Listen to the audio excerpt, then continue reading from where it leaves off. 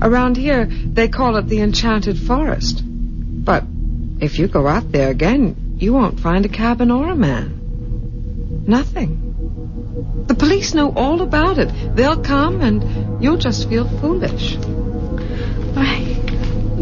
I don't know what to think. It all seemed so real. Well, now, why don't we come back to the present and the truly real? Because I have the real pleasure of giving you our gift to celebrate your engagement. It's a complete surprise. Even I don't know what it is. Laurie, dear, it isn't that what we're giving you is expensive or valuable, but it is dear to us. We hope it will be your first family heirloom.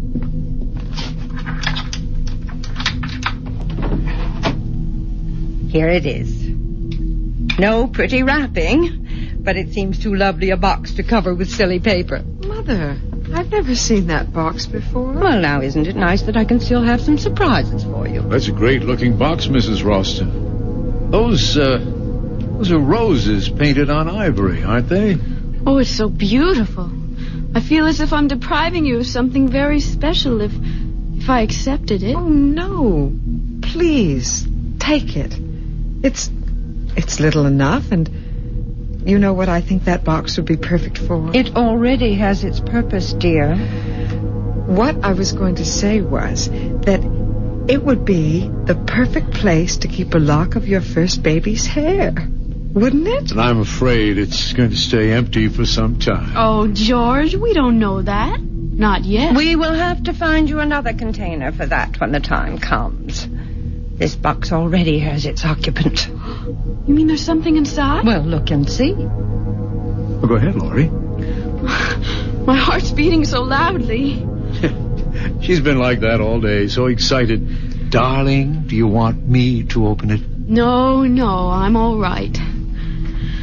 Just let me take a deep breath.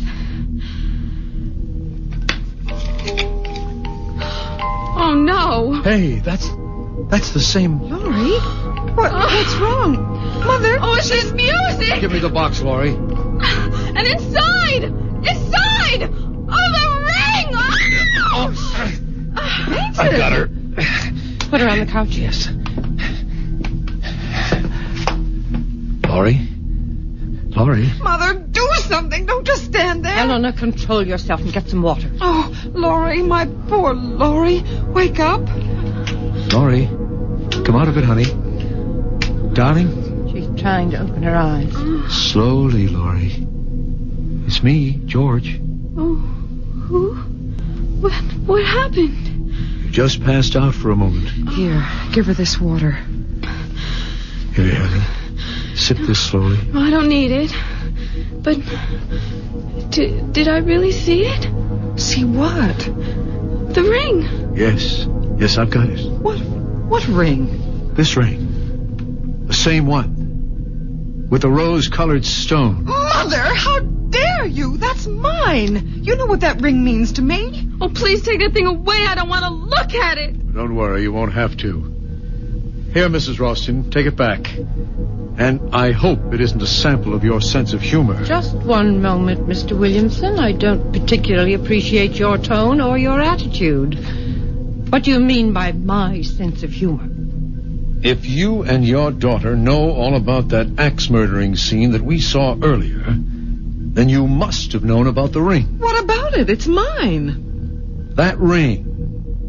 It's just like that road sign you have on the highway. Yes, the sign was copied from the design of the ring. It's been our family hallmark, so to speak, for generations. Is that why the girl who killed her father did it? Because of that ring? What do you mean? She had it. She teased him with it while she sang that song. That same nursery rhyme in the box. Oh, no. That couldn't be. That's my ring. She couldn't have had it. Are you too sure you saw this ring? Well, that girl in the field. She dropped it when she ran away. Then where is it now? Well, George, you had it. What? You sure? I thought you put it into your purse. Well, I'll look.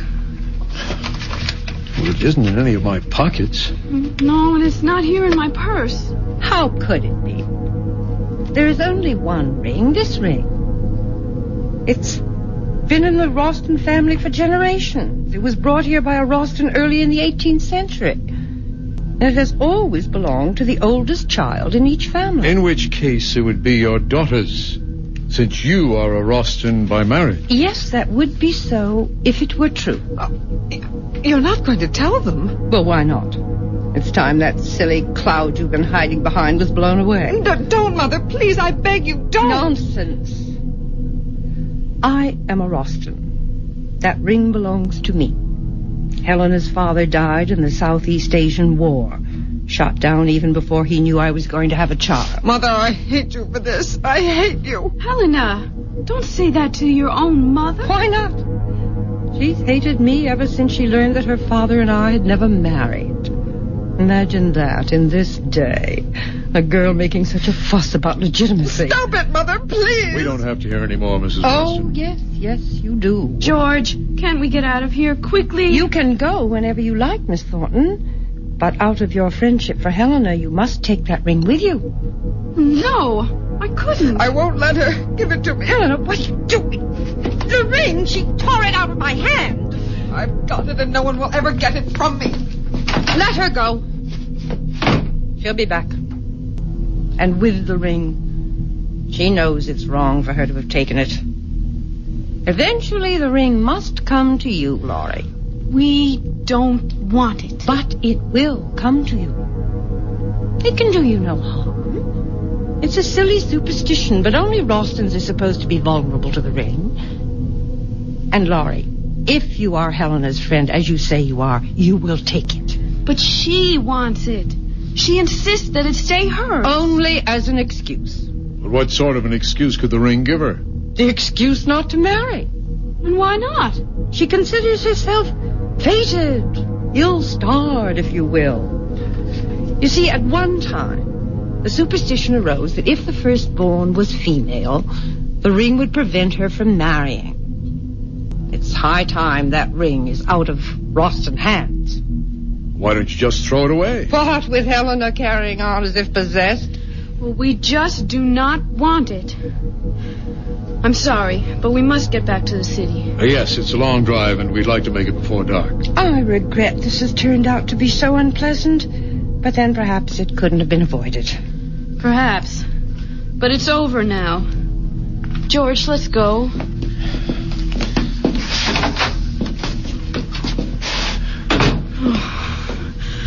Oh, I can't get away fast enough. I don't know what the speed limit is here, but whatever it is, we'll break it.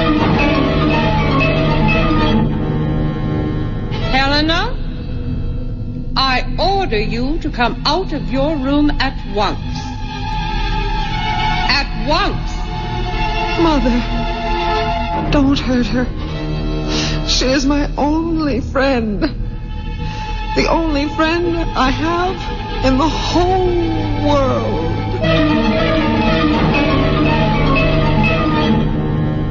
Run from the ring. Run for your life. But without a ring, what's a husband or wife? We'll return shortly with Act 3.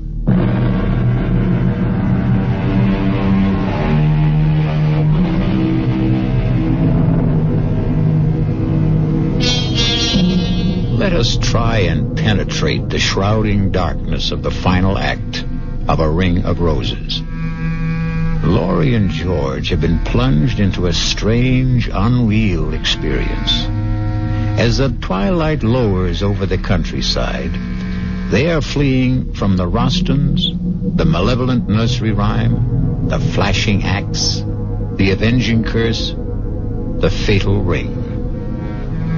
But can flight outrace those forces of evil? That woman, that Mrs. Ralston, she's monstrous. Oh, I'm so sorry for Helena. Yeah, well, I didn't see any halos around her head either. Yeah, but just imagine having to live with that mother. Why does she have to tell Helena that she and her father had never married? Do you believe it? Well, why would she lie about something that important? Maybe out of just plain malice. Or Or what? It just occurred to me. Couldn't she have invented that story about the curse the ring puts on firstborn Ralston girls? Well, to what end? Simple. It'd be a guarantee that she'd never be alone. That she could hold on to her daughter for life. Like the woodcutter. Oh, don't remind me of him. Anyway, I can't see how the ring and whatever it's supposed to do fits. Well, if she made up the business about fate keeping her from marrying Helena's father, now wouldn't that be a kind of evidence, proof for Helena that the curse was real?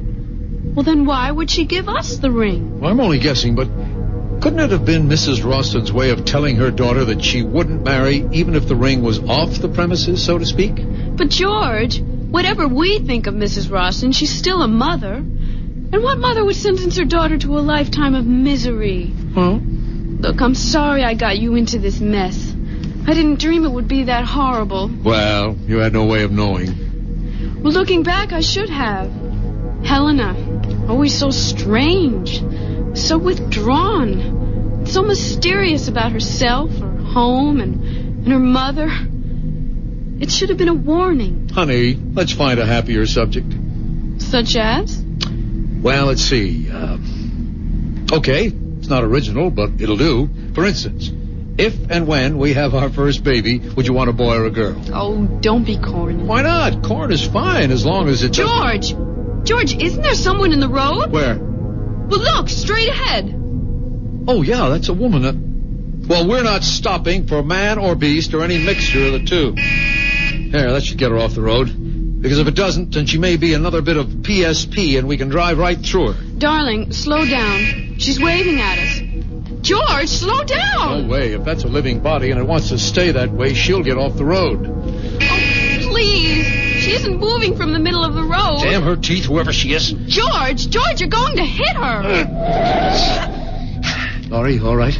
Yeah, I think so. That stupid woman. It's Helena. Yeah.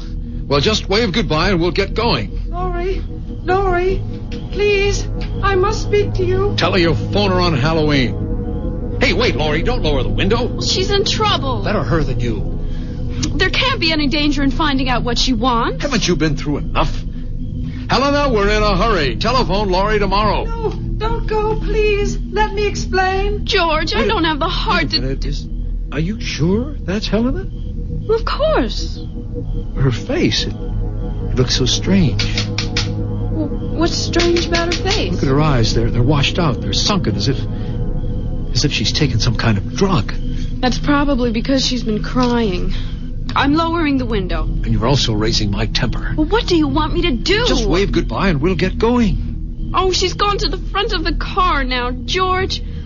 Oh, she does look dreadful. Why not? She is dreadful. I've got to find out what she wants. Just 1 minute. Let me talk to her for just only 1 minute. Okay. 60 seconds. But don't lower the window more than an inch. Helena? Helena, over here. Now, what is it? Oh, thank you, Laurie.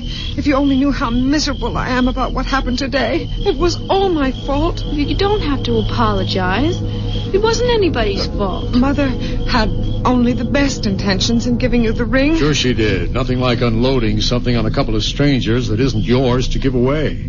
But the ring does belong to her mother. Only to be given to her child, which excludes you. Well, that's true, but you see, after me there won't be any Ralstons. But you will marry Helena. Just wait and see. I doubt it. And even if I did, my children won't be Ralstons. Helena, this has been the weirdest day in my life. Frankly, the sooner we get away from here, the better off we'll feel. Just one more thing. Prove to me that you are still my friend, and please, take the ring. No, Helena. Thank you, but I couldn't. Absolutely not. Helena, why don't you just throw that ring away somewhere? I can't. I'm not allowed to. It has to be given to a Ralston or to the person closest and dearest to me. But how could you expect me to take it? Every time I'd look at it, I would remember that terrible scene in the woods. I swear, the ring has nothing to do with what happened out there. It never has before. This is the first time. And it'll be the last for us. Okay, Helena, stand away from the car. I'm backing up. Laurie, if you don't take the ring, I'll die. I know I'll die. You won't die, Helena. Why should you? Because it will mean that I've lost my only friend and that I'll have no one to turn to, and I'll be stuck here in this prison with my mother. And she'll never let me go. Never. So long, Helena. If I return to the house with the ring, my mother will do something terrible. If you don't take the ring, I'll throw myself in front of the car. I don't care anymore. I don't care. Helena, give me the ring. Oh, you mean you will take it? Oh, Laurie, you've made me so happy. I'm indebted to you forever. Forever.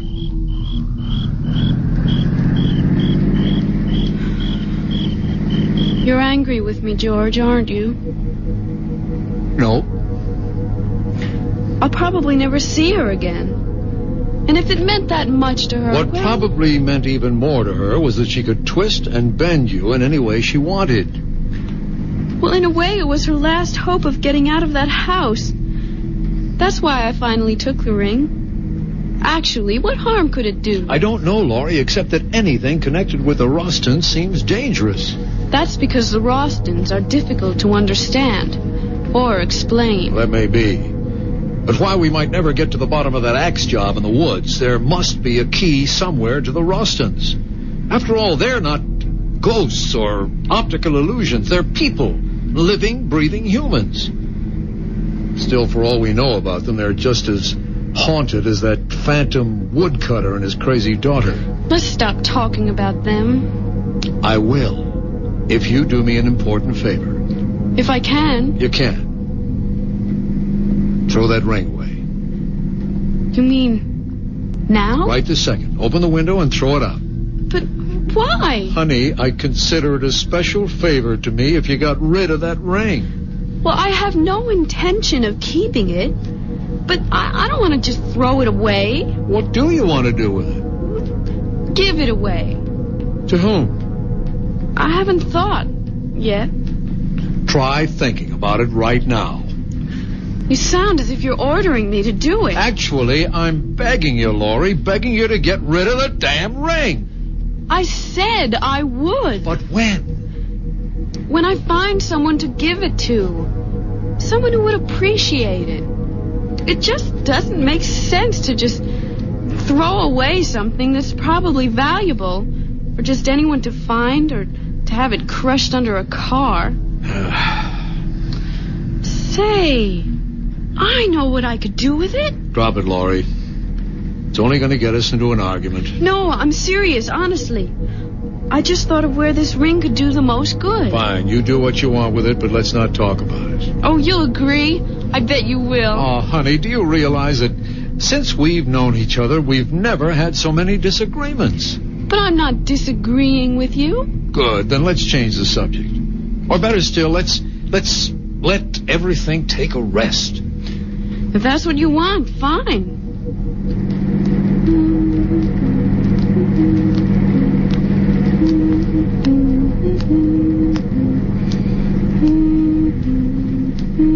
Laurie, what are you doing? Nothing. Laurie, what are you doing with that ring? Nothing, I said. Besides, you don't want to talk about it. Why are you wearing it? I was playing with it. I just wanted to see if it fit. Will you please take it off? What are you getting so excited about? That ring, if you can't throw it away, at least put it away. You're getting awfully bossy, George. You're doing it only to get a rise out of me. You can forget about it. Because I'm going to give it to that thrift shop around the corner from where I live. Great idea. Now please take it off. All right. Anything for some peace. Hey, that's funny. What is? The ring's stuck. I'll get it off. You shouldn't have put it on if it was too small. But it wasn't. In fact, it felt too big. Isn't that strange? I can't even twist it. Get the flashlight out of the glove compartment. Now turn it on and hold your finger under the light. There, can you see it?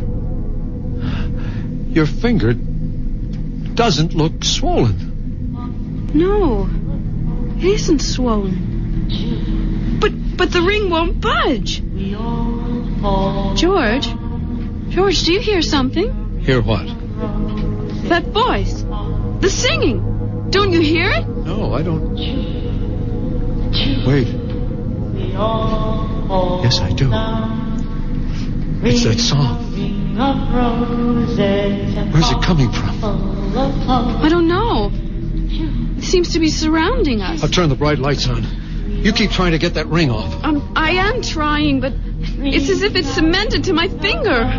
And that singing, it's the same as the girls in the forest. Get rid of the flash and give me your hand. What for? Maybe I can get it off. Well, you can't. You're driving. There's no traffic, Laurie. I can manage the wheel with one hand. Why don't we wait till we get to a gas station? Then I can get it off with a little soap. Come on, give me your hand. All right. No, wait.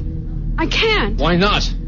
Oh, I just can't, George. Laurie, you're about to drive me out of my head. Why can't you give me your hand? Because I remembered something. What, for heaven's sake? What, Laurie? Well, what Helena said back there. When she wanted me to take the ring. She said a lot of hysterical things.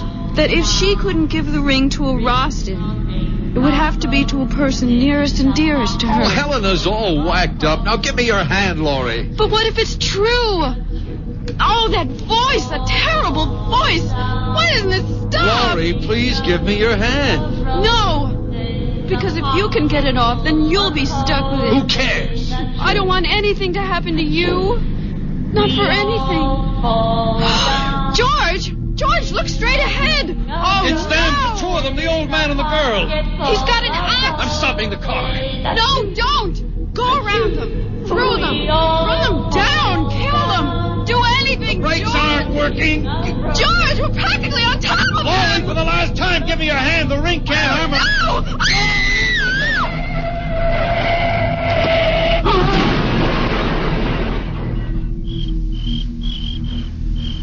Laurie, are you all right? It was a tree we hit. Only a tree, Laurie. You hear me? It was only a tree. Laurie, the ring. The ring. What did you do? Not on your finger. Your finger. Good Lord. She's dead.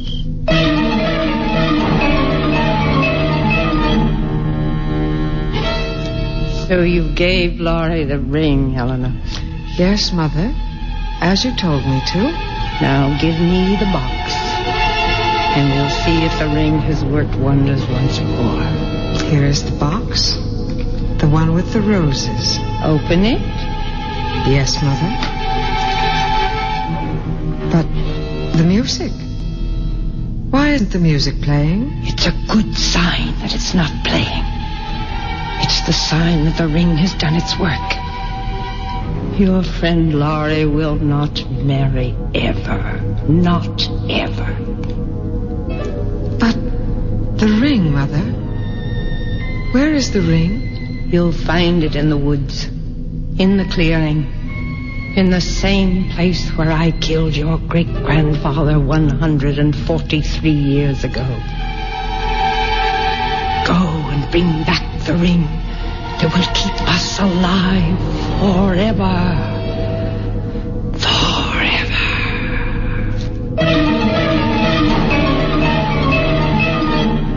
Forever, you ghosts. Forever you sing. But your death is as forever as your grim, rosy ring. I'll be back shortly.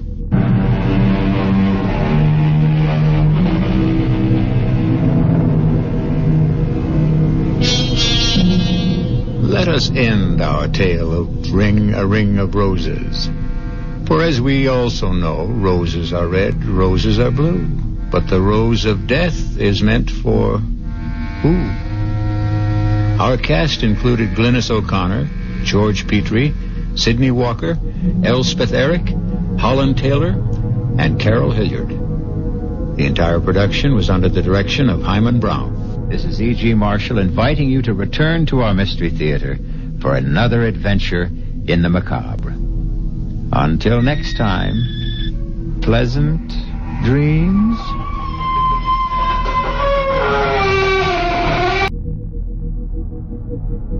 This is WOR in New York.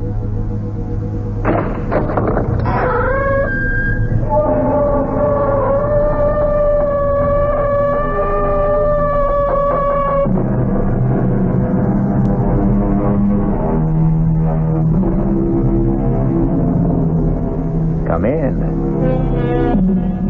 Welcome. I'm E.G. Marshall. Welcome to the fear you can hear. Welcome to the sounds of suspense. It was the ill-fated Prince of Denmark, Hamlet, who lamented, "The time is out of joint. Oh, cursed spite, that ever I was born to set it right." Many people before and since have echoed the same cry of despair, but none with more compelling justice and reason than Ethan Vigil, clockmaker and destroyer. Ethan Vigil, for whom a special clock struck a magic and an evil hour. Got your box in. Your move, Jake. No, don't rush me. I'm thinking. God in heaven, Ethan, how can you stand that infernal racket? What racket? Oh, you mean the clock striking? I don't even know her anymore. Well, go ahead. What do you want to give up? No. Who can think of a chess move with all hell breaking loose? Now on start our games after midnight. To drive a man stark, staring mad. I swear to Sam Hill, Ethan, you deliver.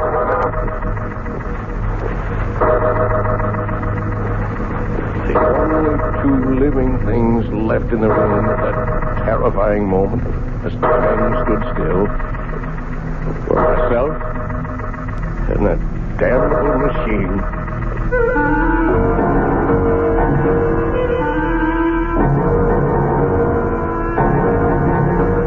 Our mystery drama, Time and Again, was written especially for the Mystery Theater by Ian Martin and stars John Beal. It is sponsored in part by Anheuser-Busch Incorporated, brewers of Budweiser, and by the Kellogg Company, makers of Kellogg's Special K cereal. I'll return shortly with Act 1. When you drink beer, do you tilt the glass for long, hearty swallows? Or just tip it and sip it? Well, sipping's the thing for wine. But Budweiser beer is a hearty drink, brewed for zest and character. The best way to enjoy Bud is to drink it. Not chug-a-lug, just man-sized beer drinker swallows. That's when that famous Budweiser taste, smoothness, and drinkability really come through. Smoothness and drinkability that come only from natural carbonation and exclusive beechwood aging. Smoothness and drinkability, too good for any half-hearted sipping. So drink up. You'll see that brewing beer right does make a difference. And that when you say Budweiser, you've said it all. Anheuser-Busch, St. Louis.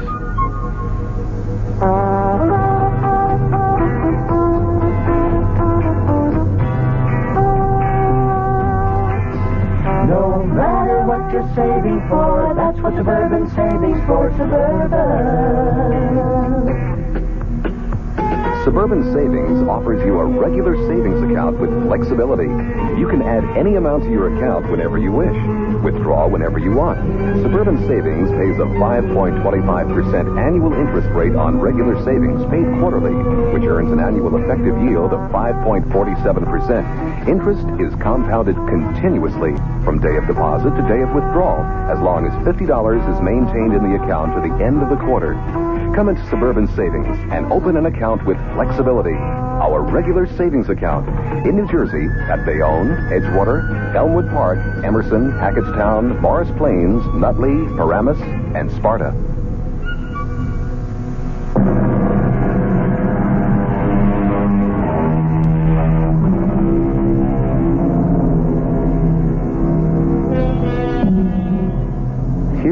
can resist the fascination of an auction, and I'm no different than most, which is how and why I happen to possess this curious document, which reveals a bone-chilling account of how many lives were lost so uncannily and eerily to the inhuman demands of what Ethan Vigil called that damnable machine. The tale I'm about to tell... No, wait. If you can manage to decipher his cramped longhand, let Ethan Vigil confess for himself. I, Ethan Vigil, clockmaker by trade, am writing this in case, when the moment comes, I fail to destroy the hourglass clock. For if I fail, someone must destroy it. Kill it. End its ghastly existence before God knows how many innocent people will die to satisfy its insatiable thirst. The clock itself came into my possession more or less by accident. I was working late at my shop one night about a year ago, and I heard a tapping on the closed glass door. Nation, some people can't read signs. Fools like to break that glass. Stop that! Can't you see I'm closed? Stop there, please. Let me in. Oh, get on with you. You won't be sorry. Give me a chance. I'll give you the chance of a lifetime. Look. It was raining heavily, the water streaming down the glass, but the object he had drawn from the cover of his pea jacket drew my eyes like a magnet. It was a clock, the like of which I'd never seen. It was shaped like an hourglass, with a strange-appearing pendulum hanging in the lower half and the face in the upper half. And in the place of the figure 12, at the top of the face, was the numeral 13. I had to see that clock more closely. Oh, bless you, Governor.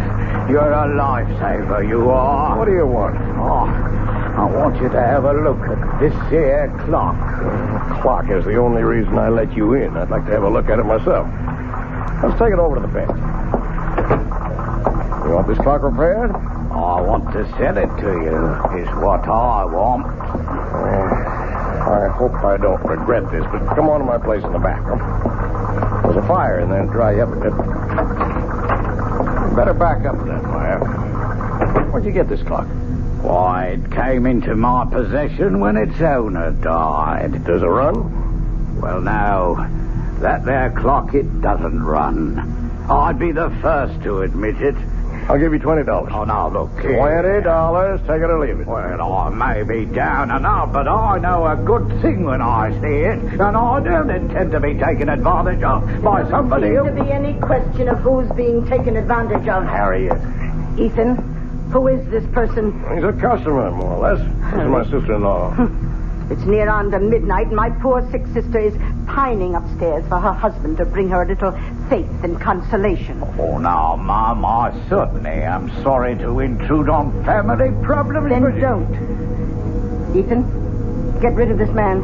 You better go. Yeah, but what about our business and the clock? Well, $20 is all I have to my name. I'll take it. Don't you do it, Ethan. Oh, mind your own business for once, Harriet. I had little doubt my sailor, who called himself Harry Stubbs, had dubious title to that strange clock. But like all collectors, to own something totally and unreservedly unique is an overriding obsession. Is he gone? Yes. Oh, just look at this place after you had that derelict in here. Lights on all over the place, eating up money. To say nothing of good hard cash thrown away on that piece of junk on the table. It was my own money. What own money? Oh, you and Henrietta wouldn't even have a roof over your heads, let alone a piece of business if it weren't for me. Oh, no, it's my money that keeps you going, and don't you forget it. Now, you lock the door to the shop. I still have some repairs left to do. You'll have to get up early tomorrow and do them. I just wanted to have another look at this clock. You'll waste no more time or light or fuel down here tonight. If it wasn't for good money paid out, I'd take that piece of junk on the table and dump it in the rubbish. Oh, I wish she'd done just that. Let the city collect it with the morning trash and bury it forever. But fate hadn't planned it that way. So I went upstairs from Harriet to face another problem I didn't know how to solve. My ailing wife, Henrietta. Ethan, is that you? Yes, Henrietta. Where have you been? Working, dear. Are you hurting? Oh, when don't I hurt? I know. How's your back?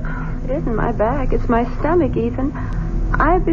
I'm scared. I've been afraid to think of it, but I know Harriet's sure I've got... No, that. You just get off to sleep. That's what you need. You just don't know how it is to be suffering every blessed minute of every day. As I slipped under the covers and lay wide awake beside Henrietta, snoring away, my mind went back to the strange clock on the table downstairs. The intriguing mystery of a mechanism I had never even imagined in 40 years of clockmaking. And the enigma of why 13 replaced the numeral 12 on the face.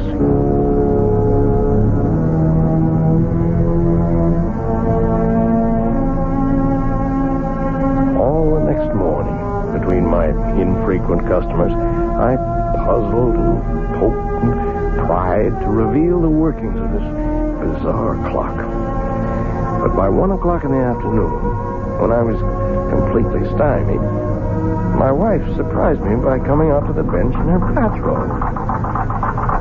Henrietta, what's wrong? I've been calling for someone. Where's Harriet? She went to market. I'm sorry, I didn't hear you. Oh, I've got those blinding headaches again. Could we send for Dr. Royce? Is that the old clock that Harriet told me you threw away hard-earned money on? It's a very valuable antique, an original, and it was my money. Does it run? No. And what good is it? It's worth $20 as it is, at least. In working condition, it could be priceless. Can you fix it? Oh, I don't know. Why not? Well, look at it, Henrietta. Have you ever seen anything like it? First of all, the hourglass shape of the case. What's inside? Well, that's the problem. Except for the 2 round glass windows. And they're not even glass. I don't know what they are. What window? Well, the one for the clock face in the upper cup, if you want to call it that, and the one in the lower inverted cup, where you can see what looks like a pendulum. Oh, can't you shake it and get that to swing? That doesn't seem to be the way it's activated. It's quite stationary.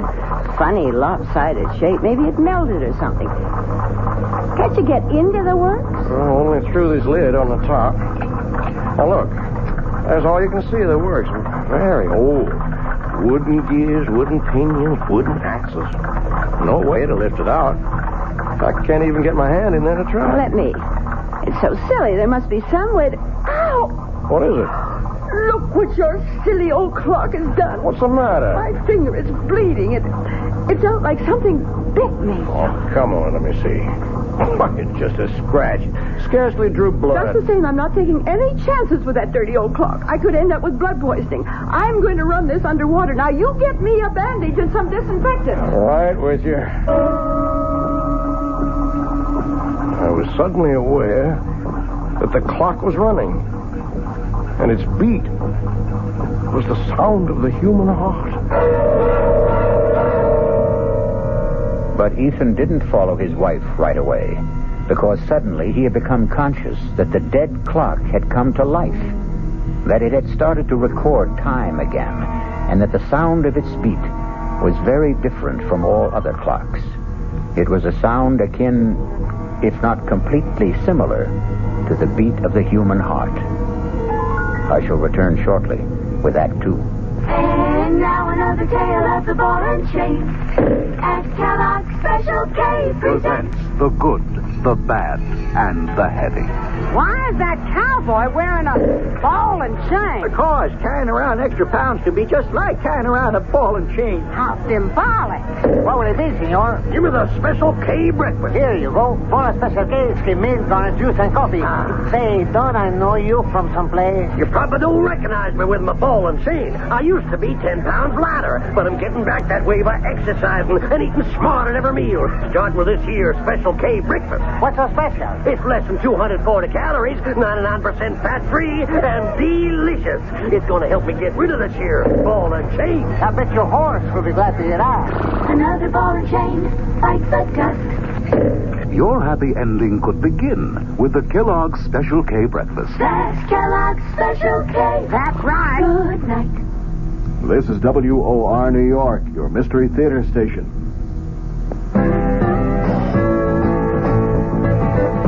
Hey, Ma, what's for dinner? Hey, Ma, what you got? Hey, Ma, will it be much longer? My hunger gets stronger and I can't wait. She loves her family. She wants the best. She does all that she can do. She lets ShopRite do the rest. Hey, Ma, what's for dinner? How about Armour canned ham, 3-pound size, $3.99. ShopRite grade A frozen green beans, 9-ounce packages, 6 for $1. ShopRite Dairy Case Homestyle biscuits, 8-ounce packages, 5 for 49 cents.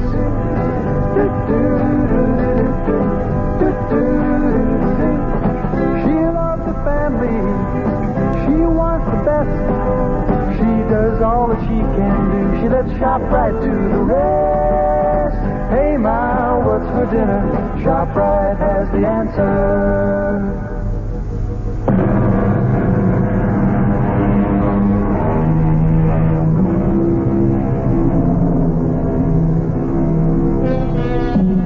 Whatever his wife had accidentally touched, the clock had begun to run and remained running steadily, without any sign of stopping.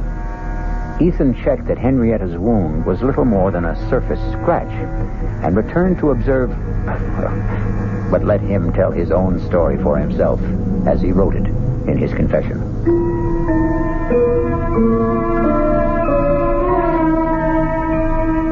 My examination of the clock as it ran made it even more of an enigma. Behind the face, beneath the lid, the gears I saw engaged, second by second, operated the hands that told the time. What motivated them was obvious, the strange mass that I had supposed a pendulum weight, but which now, quite clearly, was a diaphragm or pump, opening and closing to create energy, in a motion like a human fist, or... Yes, suddenly I knew why the irregular shape was familiar. Like the human heart. But what in turn motivated that, or fueled it, was the ultimate mystery. Everything about this clock was different, exotic, strange. Even its chime for the hours, plangent, plaintive, almost the sound of a human voice. I watched it irresistibly all day, all during the night, while I waited for Dr. Jacob Royce to come and examine my wife. Even while I waited for the result of that examination. What the devil are you doing out here, Ethan? Oh, sorry, Jake. Just observing this clock. It's got me mesmerized. How's Henrietta?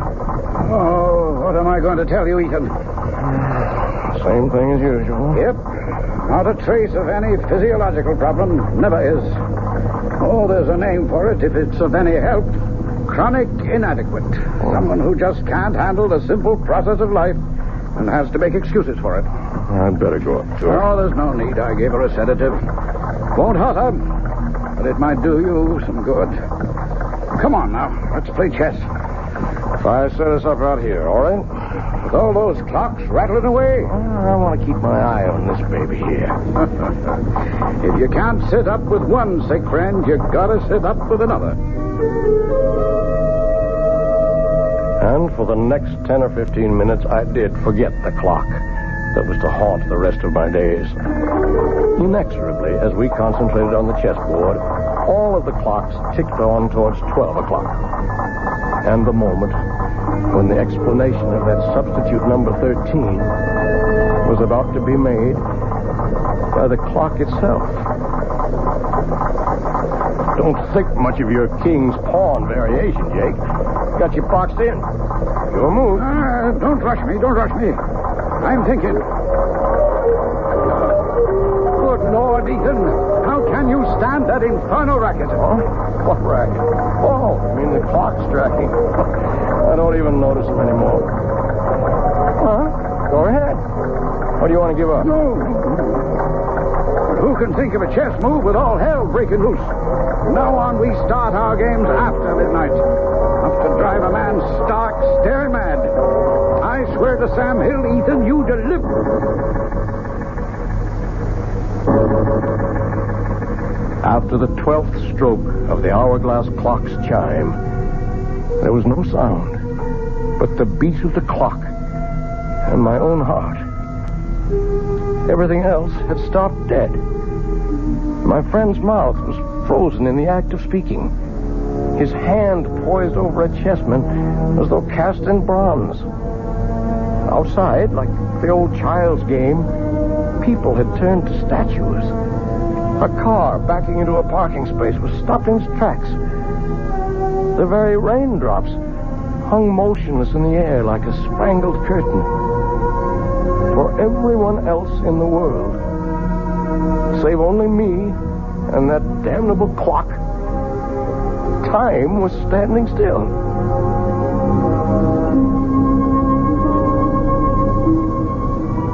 The next hour was a strange delirium.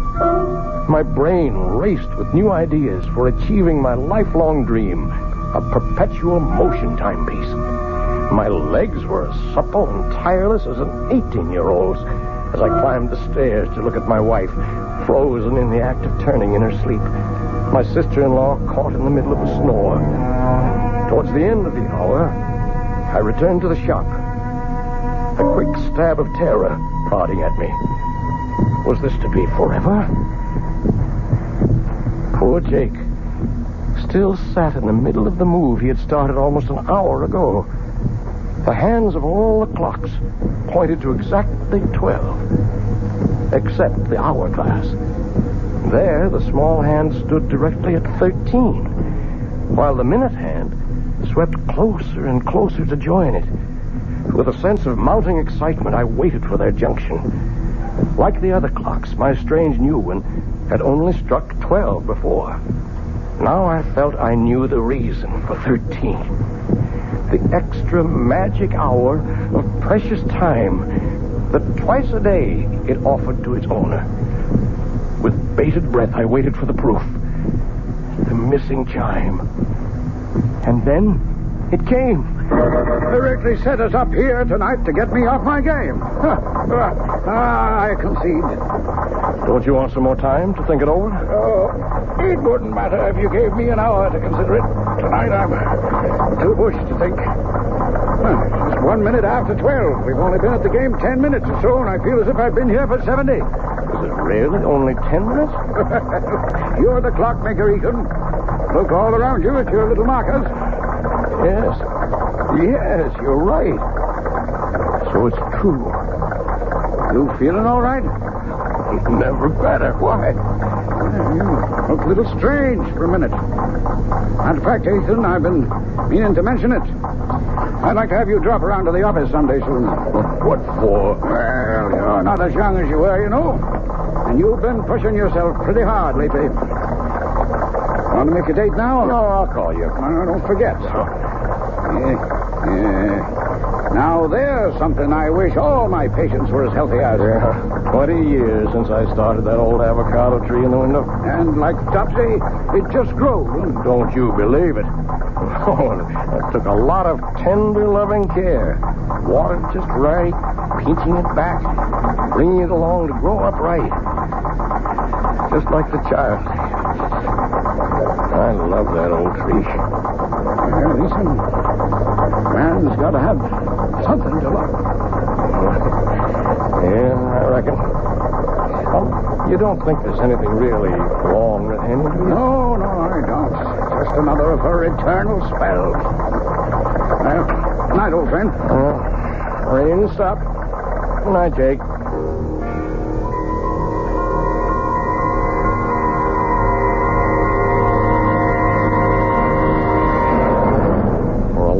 Time after my old friend drove away, I stood by the door, gazing into the cool, crisp night. I didn't notice the cold. I was too full of a kind of welling excitement inside me. What a gift that clock had brought me. The dreams were building like castles in my head. Why, I was richer and more powerful than a king. Well, now I knew, no matter what, that for 2 blessed hours every day, from now on, I was a free man. And the last thing I heard that night, as my head hit the pillow, was the triumphant beat of the clock sounding in my inner ear. Or was it the sound of my own heart?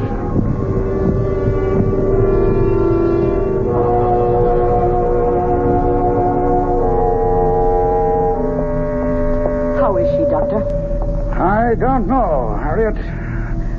Now, I don't mean to alarm you, but I think we'll put your sister Henrietta in the hospital for a few days for observation. Well, what's the matter with her? Well, that's what I want to put her in the hospital for. Find out. Well, what do you suspect it is? I don't suspect it's anything. I just want to reassure myself. Now, why don't you go up and keep her company while I talk to Ethan? Oh, you won't have any trouble convincing him. I don't see why I can't take care of Well, her. you can't this time, Harriet. If you want to help, go sit with her. I'll make the arrangements with Ethan. How's Henny? I want to put her in the hospital for a few days, Ethan. Oh, she's that sick? I'm not sure. Whatever it is, this is not just one of her spells. I want her under observation for a while. Well, whatever you say, Jake. Yeah. I wish I knew what to say. I feel a little guilty. Ever since that night a few weeks ago when we were playing chess. What do you mean, guilty? Well, damn it, for 20 years I've been medicating her imaginary ills. I wonder if maybe I got careless that night. Huh? Well, there's no doubt that from then on, this debility, anemia, whatever it is, started. Well, I'll get along and make all the arrangements. I'll phone you when to expect the ambulance.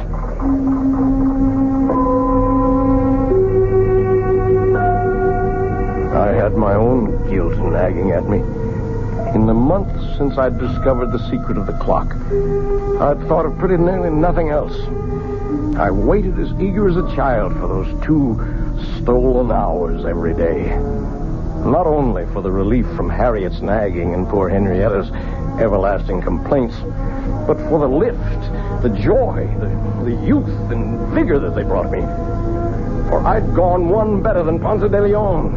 For part of a day, anyway. I had found the fountain of youth. But a wave of shocks was about to jolt me back to reality. The first was Henny's being taken to the hospital. The second was the morning the clock stopped.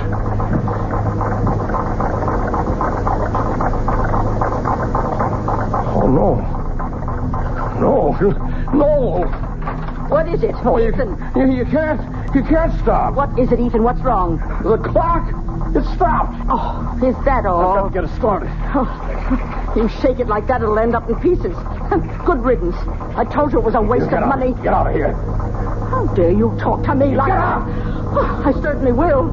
Nobody's going to talk to me like that, particularly not you. I was frantic. My golden hours of solitude gone. My extra gift of precious time and the rebirth of youth. I couldn't let them go. There must be some way to bring them back. Start that damned intricate mechanism again. The clock was dead. Its lifeblood somehow drained. Blood. But that's what started it in the first place. Maybe...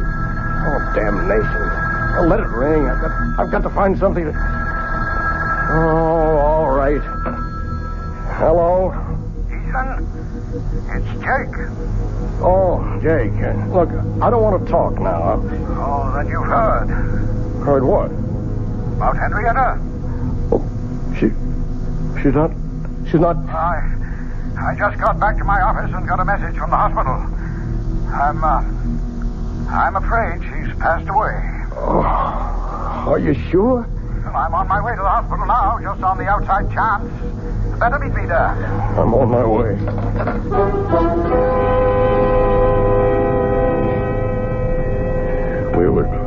We were too late. Henny was gone. With no goodbyes. I sat by a nurse's desk, waiting for Jake to complete arrangements and drive me home. A young nurse came down the hall with a tray of blood samples, putting them on the desk. She came towards me. Mr. Vigil? Yes, nurse? Dr. Royce asked me to tell you he'll only be a minute or two. Oh, thank you, nurse. As she walked away, my eyes following her blindly, then I was looking at that tray of blood samples. Blood. It was Henny's cutting her finger that started the clock. Would that be the answer? I acted without thinking. In a moment, I had slipped one of the tubes into my pocket. And I was back in my seat before Jake came striding down the hall.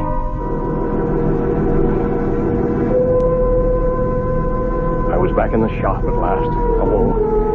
With shaking fingers, I lifted the lid, exposing the brain or whatever it was of the clock. Uncapping the tube, I poured in the blood. I looked at the dial. The hands were spinning around to the proper time. And then the clock was alive again. Its heart was beating.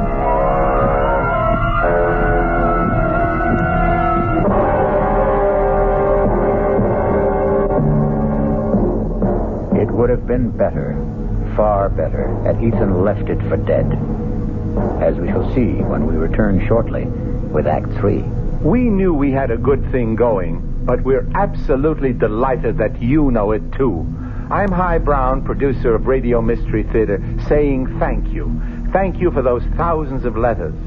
Our prize drawing is over now, and I wish I could thank each of you personally. But here's the rub. So many of you ask questions about all sorts of things having to do with radio that sifting through the letters will take weeks. So here's a suggestion. If you need a quick reply, do write again, just the question this time, and we'll try to answer right away. Send it to Mystery Theater, Box 5152, Radio City Station, New York 10019. That's Mystery Theater, Box 5152, Radio City Station, New York 10019. And again, thanks so very much for your fabulous encouragement. This is WOR New York, your station for the Mystery Theater. Hello, this is Joe Franklin. Ladies and gentlemen and boys and girls, for the very latest in nostalgia, for the ultimate in remembering, please join with me on Saturday nights from 9:05 to 11 o'clock, where memories are truly happening right here over WOR Radio. It is my privilege to present radio's original Memory Lane program, but positively the original. And whether it's Al Jolson or Benny Goodman or Louis Armstrong or Eddie Cantor or Harry James or the Dorseys, Mario Lanza, Gene Krupa, the young Frank Sinatra, George M. Cohan, Bing Crosby, Bogart, Lombard, Cagney, and all those happy times of radio's comedy and drama and soap opera. We have it fascinatingly, and all the sounds are reproduced crystal clear Saturday nights from 9:05 till 11 over WOR Radio. Yours truly, Joe Franklin, hosting Memory Lane. Tune in.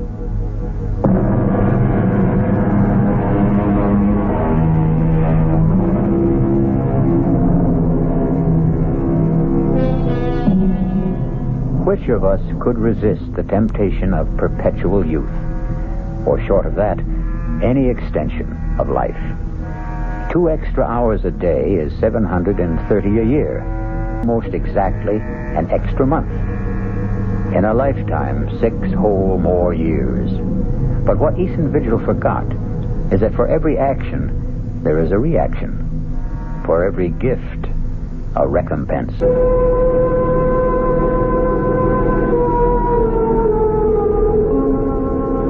saddest part of my confession is that after my wife's death, I became completely blind to everything but my 2 periods of escape every day. More and more, my sister-in-law Harriet took over the ordinary part of life, transforming my beloved clock shop into a nightmare against which I preferred to close my eyes. Ethan? Ethan? What, Harriet? Would you mind helping me dress this window, please? Oh, what's the matter with it as it is? If you just get away from that bench of yours for a moment and come here, perhaps I can show you. All right, Harriet.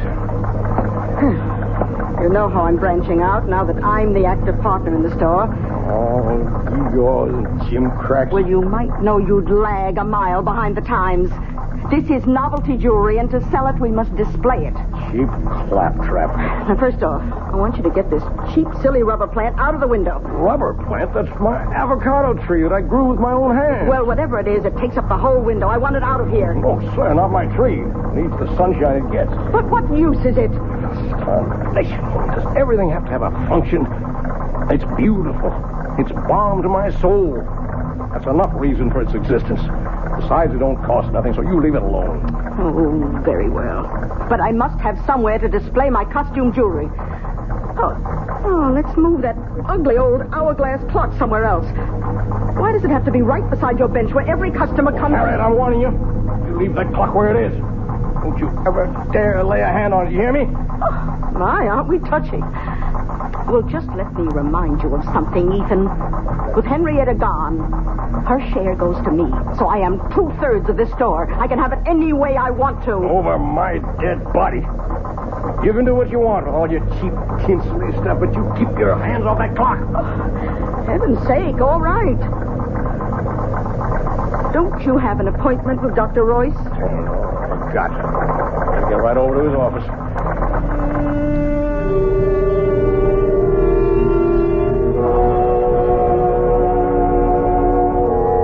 Okay, Ethan, you can put your shirt back on. I'm all finished examining you.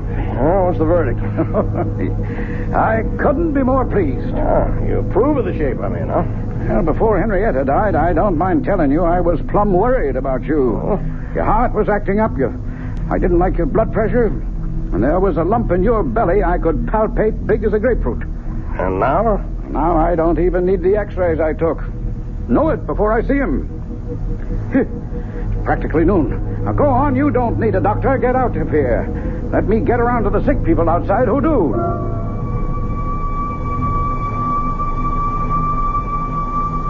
As I went into the outer office, I glanced at the electric clock on the wall. The hands clocked to noon as I did so. And I was looking at a, by now, familiar scene. The nurse who had risen to escort the next patient in was suddenly transfixed, halfway up from her chair. A child about to scream remained with face contorted, the scream not yet uttered. A thought crossed my mind. It was a month since I had fed the clock that first transfusion. I went into Jake's small lab, opened the refrigerator, I helped myself to a blood sample, and left.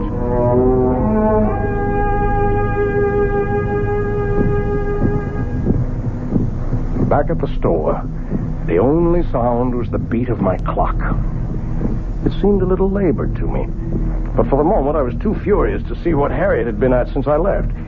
Draped all over my avocado tree were festoons of cheap tin and glass jewelry, and Harriet, the superior smirk on her face, was caught immobile in the act of adding more. I choked back my anger because suddenly, before I could move, the clock beat died. Why, Ethan, how'd you get back so soon? What are you doing to the avocado? Well, since I can't take it out of the window, I thought I'd just use it as a display tree. Leave that alone. As long as it's there, no one moves that or touches it, except me. You understand that? Well, you certainly don't have to be so abusive. Get away. Get out of here. Leave me alone. Oh, when you're in a mood like this, I'm glad to. I'm sorry to tell you that your precious clock seems to be out of order again. I hope this time it's broken for good. Good riddance. Poor old tree. But first, some special oil for the magic lamp. Please, God, you'll still run again.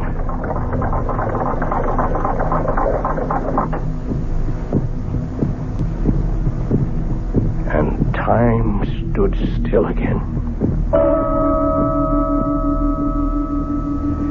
The pattern for the next months of my life was set. The part of it in my waking moments was only a necessary bridge between the long hours of infinite relief and accomplishment my clock brought me each noon and midnight. My designs for my perpetual motion mechanism were completed. I had already started to build it. That was my real life. Although I found to my dismay that the clock seemed to demand more and more frequent transfusions to stay running.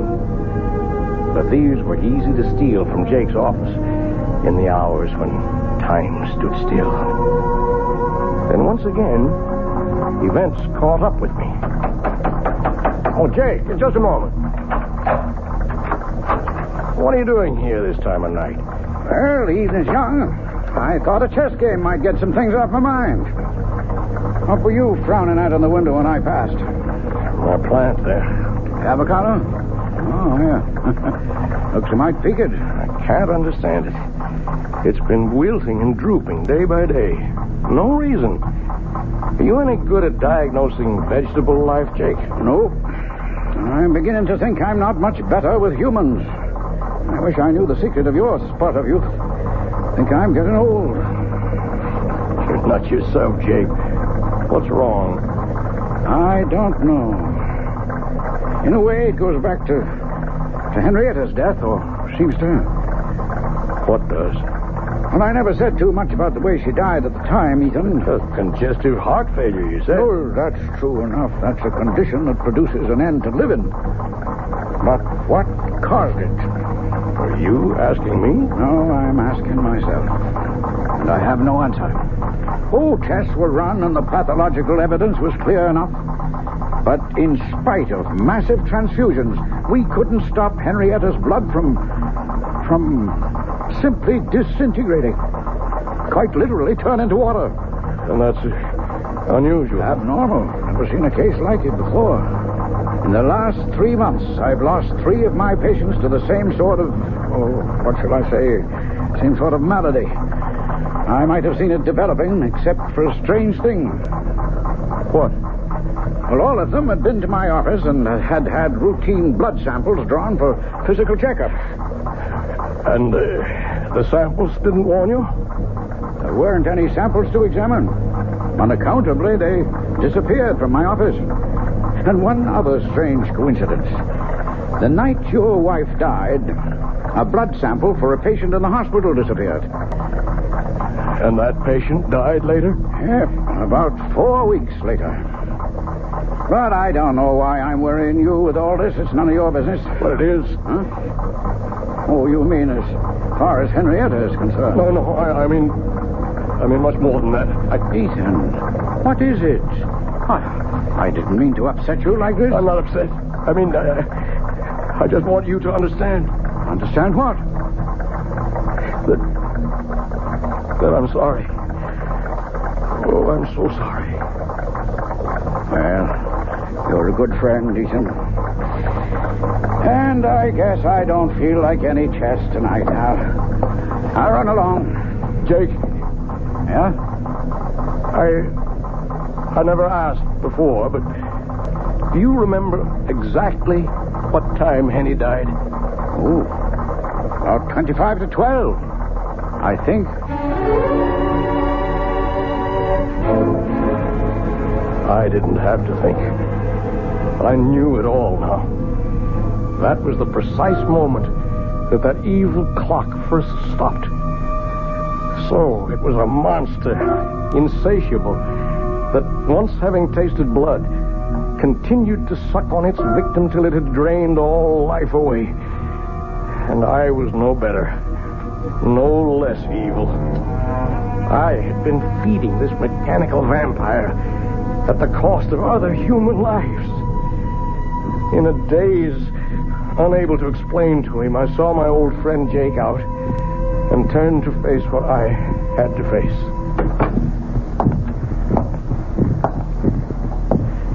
The shop was dark as I walked to the clock.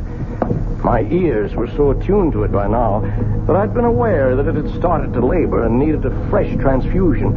I was more than a little mad by now, as in the dark I said to it, "Die! Damn you, you devil! Die!" My moment of triumph was brief. I still had my own expiation to make. Not only for my wife, but for all those others. And there was a personal sadness as my hands in the darkness traced the form of my perpetual motion machine, which would never be completed now. A man without love, wife, or children would like to leave a small footprint on the sands, his gauge to immortality.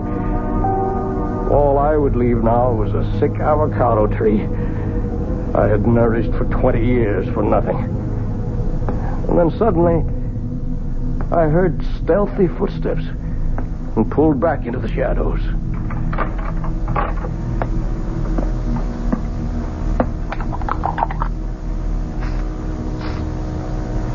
Harry. Oh, I thought you'd gone to bed. What are you doing to the plant? Oh, why, it's just some food to make... Let me see.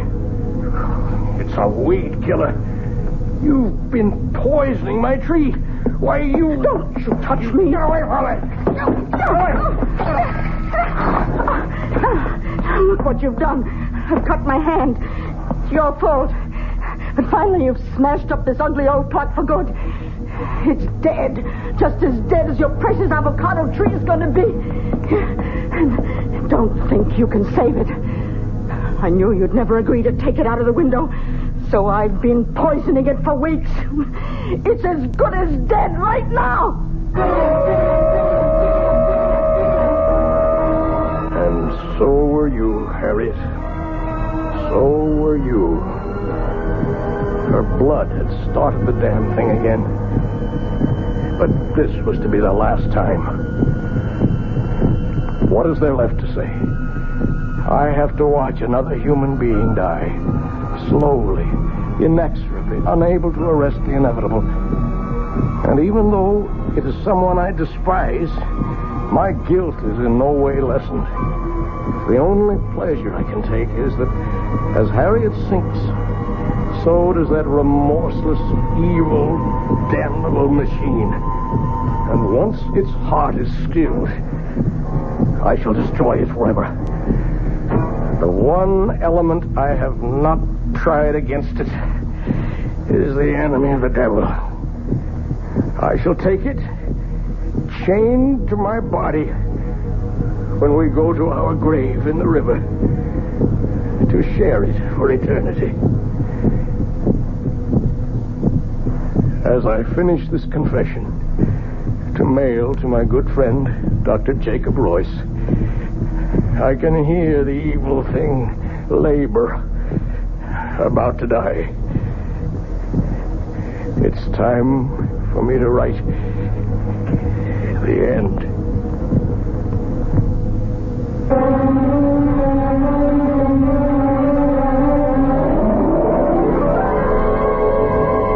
So be warned, if you should by any chance come across a clock in a curio shop shaped like an hourglass with a dial that bears the number 13 instead of 12, shun it like the plague. I'll be back shortly.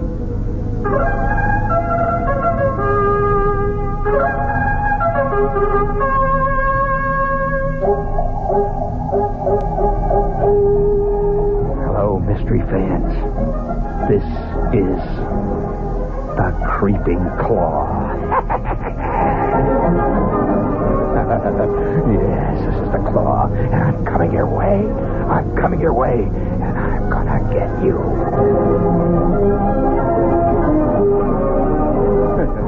Oh, I'd love to play the lead in one of those mysteries.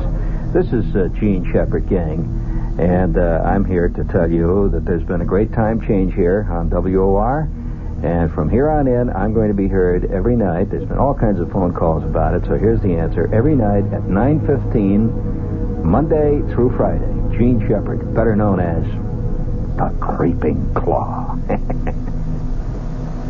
Good evening, I'm Patricia McCann. Dora McCann and I hope to have the pleasure of your company this week from 11:15 a.m. to 12, Monday through Friday. And let me tell you what we've got planned.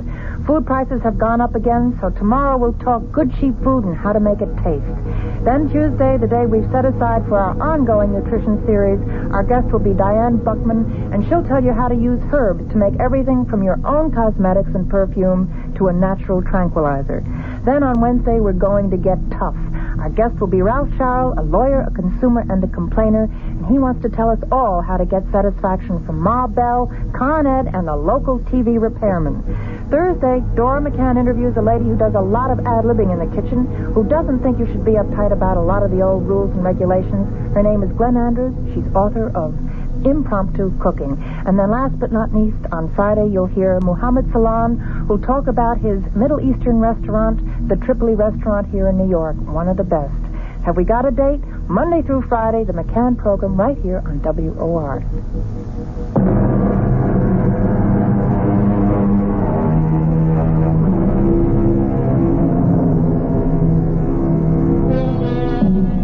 Oh, the fascination of time and man's never-ending quest to hoard it, to stretch it, to borrow an extra portion for himself alone. As I sit watching the clock ticking away, I, too, have that irrational impulse all of us have felt sometime to hold back the hands and bring time itself to stop. And then I remember Ethan Vigil, and I decide that once around is enough for all of us. Our cast included John Beale, Grace Matthews, Bryna Rayburn, and Ian Martin. The entire production was under the direction of Hyman Brown. And now, a preview of our next tale. Deeply, hopelessly, irrevocably in love. Now, my boy, I've been a publisher a long time. I've talked to dozens of authors. They all fall in love with characters they've created. It happens all the time. She didn't exist before you created her, did she? She exists now. Good heavens, man. She came out of your mind. She has no life except the one you gave her. Maybe she did come out of my mind, but now she's got a life of her own. Well, in a manner of speaking, of course she has. And I want to prolong that life, Stephen. I predict great success for Clarissa. And for you. You and Clarissa are one, you might say. No, we are not one. We must never be one. I want her dead. This is E.G. Marshall inviting you to return to our Mystery Theater for another adventure in the macabre. Until next time, pleasant dreams.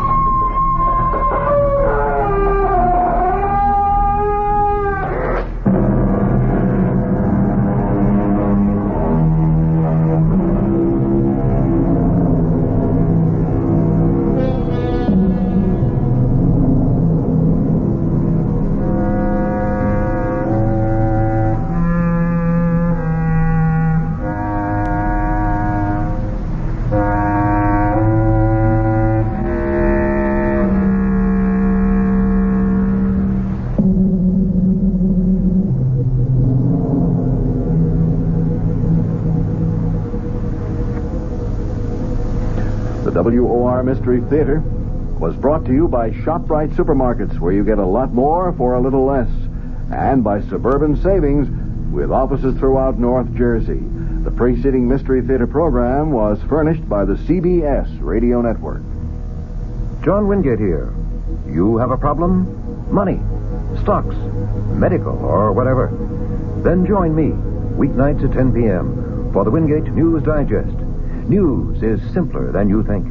It's what affects you, your pocketbook, your job, your pension, all those things. These we cover, plus all hard news. The Wingate News Digest, weeknights at 10.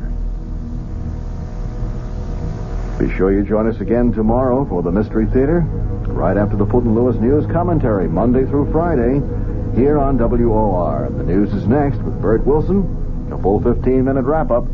WOR New York, an RKO General station.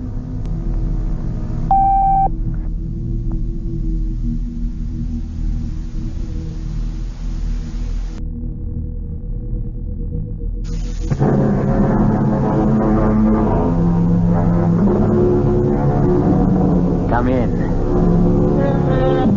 Welcome. I'm E.G. Marshall. Sit down. Try to make yourself comfortable.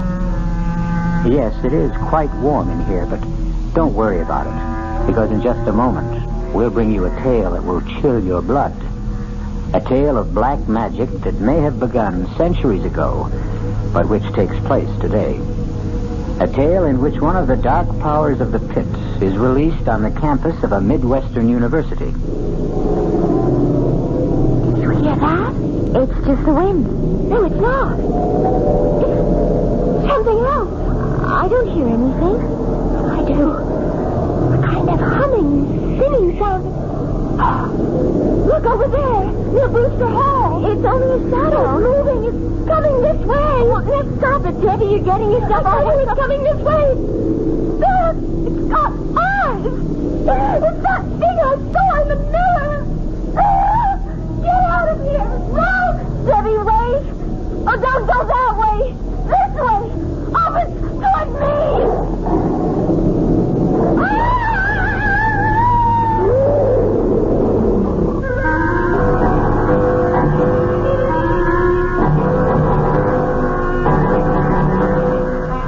Our mystery drama, The Sending, was written especially for the Mystery Theater by Robert Newman and stars Mandel Kramer and Marion Seldes. It is sponsored in part by the Kellogg Company, makers of Kellogg's Special K cereal. I'll be back shortly with Act One.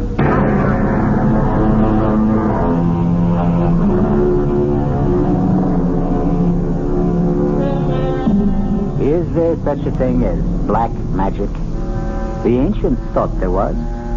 For centuries, there were those who were willing to trade their souls for the power to call up and control the dark forces of the pit. To what end? Sometimes for power or wealth. Sometimes, as in this tale, to achieve eternal youth, eternal life. But as we will see, there is always great danger involved. And the price is always high, and usually paid in blood. Our spine tingler begins in a large, rambling house on the edge of the campus of a Midwestern university. A gray-haired woman, strangely shrunken but with intense, gleaming eyes, sits in a chair in a sparsely furnished room, waiting and listening. Arnold? Yes? Where are you? You know where I am. In my room. Hello, Mia. How are you? You know that, too. Where have you been? At a faculty meeting and then at my office. And you couldn't get home before this? Well, I had several conferences. I had to arrange my schedule. That's what you said yesterday. Mia, it always takes a few days when you're starting in a new place. Why are you so impatient? Why? Have you forgotten how I get when my time is running out? Do you realize I've only got about 2 weeks left? I told you to relax, Mia. Classes will be starting tomorrow, and you know how quickly I can work when I have to. I should have someone for you within a few days.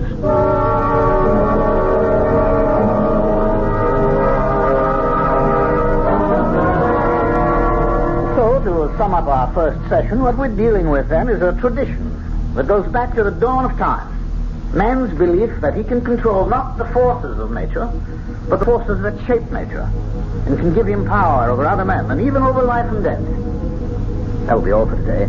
You have your reading list and your assignment for next time. However, if any of you are interested in any of the many fields I covered in my outline, by all means, come talk to me and I'll give you some additional reading for a special report. Well, what do you think, Beth? Well, it was quite a lecture. I think it's going to be very interesting. I'm not talking about the course. I'm talking about him. He's really something, isn't he? Oh, come on, Debbie. He's married, isn't he? Oh, sure he is. All the really attractive ones are. But his wife is about 20 years older than he is. Not only that, but she's not well. How do you know that? I made it my business to find out. Since he just got here, it wasn't easy. But if you really want something... Debbie. Okay. There's no reason why you should care. You've got someone for yourself. If you're talking about Bill, I haven't got him. He just has a room across the hall from me, which he made a point of getting last spring. So, give me a hand. Come on up and talk to Lansing with me. All right. As a matter of fact, I was going to do it anyway. I thought I might do one of those special reports. Oh, great. Then you talk to him, and I'll tag along. Okay. Professor Lansing? Yes? I'm Beth Howard. I'd like to do one of the special reports you talked about. Oh, I'm delighted, Miss Howard. It usually takes 3 or 4 sessions before anyone volunteers. Was there something you were particularly interested in? Well, yes, the tarot. I should have known. That's usually one of the first assignments to be requested. Tell me, do you have a set of tarot cards? No, I haven't. Well, After you do your report, I'm sure the bookstore will have to order them. But in the meantime, if you'll stop by my office this afternoon, I'll give you my set and also a supplementary reading list. Oh, thank you, Professor. Not at all. What about your friend? I'm sorry, I don't believe I know your name. Debbie Ross. Would you like to take on one of the special assignments too, Miss Ross? Oh, well, not right now, Professor, but I'll probably ask for one after the next session or two.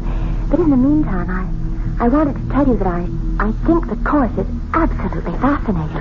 Well, thank you, Miss Ross. Today's lecture was very general, of course, an attempt to indicate approach and sketching and background, but I hope you'll continue to find it interesting. Oh, I'm sure I will.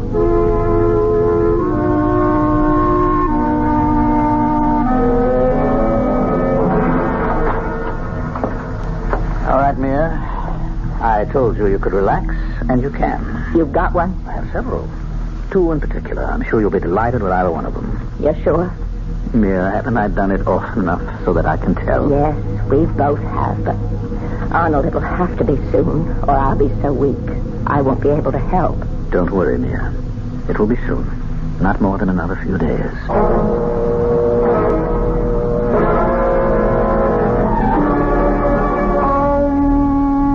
All the power that ever was or will be is here now. Yes? Who is it? Who would you like it to be? Hi. Hi yourself. So you're into the tarot. How did you know that? I heard your intoning. Oh, yes. But how did you know that had anything to do with the tarot? I'm not exactly an ignoramus, but I did a lot of reading in it on my own, and in practically everything that was related to it. You never cease to astonish me. Yes, I'm quite an astonishing guy. Uh-huh. But how come you're not just studying it, but working with the cards? It's for Professor Lansing's course. I'm doing a special report for him. Oh, good old Witchcraft 1-2. Now, come on, Bill. We were a little surprised when we heard he was going to be giving it. Though I don't know why we should have been. Quite a few of the universities are giving courses like it. After all, this is the age of Aquarius. It happens to be a very interesting course. Yeah, sure it is. And Lansing's a fascinating man. Yes, he is. You know him? I've never met him officially, but I've seen him at the pool. The pool? Yeah, he's a very good swimmer. Oh, I'll have to tell that to Debbie. Why? Well, she's taking the course, too, and she's got quite a thing about him. Yeah, well, just tell her to watch her step. Oh, because he's married? No, because I've got a funny feeling about him.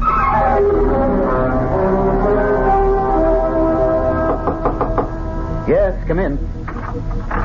Good afternoon, Professor Lansing. Good afternoon. It's Miss Ross, isn't it? Yes. Oh, I hope this is all right, my coming here to your office. Well, that's what I'm here for. What can I do for you? Well, I told you after your first lecture that one of these days I'd like to do one of your special reports. Yes, I remember. And you're ready to do one now, are you? I've gotten pretty well squared away in all my other courses, so I do have time for it. Well, I'm delighted. Now, is there any area that you're particularly interested in? No. Well, then how about divination? Foretelling the future? That's right. That's a big field, isn't it? Yes, it is. There must be 100 ways people have used to look into the future. I'll give you a reading list on it, and why don't I give you this, too? What's that? It's called a speculum. It's an old bronze mirror. What a fascinating-looking thing. Yes, it is, isn't it? I got it in Paris years ago. I've never been able to date it, but it's probably Roman, Mithraic. But what is this strange-looking head on it? That's Kronos, or eternal time. He was an important figure in the mysteries of Mithra. And what do I do with it? Well, it was undoubtedly used not just in Roman times, but all through the Middle Ages to foretell the future by looking into a mirror. Oh. Why don't you try it? You'll find the technique described in Zeller, one of the first books on the reading list. Oh, it sounds very exciting. Thank you very much, Professor. Not at all. It's a very rare and unusual thing, so I wouldn't give it to just anyone. But I know you'll take good care of it. And we'll all be looking forward to your report.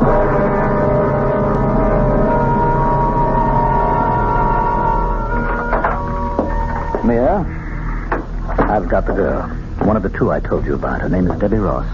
She has the mirror? I just gave it to her. Good. When can we do it? You are impatient, aren't you? Yes. All right. We'll do it tonight. I hope you're approaching the occult with a proper amount of skepticism, said Professor Lansing. But somehow he didn't sound very skeptical himself just now. Exactly what are he and his wife planning to do tonight? And what does that have to do with the mirror he gave Debbie? We'll find out shortly when I return with Act 2.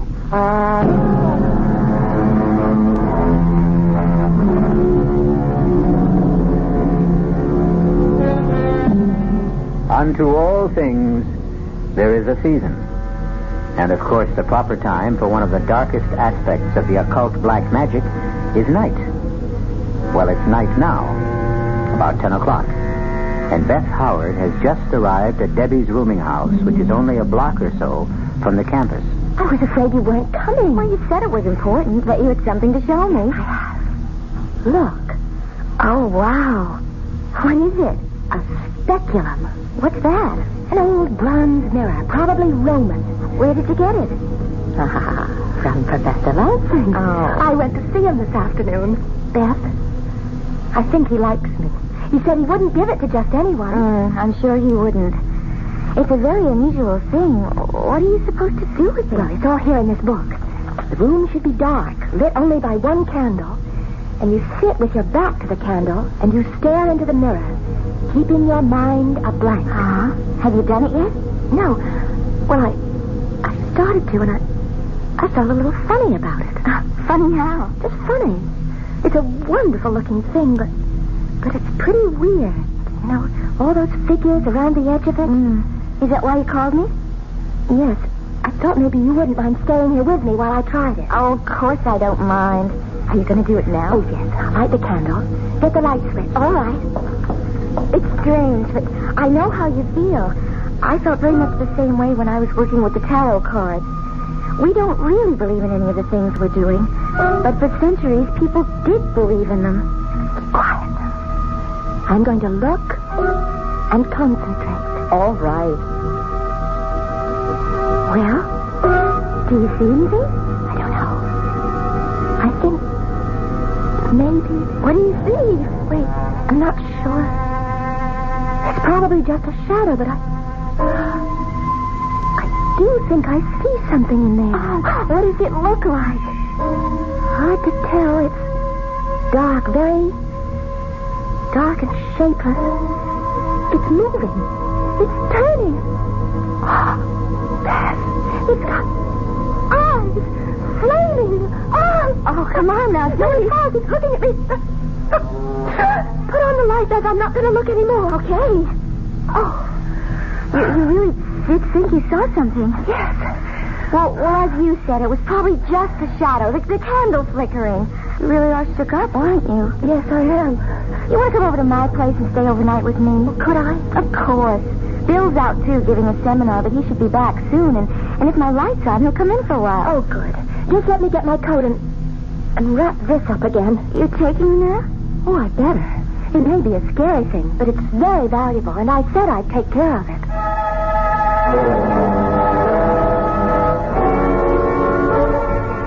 All right, Mia. Is it time? Yes. Let's go into my study. You'll have to help me. Of course. Take my arm. Oh. Slowly, eh? Arnold, I really am weak. I've never felt so weak before. It doesn't matter. We'll all be over in a little while. Here, now, sit down. Yes. I'll get the box.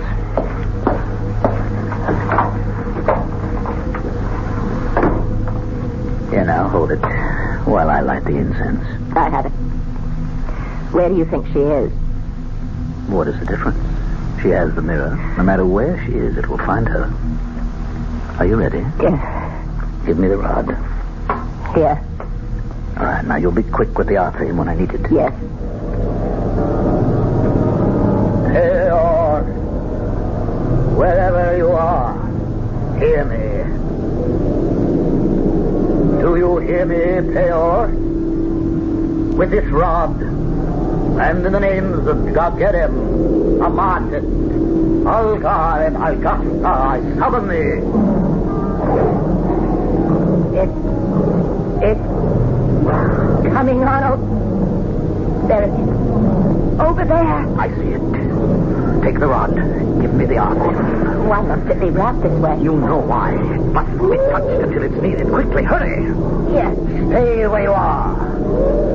I hold the Arthing, whose hilt is timed with the seal of Solomon, and which is more powerful than you are. Now hearken to me. We have a life for you. You will know her as you always have before, because she has your mirror. I give her to you, and thus buy another year of life for Mia. Is it agreed? Good. Begone then, and take her. Then fulfill your part of the bargain.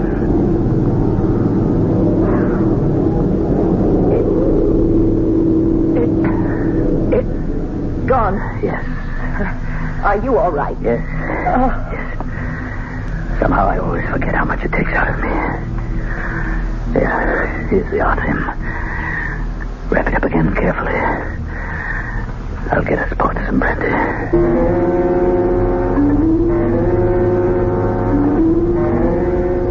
Why are you going this way? Well, I thought we'd cut across the campus. Why? You're still upset, aren't you? Yes. Look, I'm not going to say it's silly. I've gotten anxious myself at times when there was no real reason for it. But you know the whole thing was just your imagination. You've been doing a lot of reading about things that are strange, and you think you saw something in the mirror. Probably one of those heads that are on it. I guess you're right. I'm sure I am. But if it's going to affect you this way, maybe you should give up the course altogether. No, that seems silly. Besides, you've always claimed one of my troubles was I was too literal, and I didn't have any imagination. Well, it's beginning to look as if I was wrong. Well, why don't we talk to Bill about it? It turns out he knows a lot about this sort of thing. How come? Well, he got interested in it through his work in English Lit. The tarot when he was writing a paper on the wasteland, and black magic when he was doing an analysis of the Gothic novels. You two are really an item, aren't you? I don't know what you mean. Oh, of course you do. You never see anyone else, neither does he. Well, I like him, and he likes me. You just like him? Okay. I more than like him. If he asked me to marry him, I'd do it in a minute. He will. How do you know? I just think he will. Well, it's not all that simple.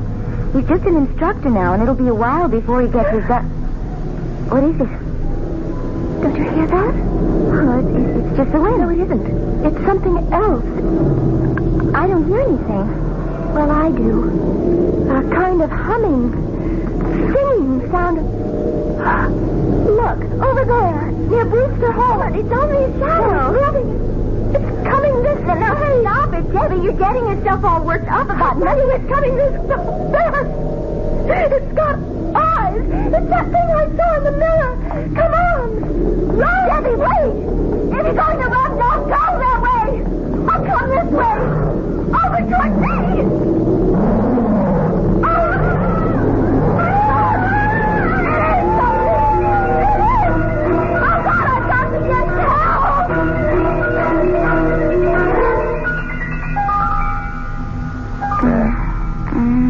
Beth, darling. Open your eyes. There. Good girl. I was starting to think I should call a doctor or take you over to the infirmary. What? Oh, Bill. Yes. How are you? I don't know. What happened? I'm not sure. I found you lying on the sidewalk at the edge of the campus. I brought you up here to your room. Oh, my head hurts. I'm not surprised. You got a nasty bump. You must have fallen and banged it. Now get a wet towel. I'll put on a compress. No, wait. Debbie! Oh, what happened to Debbie?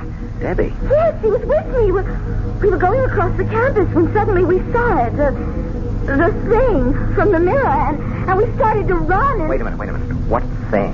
I told you, the thing from the mirror. It came after us.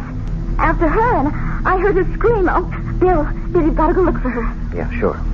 Look, let me get that... No, I'm all right.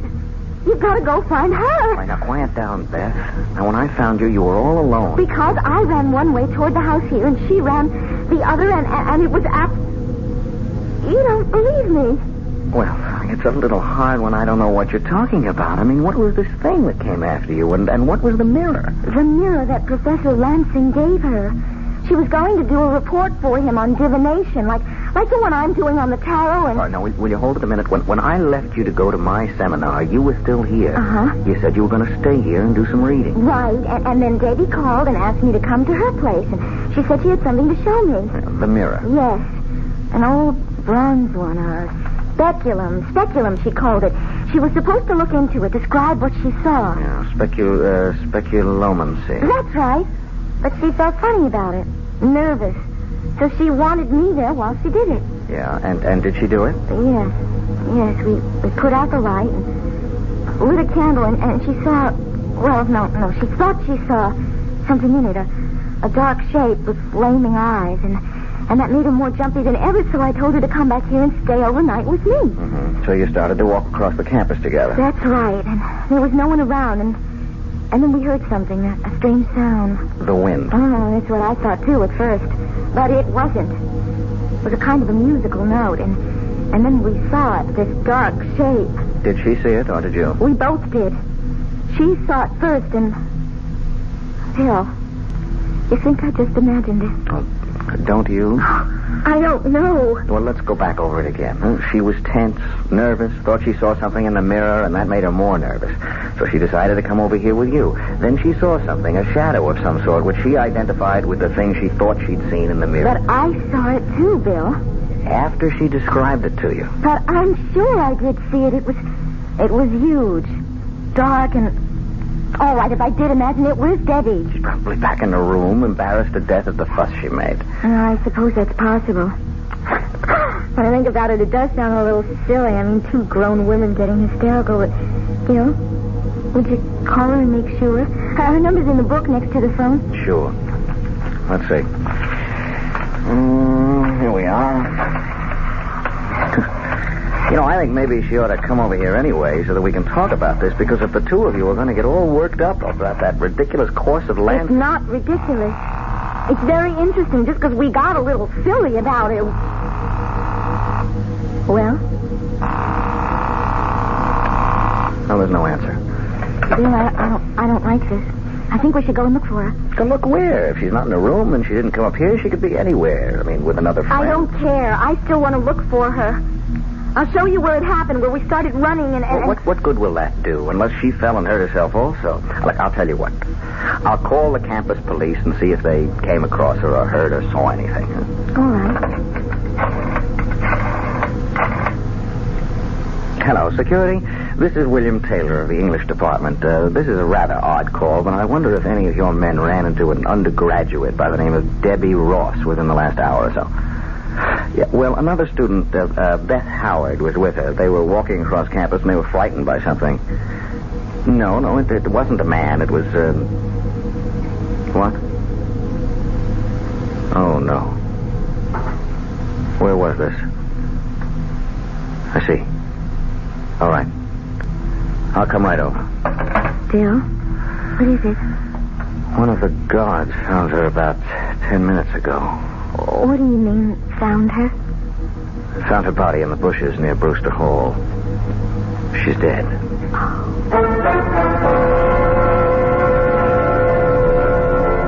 Man is a rational animal, and we always look for a rational explanation of anything that puzzles us. But what if there is no rational explanation for it? Do we admit that there may be things we don't know about? Things that we've refused to recognize because the idea terrifies us? Debbie Ross is dead. But how did she die? We'll find out when I return shortly with Act 3.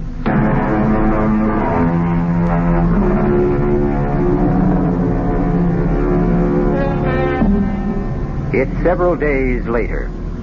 Many things have happened in that time.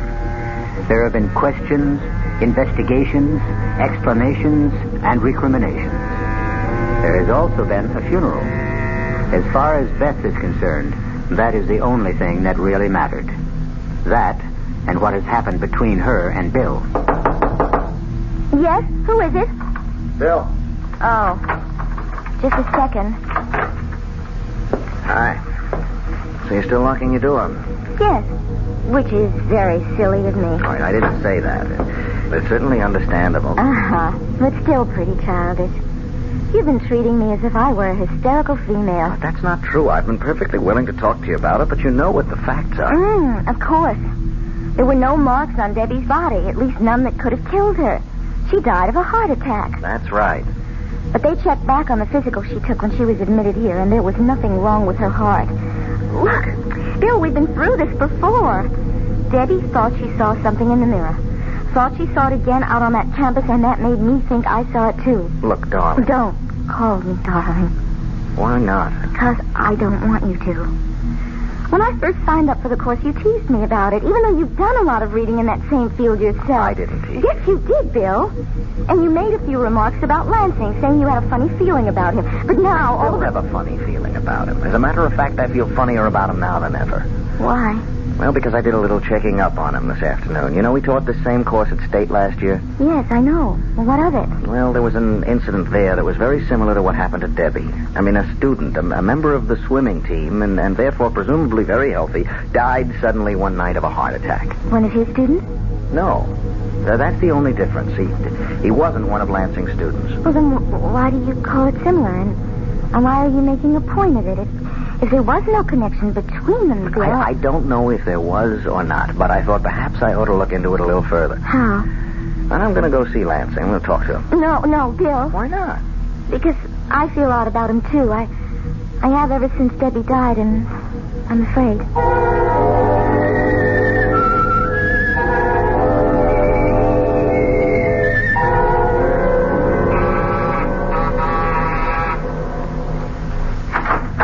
Yes? Good afternoon. Is Professor Lansing at home? Yes, he is. Do you think I could see him? My name's Taylor, Bill Taylor, and I'm an instructor in the English department. I stopped by his office, but he wasn't there. No, he's been very upset about the death of his student, so he's been working at home. I see. It was an unfortunate thing. Yes, it was. You're not Mrs. Lansing, are you? Yes, I am. Why? Oh, well, it's just that I thought, I heard... That I wasn't well? Yes, that's right. I wasn't, but I'm fine now. You want to come with me? I'm sure Arnold will be glad to talk to you. Thank you. Yes? Arnold, this is Mr. Taylor of the English department here. Come in, Mr. Taylor, come in. Sit down, won't you? Thank you. First of all, I'd like to tell you how pleased I am that you agreed to stay and continue with your course. Well, I was reluctant to, but the faculty committee felt that I should. What happened was very unfortunate, but I don't see how you could have been considered responsible for it in any way. Well, I felt I was. It seems Miss Ross was a very imaginative person, very open to suggestion, which I should have realized. I don't think anyone would have realized it. I wonder if you could help me in a project of my own. If I can, I'd be very happy to. What's the project? My doctoral thesis, which is a study of the dark tradition that runs through English literature and led to the Gothic novel. Oh, yes. Very interesting. Well, just how can I help you? Well, I've done a certain amount of reading in the field, but I wondered if you could give me a copy of the bibliography you used for your course. Well, I'll be glad to. Unfortunately, I don't have any copies here, but I'll send you whatever I have as soon as I get to my office. What's your address? 21 Maple Street. No, right? I'll get it off to you tomorrow. I'm very grateful to you. Not at all. You gave the same course at State last year, didn't you? Yes, matter of fact, I did. Did you know Tom Wallace when you were at State? Wallace? No, I'm afraid not. Was he a member of the faculty? No, he was an undergraduate on the swimming team. He died very suddenly near the end of the term. Oh, yes, I do seem to remember that. Was he a friend of yours? No, a friend of a friend. Well, I think I'll be running along, and I do thank you, Professor Lansing. Oh, not at all. Goodbye, Mr. Taylor.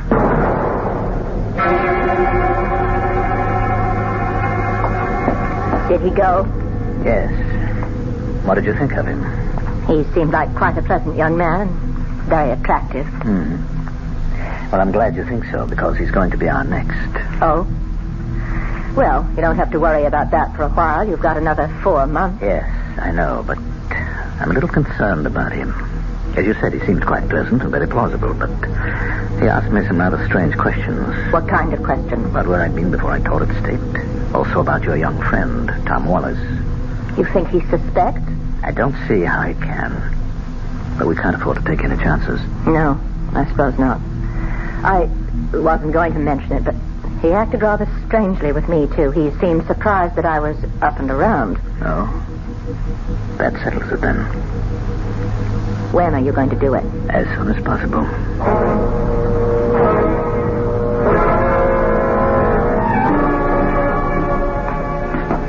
Beth? Yes, Bill? I've been waiting for you. You want to come in here for a minute? I want to show you something. Of course. What is it? This. Oh, it's the mirror. The mirror Lansing gave Debbie. That's what I thought. Where did you get it? I found it in my desk drawer about a half an hour ago. Well, how did it get there? Well, obviously somebody put it there. I was out all morning and I never locked my door. Professor Lansing? Who else? It's his. And the police must have given it back to him after Debbie died. Well, why would he put it in your desk? That's a very interesting question. I think I can answer it, but if I do, you're going to think I've flipped out. No, I won't. Well, you should, because it's completely impossible. Do you know what a sending is? No. When someone who's involved in black magic knows enough and is powerful enough to raise an evil spirit, he can send that spirit to destroy someone. Oh, no. You mean that thing that Debbie saw in the mirror that I saw out on the campus? Yes. And it's here now? In the mirror? No. But the spirit has to be guided to the victim. And in this case, it's being done with the mirror. It will go where the mirror is. I still don't understand, Bill. I can understand why he might want to get rid of you, but what did he have against Debbie? He didn't have anything against her, but there was something of hers he wanted. Her life. Her life? You remember what I told you about Mrs. Lansing yesterday? That while the story was that she was quite old and ill, she turned out to be young and well and attractive? Yes. Well, according to the grimoires, the books of black magic, when you raise a spirit, you can also make a bargain with it. Give it the life of someone else in exchange for some more time for yourself or someone close to you. Bill. I told you it was impossible. Well, I would have said so, too, a week or so ago, but now I don't think so. I think it's true. What are you going to do about it? Well, I've got to get rid of the mirror. Destroy it? No, I'm not sure I can do that. I'm going to act as if it were all true, all possible, and fight fire with fire. I'm going to get the mirror back to Lansing. Give it back to him? No, put it in his house without his knowing it. Well, how can you do that? I think I can. He has a class this afternoon. Yeah, but what about his wife? Well, she'll probably go out sometime.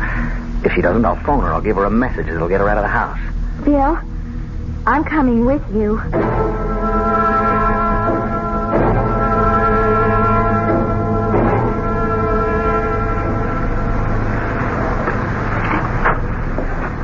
All right, then. Come on in. How did you get in? The back door was open. You're sure no one's home? Well, you saw his wife leave a minute ago. Yes. What do you want me to do? Wait here with the door open a crack so you can see out. All right. Where are you going? Into his study. You won't be long? I'm frightened. No. I'll be back as quick as I can. All right. Go ahead. Bill! What is it? Nothing. The clock startled me. Will you be much longer? No. Come in here a minute. You think it's safe? Yes. What is it? I hid the mirror behind the books on one of the shelves, but while I was here, I thought I'd look in his desk, and I found this box. What's in it? This rod. It's used for raising spirits. And that other thing that's all wrapped up? Yeah, I was just going to look at it. I think it... Yes. It's an arthame. What's that? Well, it's a magic knife that's used to control a spirit once it's been evoked. This is the seal of Solomon here on the hilt. And it is all true, at least... Yeah, it looks that way. Bill, you got rid of the mirror, so let's go. Just a second, I want to think. I don't want him to be able to do anything like this again, but I can't take the whole box. I mean, if I do, he'll know someone was here. On the other hand, yes, I can take the arthame. Well, won't that do the same thing, Bill? Let him know we were here? No, not right away. See, when I was here yesterday, I saw... Oh, there it is. A dagger. See, I'll wrap that up and I'll put it in the box instead of the Arthame. Well, what'll happen if he tries to use it? I don't know.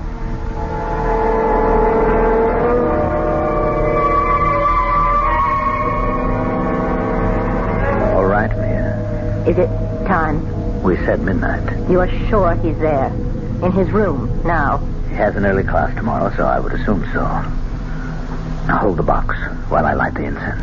Arnold, I don't like this. Why not? We've never done anything like it before. Twice.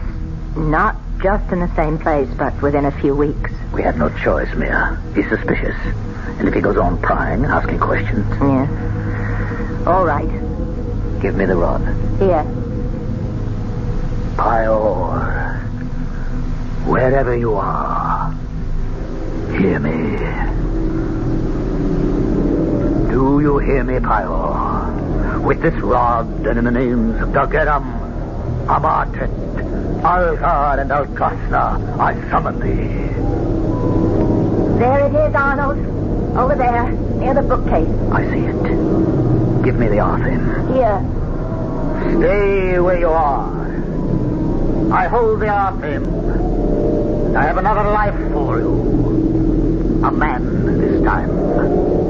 He has your mirror. Go to him and destroy him. Why are you looking at me that way? Why aren't you going? I tell you, he has your mirror. Bill, the Arthame is my Persian dagger. What? Quick, find it. If you don't, no. No, keep away from me, please.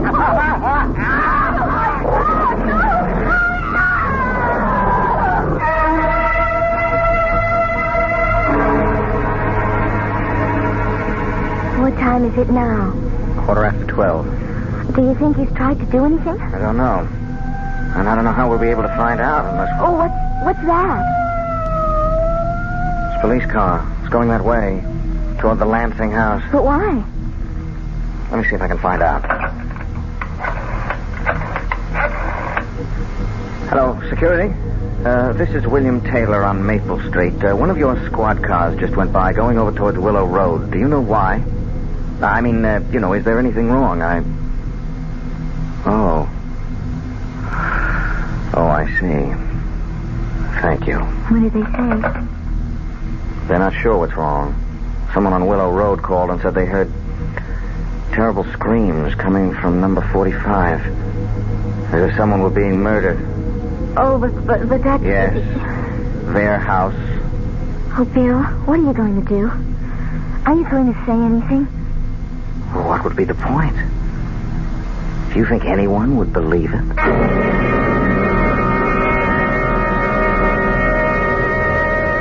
Of course no one would believe it. Things like that don't happen. At least not today. Old people may have thought they were possible once. There are many medieval tales of men who tried to use the powers of evil for their own ends and were finally destroyed by them. I'll be back shortly. Hey, Ma, what's for dinner? Hey, Ma, what you got? Hey, Ma, will it be much longer? My hunger getting stronger and I can't wait. She loves her family. She wants the best. She does all that she can do. She lets shop right do the rest. Hey, Ma, what's for dinner? Hey, Ma, what you got? For a budget seafood dinner, ShopRite's frozen food department is featuring ShopRite or 4 Fisherman brand sole or flounder fillets. Just $1.09 for a pound package. Taste to see frozen fish dinners, 2 for 99 cents. Check ShopRite's meat cases, too, for many more budget dinner ideas. She does all that she can do. She lets ShopRite do the rest. Hey, Ma, what's for dinner? ShopRite has the answer.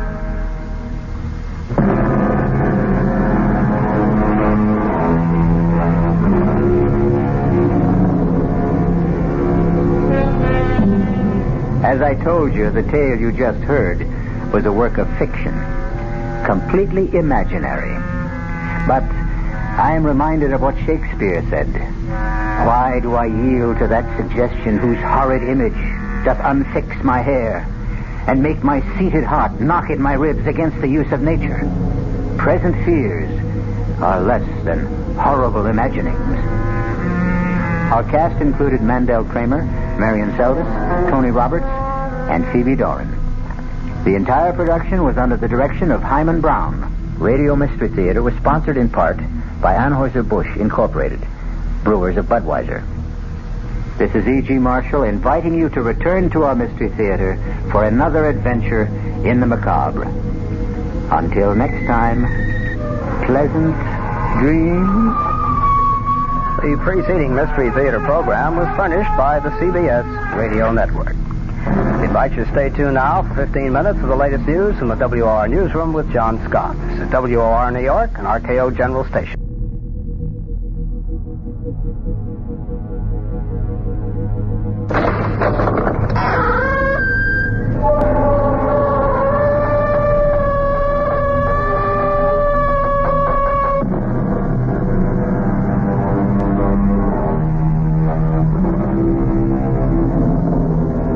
Come in. Welcome. I'm E.G. Marshall. If only I had to do it all over again is a constant cry from the human heart. And the implication is, of course, that if some magical power could grant the plea, how much better things would be handled.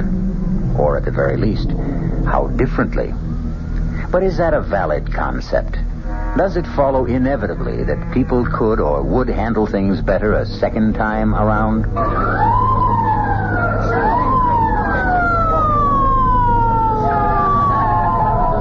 Brain injury, boys. Handle with care. That's it. Nice and easy. Keep him flat on the cart. How is he, Doc? Still breathing, Sergeant. Touch and go.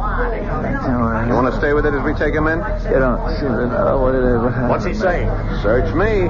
Could hold up a minute so I can hear what he's Not trying a to second, Sergeant. Anything this guy has to tell you will be after he's operated on, not before. If then. It sounds like he's talking with someone. Asking for something. Yesterday. There's something about yesterday. What this baby ought to be worrying about is tomorrow.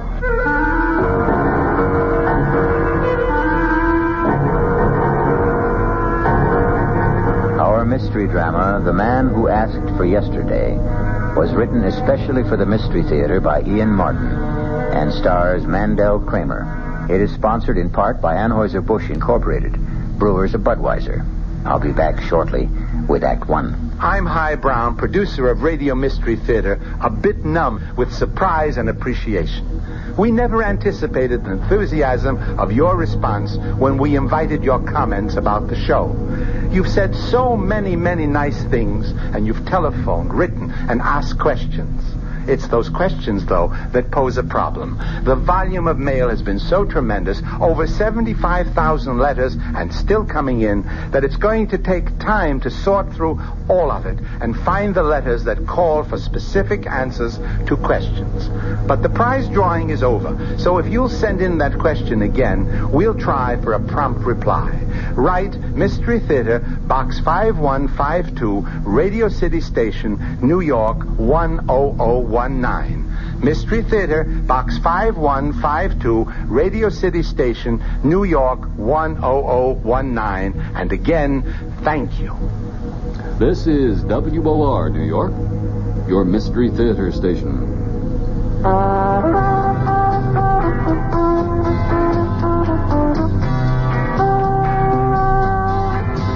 No matter what you're saving for, that's what Suburban Savings for Suburban. Suburban Savings offers you a regular savings account with flexibility. You can add any amount to your account whenever you wish. Withdraw whenever you want. Suburban Savings pays a 5.25% annual interest rate on regular savings paid quarterly, which earns an annual effective yield of 5.47%. Interest is compounded continuously from day of deposit to day of withdrawal, as long as $50 is maintained in the account to the end of the quarter. Come into Suburban Savings and open an account with flexibility. Our regular savings account in New Jersey at Bayonne, Edgewater, Elmwood Park, Emerson, Hackettstown, Morris Plains, Nutley, Paramus, and Sparta.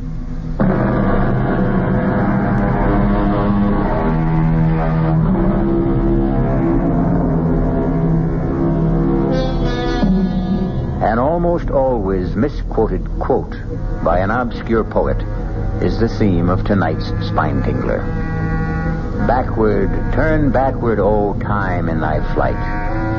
If you haven't spotted the misquote, I'll clear it up for you later.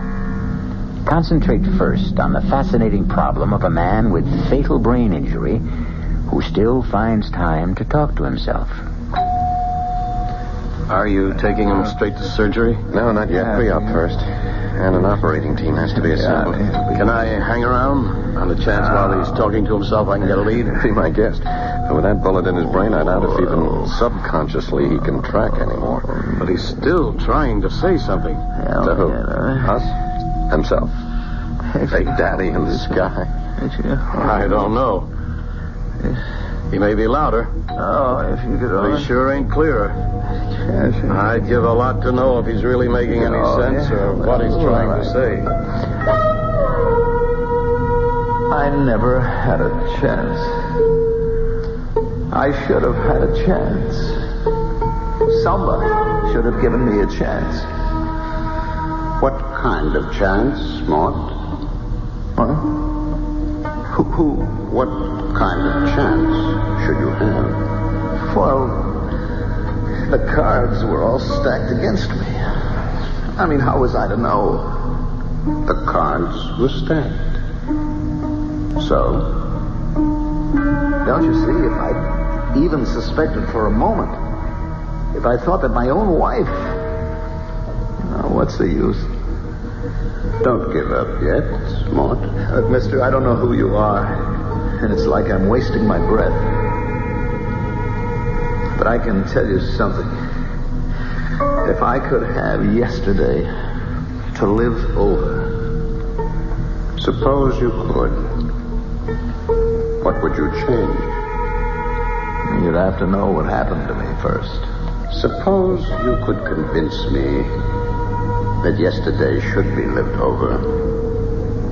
Would you be willing for me to give you that opportunity? If it were only possible. Well, tell me why you'd like to ask for yesterday over again. What have I got to lose? That's quite a leading question. One you'll have to answer for yourself.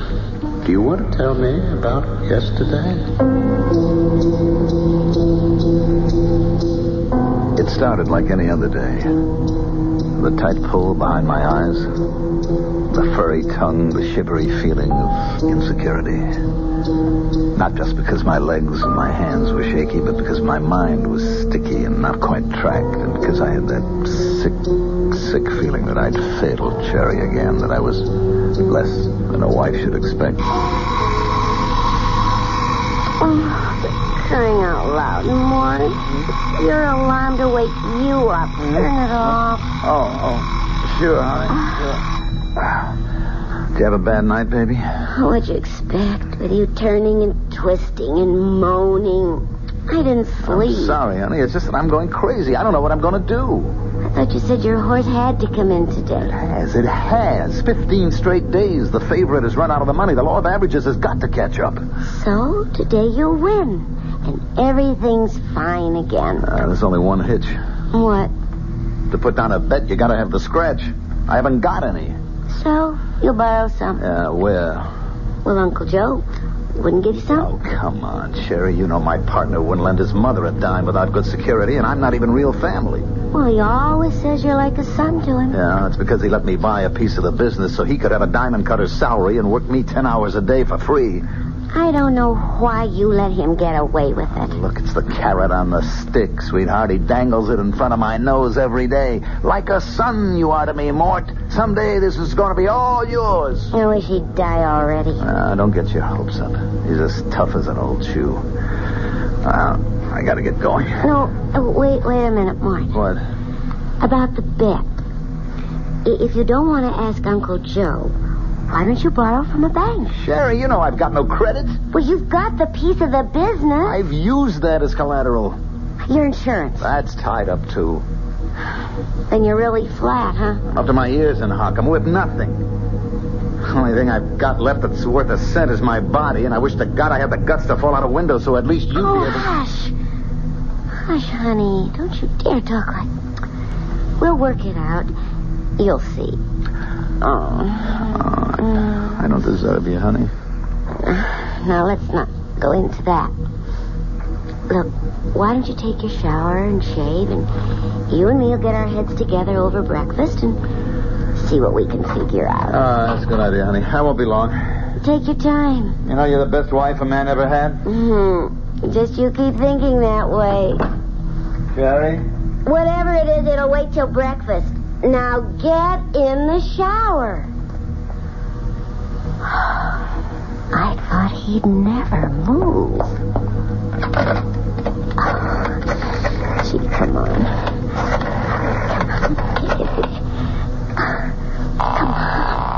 Come on. Yeah? Herb, it's me, Sherry. Hi, sugar. Why so early? I just want to tell you we finally got our little pigeon right where we want him. Did he leave already? No, he's in the shower. But he finally admitted it this morning. He hit bottom.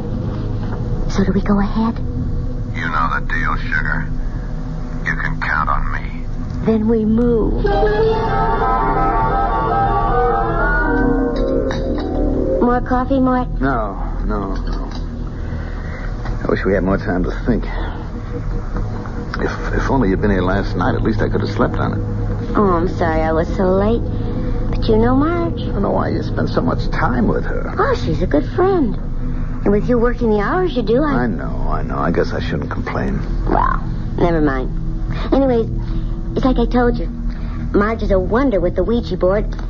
And how she could have read my mind and all about worrying over you. She actually said that I was going to make a killing today? Her very words. I just gotta hit a winner. Never mind Ouija boards. It's plain mathematics. So, go ahead. Make the bet. Without cash? Well, now, surely that old bookie of yours will take your check. You've been a good customer.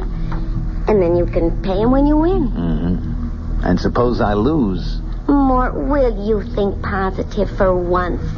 This is going to work out just right for us. I know it. All right. I'm going to take a chance, honey. I mean, what could they do if I lose? You can't get blood out of a stone. Ah, that's the way. Now, you just keep thinking positive. Yeah? Oh, Herb, it's Mort Herman. Hi, Mort. What's your action? Look, I want to get a bet down on the 4th at Jasper Gardens today. You got it. What horse? How much? The favorite. Final chance. 1,000 on the nose. But gee. That's a little steep, Mort. I want that covered. Well, it's Saturday. The banks are closed, Herb. Yeah. I mean, I don't have that much on me in cash, you know. I'll tell you what. You dropped me off your personal check on the way down, and you got your bet. With a real good customer like you, what have I got to lose, huh? Sherry, baby, I'd like to die laughing. You should have seen him writing out this bum check. His hand was shaking so bad I thought he'd never be able to sign. But you got it. And he is hooked. Oh, not so fast. He is playing a favorite. You know, that horse could win. No, you and me are going to go with better odds. What do you mean? Pass me that slip of paper with that number on it, huh? This? Well, that's Mort's direct phone line at the store. Yeah, I asked him how I could reach him this afternoon after the race in case my phone should be tied up. Now, look, don't make a sound. Don't make a sound while I sell a real bill of goods. Hello?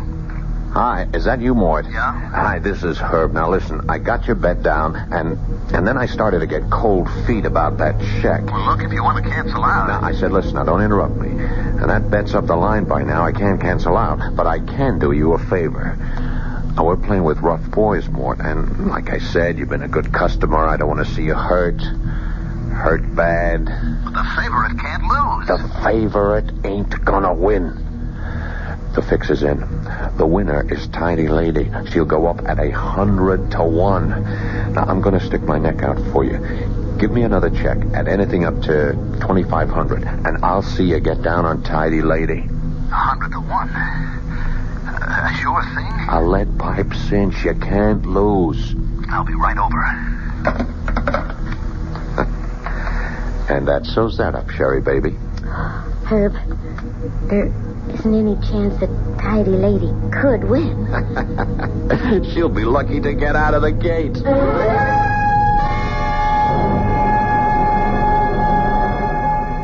Sherry? Sherry, where are you? In the living room, Mort. Sherry, the most awful thing has happened. The horse I better... Herb, what do you... How did you get here? Well, Herb's been trying to reach you at the office, darling. Oh, well, I'll just leave you two alone. Too bad it was the wrong horse, Mort? Herb, what happened? You told me Tidy Lady couldn't lose. Yeah. Sorry about that. Even a bookie gets bum information. Well, let's get our business settled. I got $1,000 for you on final chance. She went off at even money. So that means you owe $1,500 on the other bet. But you said Tidy Lady couldn't lose. That's the Phillies for you. Can't trust them. And I can't trust you, Mort. Can I?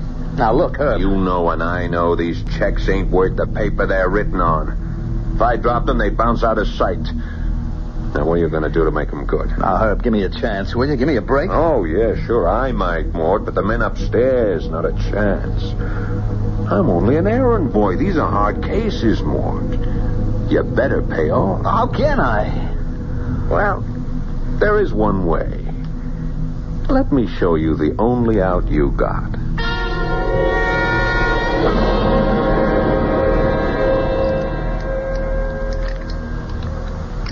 Go on. Go on. Oh, I must be crazy. I can't do this. You know what happens if you don't. Come on. Well, let's get on with it. I can't rob my own partner. I'm not going to open that safe. Oh, yes, you are. Does this get it through your head? I'm not wasting any more time. But put the gun away. Oh, no. You open that safe, or I'll save the big boy's hitman some trouble. All right. Now, look, just enough to pay off what I owe now. I'll handle the payoff. You open up. There we are. That's it. Now, start scooping them up. Look, Herb. All of them. Leave the jewelry, but take all of those loose dimes. You said only enough to pay. Yeah. I had to con you into opening that safe, but don't worry. I'm not greedy. You wait till you hear my real proposition when we get back to your apartment. There's nothing else we can do, Mort. I'm really being very generous. $50,000 in diamonds and the seats I booked for you to South America. Well, it's time to go if you're going to make that plane. How can you be sure I won't refuse? For the same reason I know you won't be back. One thing I'm not paying off are your gambling debts. That'll keep you away from home. Well, Mrs. Herman, are you all packed as I requested?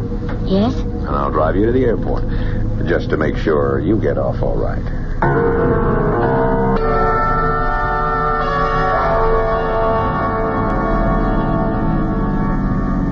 What did we come off the highway for?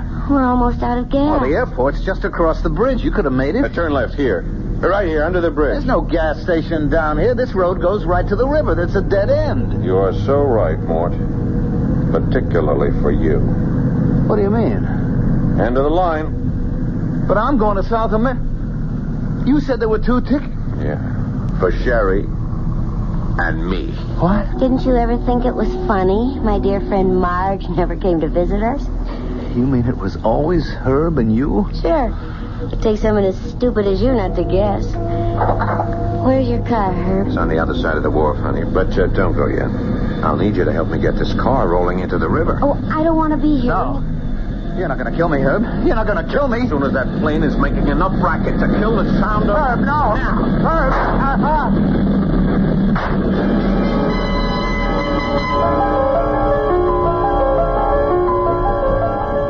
I tried to jerk my head away frantically at the last moment, but I could feel the bullet smash into my skull and then burst in a fountain of searing sparks.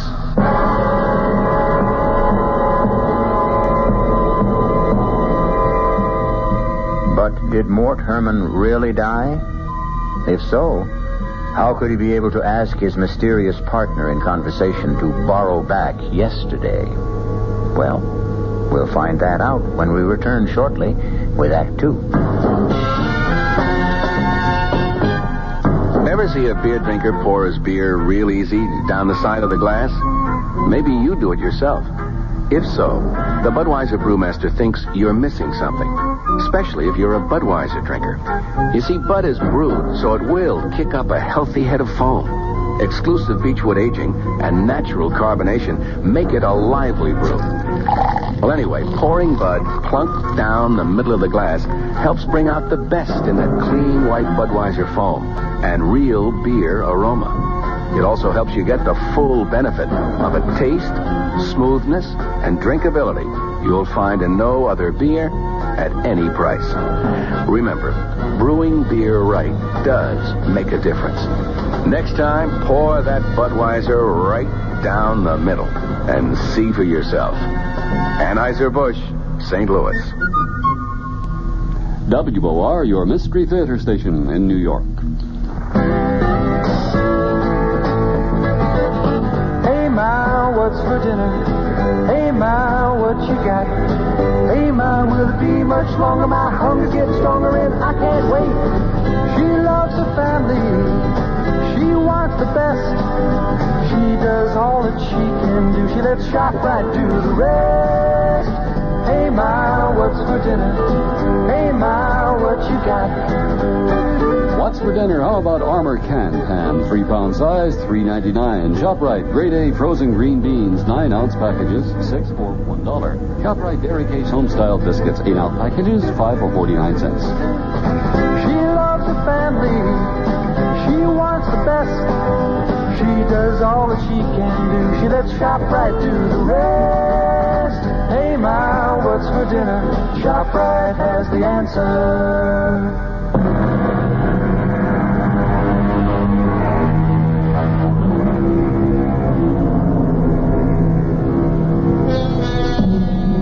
Can a man on the threshold of death hesitate and draw back? Is there for any of us the hope of a second chance? And if we were granted this chance, if we were allowed to retrace our steps, could we change the course of events and find another ending? We're about to return to the story of a man who asked for yesterday. Am I dead? Not quite. You're in a hospital with a bullet in your brain. As the saying goes, as good as dead. And Sherry and Herb got away with it. Oh, it isn't fair. If I only had it to do all over again. Suppose you had. Could you do better? Of course.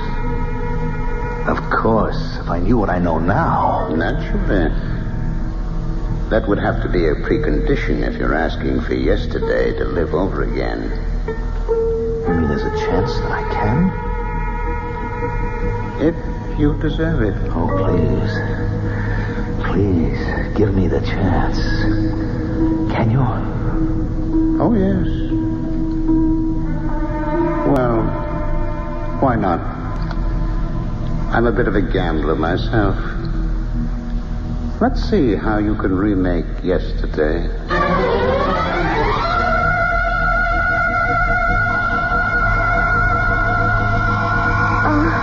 For crying out loud, Mort. It's your alarm to wake you up. Turn it off. Oh, sure, honey. Wow. Oh, you have a bad night, honey? Oh, what'd you expect? With you turning and twisting and groaning and moaning, I didn't sleep. Sorry, honey. It's just that I'm going crazy. I don't know what I'm going to do. But that was yesterday. Now I know what I'm going to do. Or at least what I'm not going to do. I was aware of Sherry's voice saying all the things as we had said them. But I was thinking to myself how I hated her, knowing the truth. Her pretense of love, the story about her friend Marge. Well, now that I knew I was the one marked for the kill, things were going to be different. But not till I was ready. Till then it had to stay the same. Yeah? Oh, Herb, it's Mort Herman. Hi, Mort. What's your action? Look, I want to get a bet down on the 4th at Jasper Gardens today. You got it. What horse? How much? The favorite. Final chance. 1,000 on the nose. But gee, that's a little steep. I'd want that cover. Look, it's Saturday, Herb. The banks are closed. Yeah. I mean, I haven't got that much on me in cash. I tell you what, drop me off here personally. It was hard to sound scared the way I had before, knowing that slimy rat was two-timing me with Sherry. But I had to play it out so he wouldn't know this time. Know that he was going to be the one that got hooked. By the second call, I was ready to make the first of my changes in the afternoon. And I'll see you get down on Tidy Lady. 100 to 1? A sure thing? A lead pipe cinch you can't lose. Oh, boy, look, I know I can trust you, Herb. You wouldn't steer me wrong. You know it, kid. Well, look, all right, how about giving me a real break now? Spring me for a big one. 10G. Now, wait a minute. You know I'm good for it, don't you? Well... Look, I got a safe full of diamonds would cover that 10 ways from nowhere. That big might shake the odds. Herb, come on, you can lay it off 50 different places. Okay, you got a deal. But bring me that check. My upping the ante was a jolt for Herb, I knew. But I also knew that he had to go for it. As I wrote out the worthless check, I could just figure the conversation now going on between Herb and my no-good cheating wife. Did he go for it? Yeah.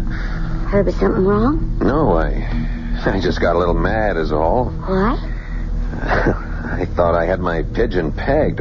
Small potatoes better, like Mort wouldn't dare look beyond a $2,500 bet. But he had a nerve to hold me up for 10 thou. So what's the difference?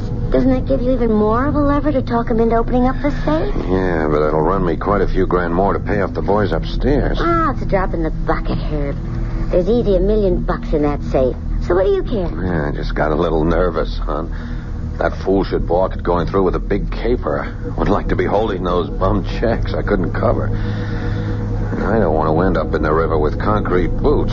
Don't even talk like that, Herb. He'll cave in like plaster of Paris once he gets the notion he might be hurt. I promise you. You made the plane reservations. I went even better than that. The tickets are sitting right at home. Did you bring me his gun?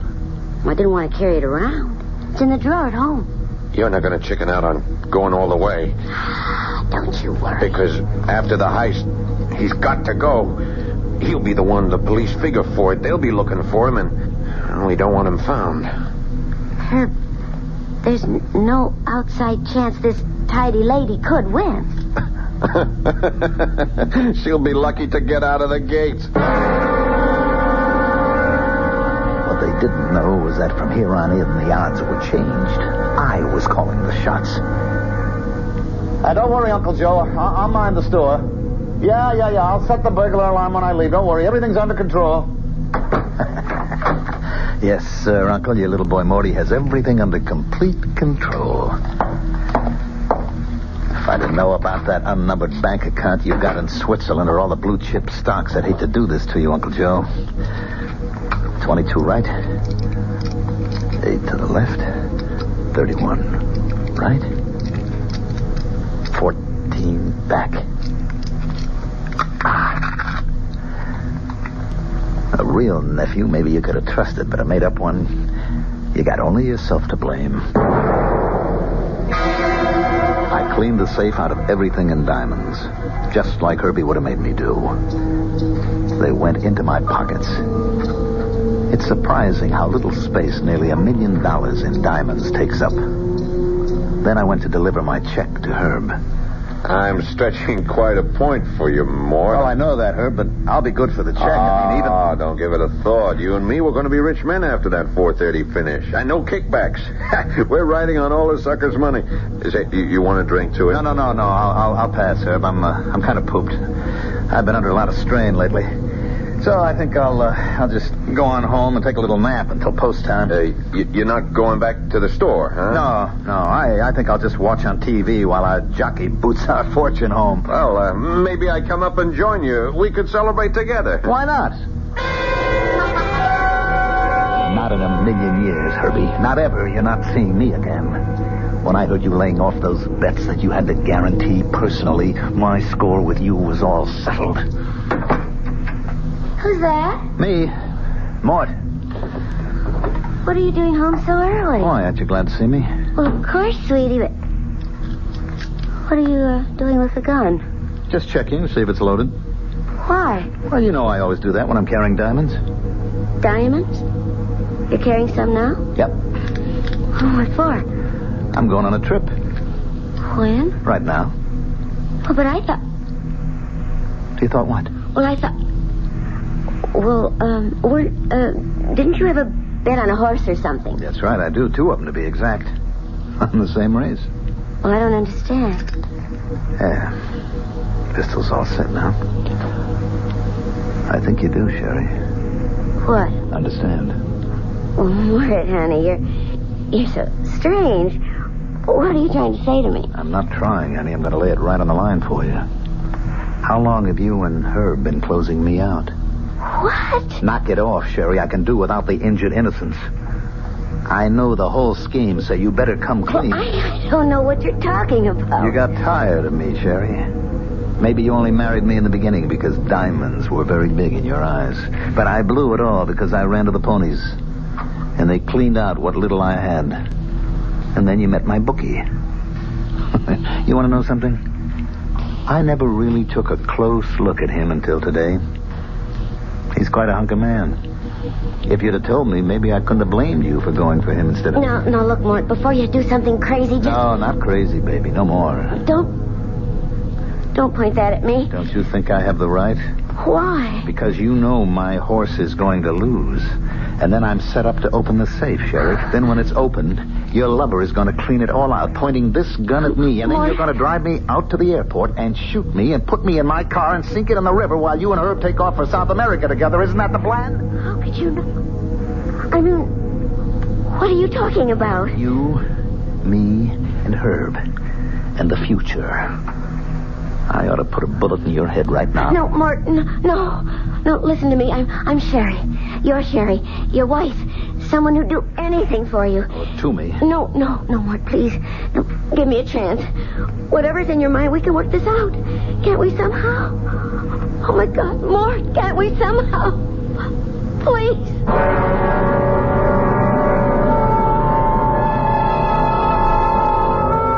So the worm has turned. With a vengeance. The biter is bit. And the man who asked for yesterday seems in full control and in command of history, with the power to change the shadow that coming events cast their shadow before. We'll see just how when I return shortly with Act 3. And now another tale of the ball and chain. As Kellogg's Special K presents the good, the bad, and the heavy. Why is that cowboy wearing a ball and chain? Because carrying around extra pounds could be just like carrying around a ball and chain. How symbolic. What will it be, senor? Give me the Special K breakfast. Here you go. 4 Special K's with milk, orange juice, and coffee.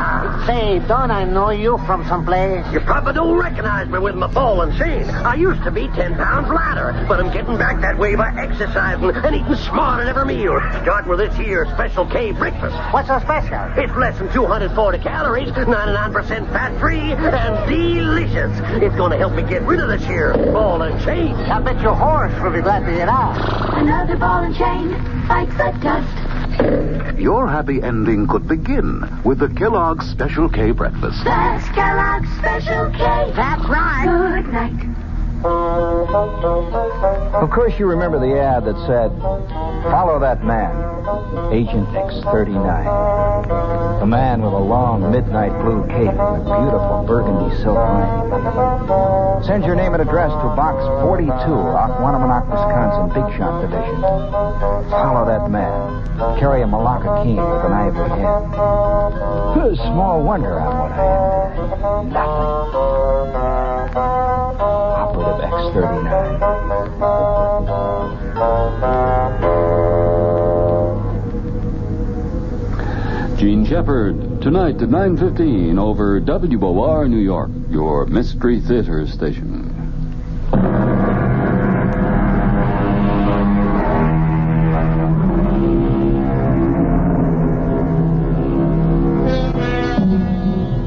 A woman has begged for forgiveness.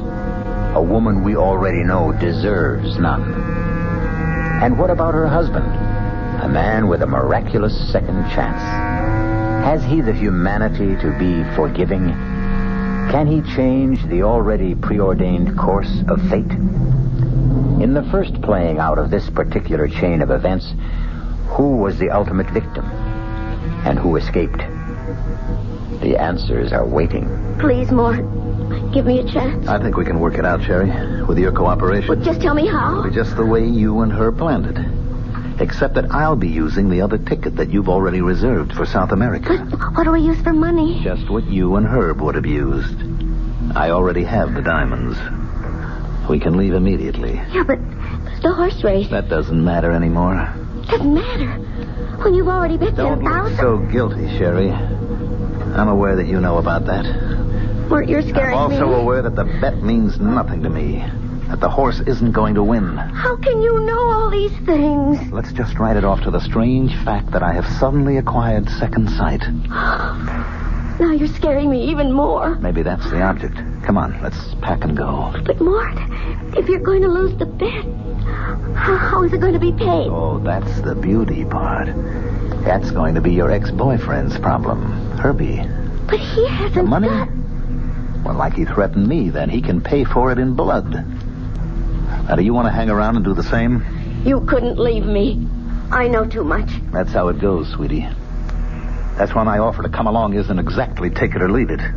Let me put it another way. I've already reserved an earlier flight, and I'm leaving on it with or without you. Now, it's now or never. Make up your mind.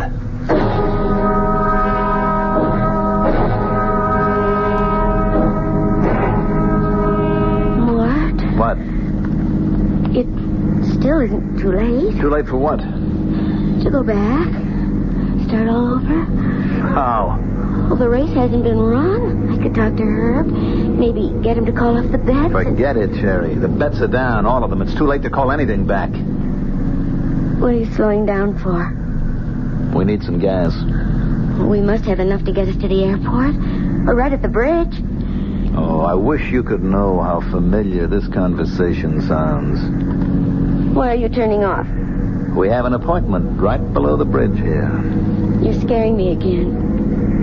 Mort, what is it about you that... Maybe I've become the agent of fate. The what? It's finally catching up to you, Sherry. I don't know what... Mort, don't turn left here. This is a dead end. It ends at the river. I found that out once. Well, Mort, I think you're crazy. Mort, let me out of here. Oh, no, sweetie. I can't do that. A coffin is a coffin, no matter who the corpse turns out to be. What do you mean? You and her planned for it to be me. I've just revised the plan. Put that I've gun decided away. the only one that really deserves to be shot is you. Goodbye, Sherry. Welcome to my grave. I forgot I should have waited for a plane going over to drown out the shot that killed Sherry. But it didn't really matter. No one heard it but the two of us. It wasn't much of a climb back to the highway, and I had plenty of time to walk to the airport. I had no baggage except $1 million worth of diamonds. And for the first time in as long as I could remember, I was free. Ladies and gentlemen, your attention, please. An unexpected total inversion due to extreme weather conditions, aggravated by a heavy smog, has caused a temporary shutdown in all air traffic. Arriving planes are being shunted to alternate landing fields, and there will be no takeoffs on all scheduled airlines until further notice.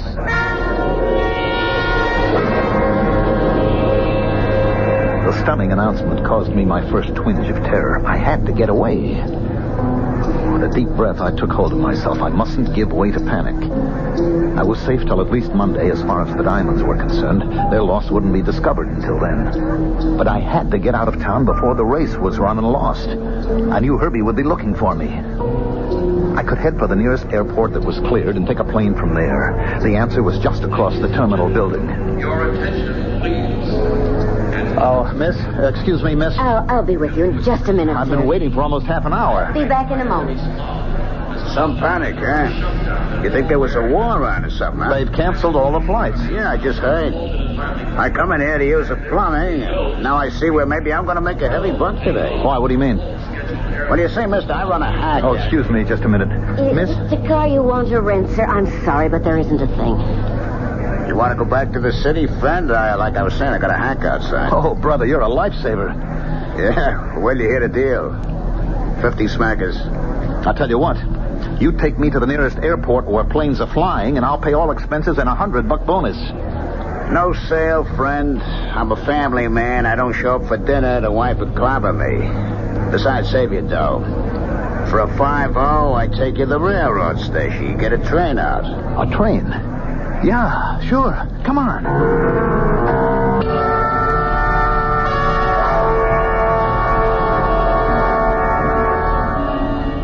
Oh, what's the matter, driver? You got me. Some traffic jam. Looks like fire trucks up there at the station. Well, there's a cop over there. See if you can get his attention. We got it already, Bubby. He's on his way already. You headed for the railroad station, buddy? Yeah, officer. I got a passenger going. You got nobody going nowhere. There's a fire in the tunnel. There won't be a train out of here for several hours. Turn over at the next corner. Now, wait a minute, Sergeant. You don't understand. I've got to leave. Do yourself a favor. With the airport shut down, this fire in the tunnel, what you should be worrying is find yourself a room for the night. Well, the bus station. I can get a bus. That's where the laugh is on them. I mean, the business they could be doing tonight, and their drivers had to pick this weekend to go out on strike. Okay, Hacky, you're holding up traffic. Move on. What am I going to do? I don't know, mister. But I'll tell you one thing. You've about used up your 50. Make up your mind wherever I drop you. It better be close. Just let me think a minute.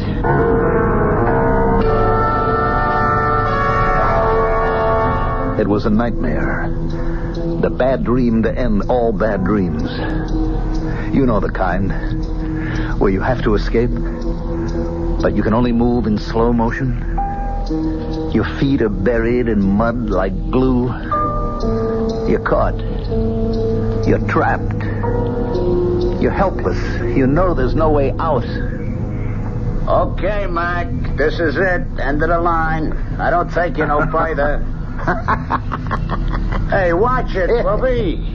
Let's not throw any fits or nothing. I already got enough trouble out of you. You don't get the joke. I ain't interested. I want you out. You know where you've stopped? Right in front of my own house. So ain't that a lucky coincidence? I brought you home. So out. This is the last place in the world I want to be. I can't get out here. Hello, Mort. I've been waiting for you. Herb. Look, Herb. Let me give you a hand out. You look a bit shaky. And don't make any sudden moves. Oh, you got your fare, Hacky? I got it, mister. Take care of your friend there. He's kind of in a bad way. All right, let's keep our hands nice and open where I can see him. And then we'll go inside and we'll have a little chat.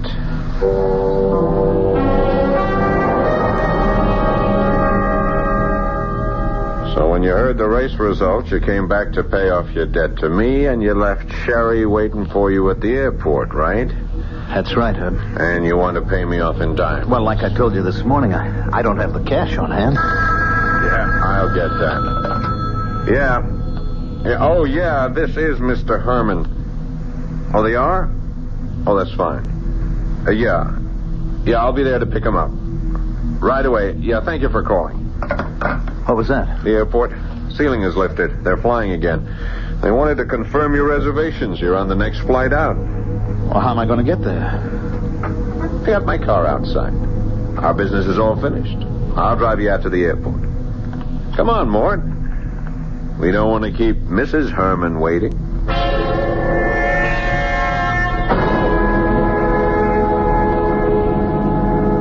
I appreciate you going out of your way like this, Herb. Don't mention it.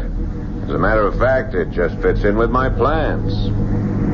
What are you doing? Don't turn off here. You and I have a little final business to complete. No. Not under the bridge. Oh, you know this little spot, huh? Is that where you gave it to Sherry? What are you talking about? Come on, jerk. When I took that gun from you, I could smell it had been fired recently. When I couldn't reach Sherry, as we planned earlier this afternoon, I had to figure maybe you'd caught on about us. That's why I was waiting for you when you got home. What did you do with her, Mort? I don't know what you're talking about. Sure you do. Come on, get out. Now give me your coat. Please. Please. Coat, jacket, pants. I want all the diamonds. Please. Did you give her any chance? What did you do? Shove her back in your car and roll it in? Look, she had no right. Okay, you forget it. Now, you just drop those clothes and walk to the edge of the pier. I wish I had a car to bury you in. But I'll take my chances on the tide. Move! It didn't make any difference. It all turned out the same, didn't it, Herb? I don't know what you're talking about. But by me, it comes out even. Goodbye, Mort.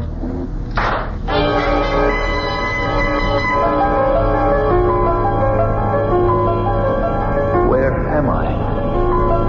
Right back where you started. But I didn't change anything. Did you really think you could? But Herb gets away with everything. And I killed Cherry. At least she could still have been alive. Well, don't worry about that. Think back to the first of your yesterdays. Remember a second shot? Herb sent Cherry with you into the river, locked in the car. Well, then how did I... Well, you were in the back seat. The door wasn't closed completely. The water pressure opened. You surfaced and drifted on the tide to the bank, where a police sergeant found you and brought you here. Where? To the hospital. They're operating on you right now. Then I'll live? Do you think you should? I could prove it to you. If you'd just let me have yesterday again. Oh, no. No, I'm quite satisfied now. About what? That you belong to me. Now I pick up my part of the bargain. Your part? Tomorrow. I'll take care of all your tomorrows.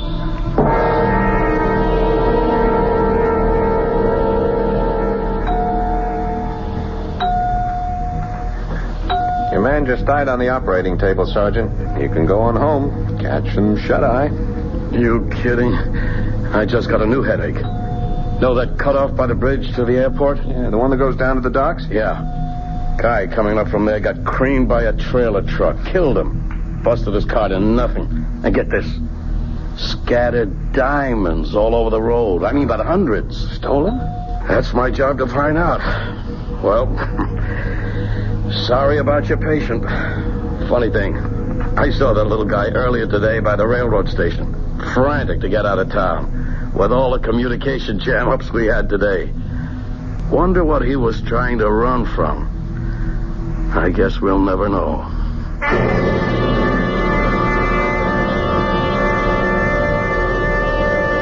But we do, even if the sergeant never learns. And we also know it caught up with him. He was a weak little man, and a scared little man, and a stupid little man. None of which is any excuse. Mort Herman got exactly what he deserved. I'll be back shortly. John Wingate here, and a reminder, if you're only getting 400 yards to a gallon of gasoline, may I make a suggestion? You can drive around this weekend in your own backyard. You can take it to the car wash and drive back, if you're getting 400 yards to a gallon, okay? Seriously, on the Wingate News Digest at 10 o'clock tonight, a big man of the Auto Club of New York will tell you if you're headed for the Poconos, for Rockland, for Westchester, for the Hamptons, watch out. Gas is dry all over the city. Another special tonight.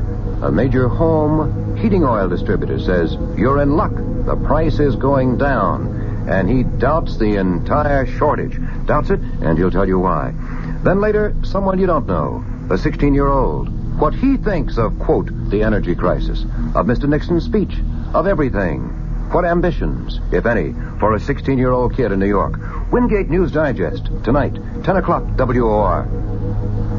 This is WOR New York, your Mystery Theater station.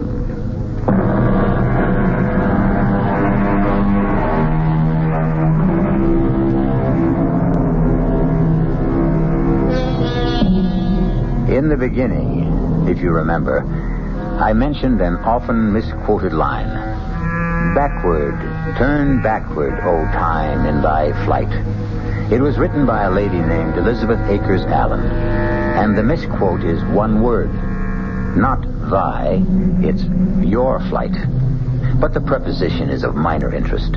It's the adverb that really matters. Backward. To turn time backward. One of man's dreams since time began. An idle dream, as we know now, because even if we could, in the end, it turns out just the same. Our cast included Mandel Kramer, Paul Hecht, Evie Juster, Ralph Bell, and Gil Mack. The entire production was under the direction of Hyman Brown. And now, a preview of our next tale. You'll have to believe me that Leo won't give me a divorce. Don't you see how easy it would be to take his place? Yeah, fine, but what happens to him? Well, that's the problem, isn't it? Yeah, that's the problem. I thought maybe you could think of a way out. Yeah, I can, but I don't like it. Try it on me. No, I think you've already tried it on, and you like it. Maybe. Not maybe, positively. That's what you wanted to lay on me when you said you wanted to talk. You're not only sexy, but you're smart. Yeah, you bet. Smart enough to stay away from murder. Well, who said anything about murder? I did, my lovely, I did. I said murder. Radio Mystery Theater was sponsored in part by the Kellogg Company, makers of Kellogg's Special K cereal. This is E.G. Marshall inviting you to return to our Mystery Theater for another adventure in the macabre. Until next time, pleasant dreams.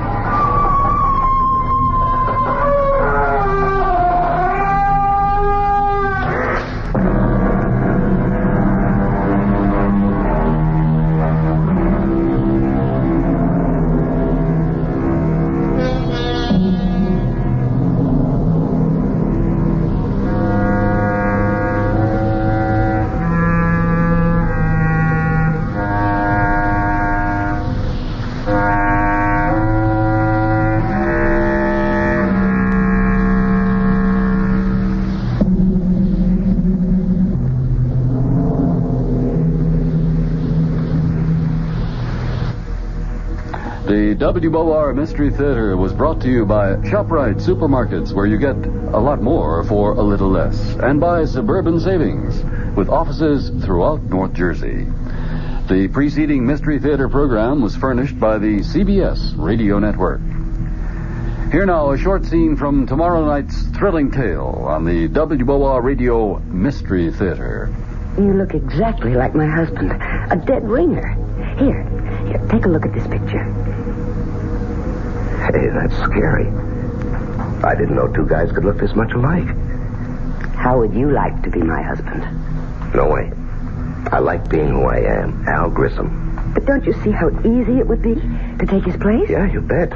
But it's easier to stay away from murder. Well, who said anything about murder? You did, my lovely.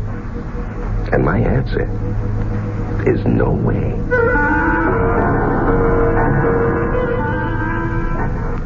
Dead Ringer, starring John Lovejoy with E.G. Marshall host.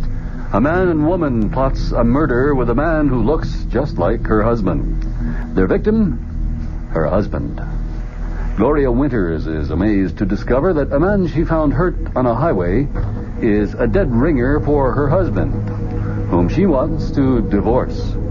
The two are attracted to each other, and soon are figuring out a way to get rid of her husband, but not his fortune. Our cast tomorrow night will include Joan Lovejoy, Leon Janney, Larry Haynes, Bob Dryden, and Paul Hecht. The WOR Mystery Theater. Good evening, everyone. This is Patricia McCann.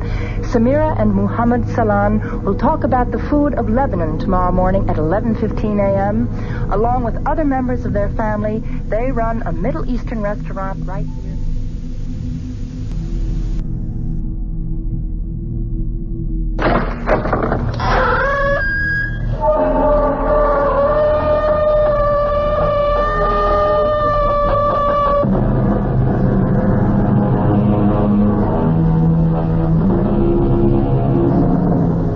Come in. Welcome. I'm E.G. Marshall. Welcome to the sound of suspense. Welcome to the fear you can hear. But mostly to the world of terrifying imagination. In the next 52 minutes, you'll hear a story about truth. Everyone is in favor of truth, of course. It's a word which produces immediate reverence and respect. But sometimes the truth can be a terrible thing, even a shattering thing.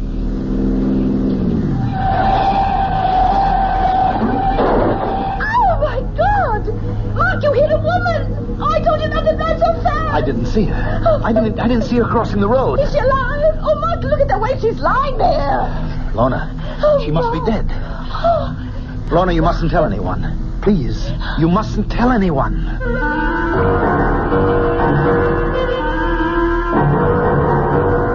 Our mystery drama, The Ring of Truth, was written especially for the Mystery Theater by Henry Slessor and stars Agnes Moorehead. It is sponsored in part by Anheuser-Busch Incorporated, brewers of Budweiser, and by the Kellogg Company, makers of Kellogg's Special K cereal. I'll be back shortly with Act One.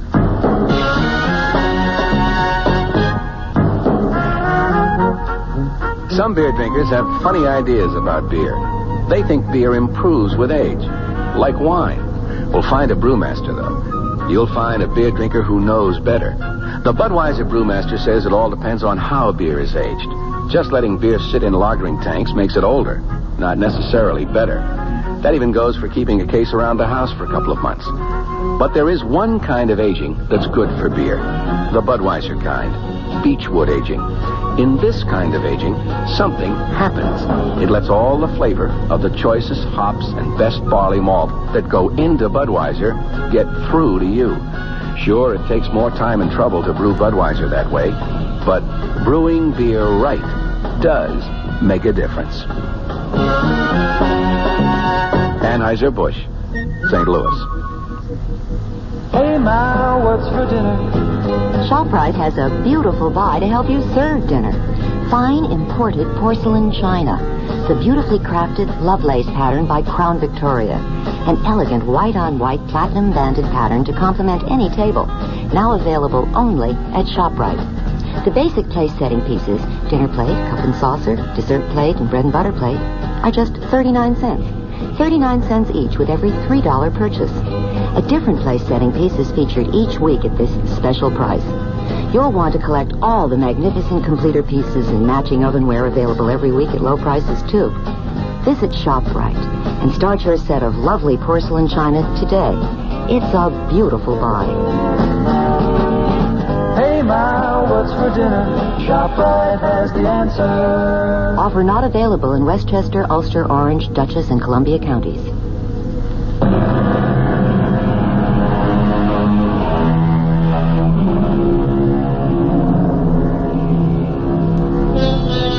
Now here's Act One of The Ring of Truth. The place, a charming college town in New England. The people you're about to meet, young Lorna Kittredge and the special man in her life, Mark Kramer. His driving speed, a comfortable 30 miles an hour. I'll tell you what I resent most about your father, Lorna. It's the fact that he deliberately keeps forgetting my name. Mark, don't be so silly. Daddy has a genuine problem about names. No, I'm sorry, darling. I just can't buy this absent-minded professor stuff. It's too corny. Corny or not, that's exactly what my father is sometimes. Absent-minded. His mind is always up in the stratosphere somewhere, communing with Socrates or Schopenhauer on the meaning of truth. You just don't like my father very much. I hardly know your father. Look, I want to get along with him, Lorna. After all, he's going to be my father-in-law, isn't he? You're almost home. What can I do to put you in a better mood? That's easy, darling. You can promise to tell him tonight. Oh, Mark. Tonight? Why not? But I told you that the Pryors are going to be at dinner tonight. Harold Pryor's Daddy's publisher. So? After they leave, you can tell him. Lorna, we've been engaged for almost 3 weeks now. Nobody knows about it except you and me. Well, isn't that enough? Not for me, it isn't. No. I'm the kind of guy who wants to shout it from the housetops. Yes, I do, too. I really do, Mark. I love you so much. All right, darling. Then prove it. Tell him tonight, Lorna. Tell him you're going to marry what's-his-name.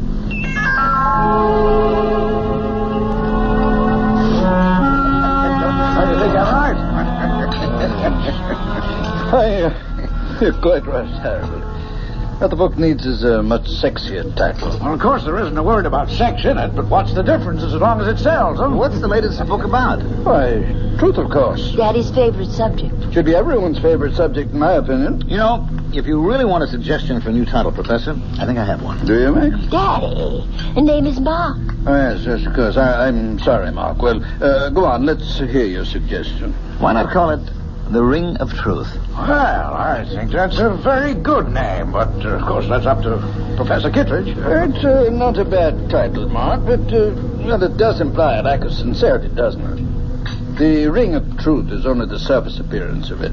What I'm examining in my book is the necessity for stark truth, for truth unafraid. Of course, there's a fairly good argument against stark truth sometimes, isn't there? I mean, there's still a necessity for a white lie now and then. You mean in the real estate business, perhaps? No, not just in my business, in everyone's. I mean, there are times when tact, courtesy, and general goodwill call for a shading of the truth. May I make a suggestion, everyone? Why don't we have our coffee in the living room? It's a good idea, darling. No, George, I want to... I'll give you a hand with the dishes, honey. Besides, I'd like a little conversation with you in the kitchen.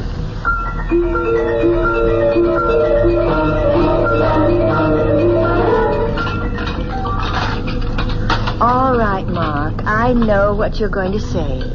Daddy was impossible tonight. Now, your father's a great scholar, man of ideals, the Albert Schweitzer of New England.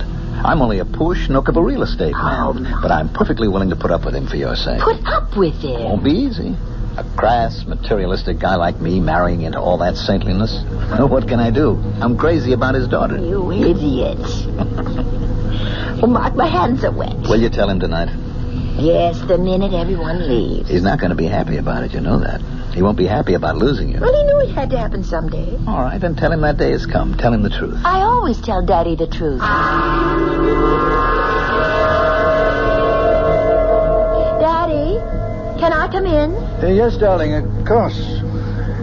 I didn't want to interrupt your reading. I can't really read this book. I don't understand the language. Have you seen it, by the way? Still another edition, German, of the 7 Secrets of Shakespeare. It's lovely. What a beautiful binding. Yes, I'm pleased with it. I suppose an author never loses his affection for the first book he writes. Well, it's more than just that. This book made you famous. In very limited circles, yes. Well, I hope you've enjoyed the evening and that your friend did too. The only thing Mark didn't like was being called Max. Oh, I'm sorry about that, Precious. I hope he wasn't offended. But you have to admit that you do bring home a lot of young men. Daddy, that may have been true once, but Mark Kramer is the only man I've seen for the last 6 months. That long? And the reason I've seen him so much is that, well, I'm in love with him. Well, that isn't an entirely new phenomenon either, is it? Daddy, Mark asked me to marry him. I said yes. Marriage? You know that word, don't you? It's English, not German. Yes, I know the word, but, well, it's just that I never supposed you'd want to marry now. I mean, before your doctorate, before you've done all those things we planned to do together? Marriage wouldn't put an end to our plans. And as for your lecture tour, but you don't really need me along. I don't know if I'd want to go without you. I'm getting a little old to gallivant around Europe by myself. And it's the first time I've heard you complain about being old. For some reason, the last 10 seconds, I began to feel old. Of course, Mark and I could go with you to Europe as a sort of honeymoon. No, Lorna, he's not going to want that, I'm sure. In fact, my guess is that your young man is going to want to see as little of me as he possibly can. No, Daddy, that isn't so. He knows that I won't just abandon you. I couldn't be that heartless. That's the last word I'd use about you, Precious. I know your heart only too well. I know what a tender, beating little thing it is. I've always been afraid of the man who would trap it someday. I just wish you knew Mark better. He's not I'm not saying anything against Mark. I feel this way about any man. I'm like the tired old king of the fairy tale, darling, forced by the condition of kingdom to give the hand of his princess to a commoner. Oh, Daddy.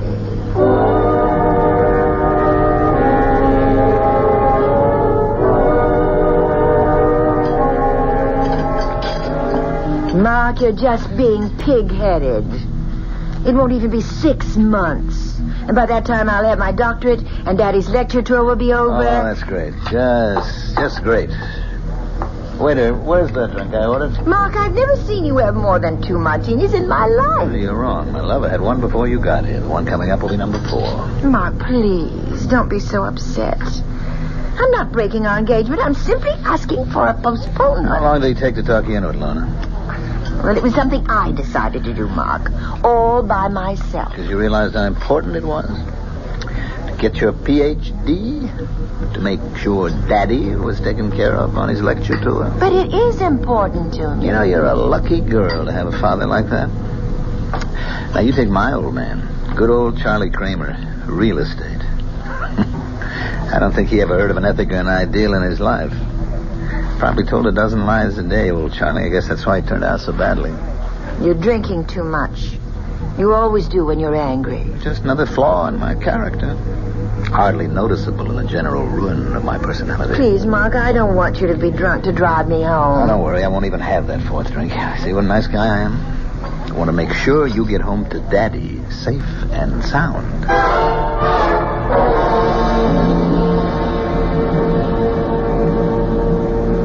Mark, are you sure you don't want me to drive? No, you just leave the driving to us. It's starting to rain. I think you should turn your wipers on. That isn't rain, precious. Those are tears in front of your eyes. Please, Mark. All right. Do you have to drive so fast? I know there isn't any traffic, but these roads are so dark. That's what the headlights are for. How far these little candles throw their beams, so shines a good deed in a naughty world. Hey, you see, your father isn't the only one who can quote you. What? Look out! That woman! Where? Oh! You hit her! Oh, Lord! I didn't see her. I didn't see her crossing the road, so help me. Is she dead? Oh, Mark, look at the way she's lying there. She's dead, Lorna. Oh. The woman's dead. Oh, no. Oh, how horrible. I told you not to drive so fast.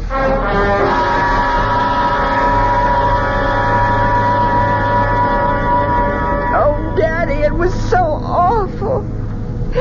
And it was my fault. My fault that Mark drank so much. He really doesn't like whiskey very much, but when I told him about what we decided about postponing the wedding... You mean what you decided, darling? It was your decision. He was driving so recklessly. He must have been going 60 miles an hour on that road. The speed limit there was only about 30. You haven't arrested him, have they? No. But the police were called, weren't they? Yes. They know Mark, of course. He's lived here all his life. Didn't they give Mark a sobriety test? No, nobody even suggested it. I mean, Mark didn't seem to be drunk at all. Not after it. And of course, he didn't say he'd been drinking. Didn't mention the speed he was traveling at. Well, they asked him. Mark said he was going 35, and the woman just stepped out in front of him. I see. He had to say it, Daddy. I mean, otherwise it would have been a crime, wouldn't it? I think it's called vehicular homicide. Well, he could go to prison for that, couldn't he? Perhaps. Oh, Daddy. Donna, what did you say? What? What did you tell them when the police talked to you about the accident? They didn't. They didn't ask me anything. They said there would be an inquest to determine the facts. I suppose I'd have to answer questions then. And what will you say then? Oh, I don't know. I mean, I have to corroborate Mark's story, of course. Is that what you're going to do? Oh, well, if you could have seen his face, Daddy, it was like a child. Like a little boy, afraid to be punished. He said, "You'll stand by me, Lorna, won't you?" And so you're going to stand by him. You're going to forget all you ever learned about truth. You're going to lie. But, Daddy, what else can I do? I can't advise you, my darling. All I can do is remind you that you and I have always loved truth as much as we've loved each other. Are you going to change now?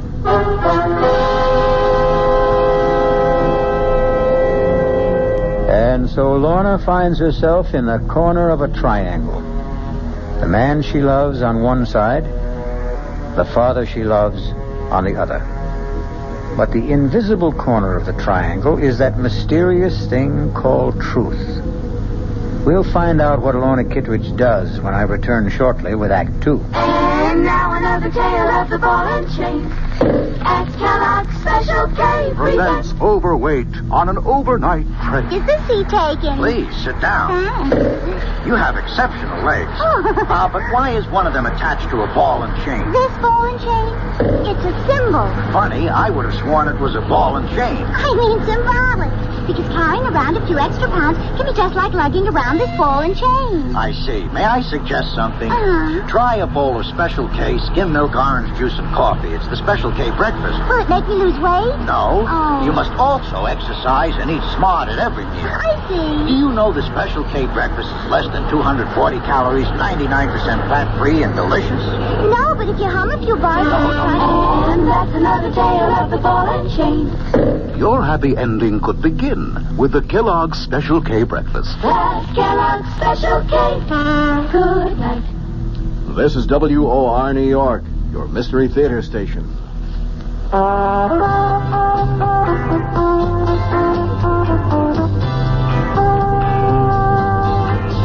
No matter what you're saving for, that's what Suburban Savings for Suburban. Suburban Savings offers you a regular savings account with flexibility. You can add any amount to your account whenever you wish. Withdraw whenever you want. Suburban Savings pays a 5.25% annual interest rate on regular savings paid quarterly, which earns an annual effective yield of 5.47%. Interest is compounded continuously from day of deposit to day of withdrawal, as long as $50 is maintained in the account to the end of the quarter. Come into Suburban Savings and open an account with flexibility. Our regular savings account in New Jersey at Bayonne, Edgewater, Elmwood Park, Emerson, Hackettstown, Morris Plains, Nutley, Paramus, and Sparta.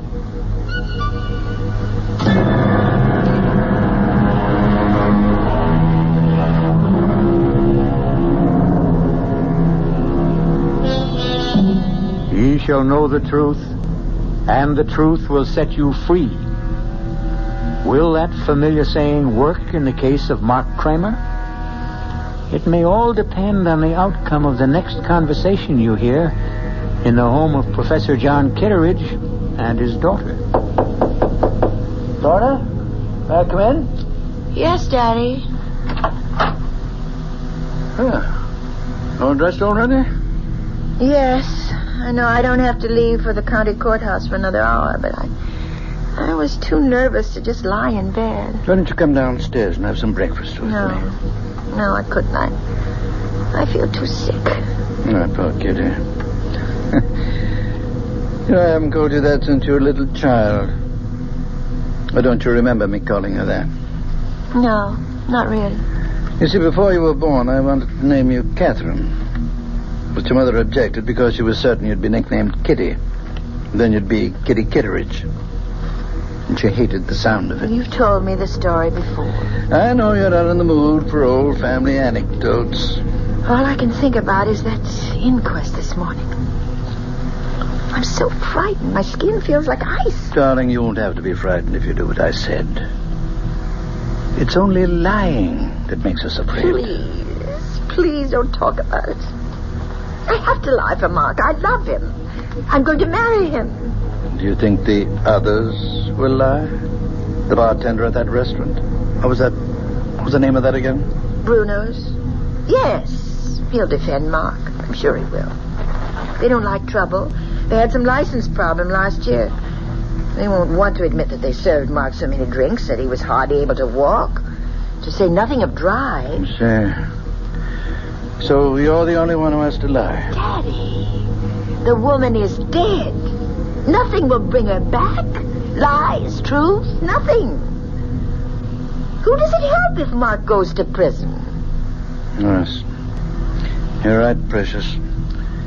There's no profit in truth. None at all. Then you agree with me?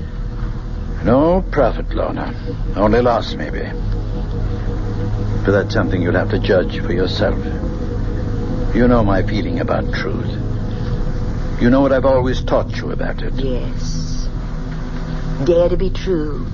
Nothing can need a lie. The fault which needs it most grows too thereby. You used to like that poem. Now you're quoting it with contempt. Oh, Daddy, why can't you understand? Why do you have to be so demanding? Let me forget truth just this once. Your mind is your own, Lorna. Well, I want to do what's right. Then do what you want to do. You're an adult now, independent of me. Lie if you want to. But don't look for my approval. And above all, don't ask for my blessing. Daddy!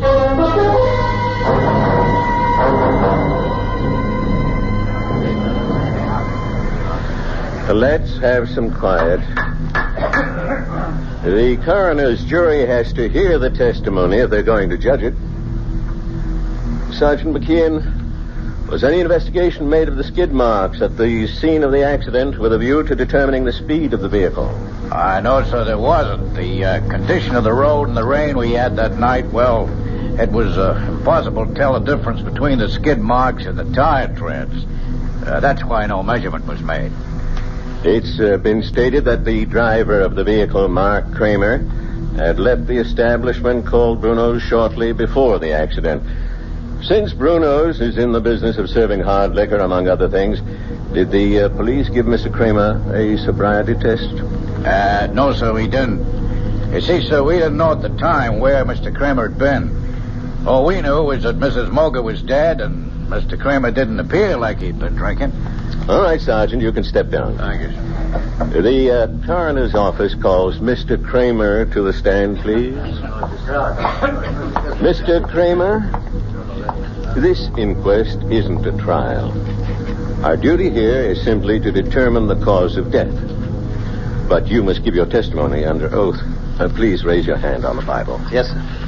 Do you solemnly swear to tell the truth, the whole truth, and nothing but the truth, so help you God? I do. All right, Mr. Kramer. Just tell us your story of what happened the night of the accident.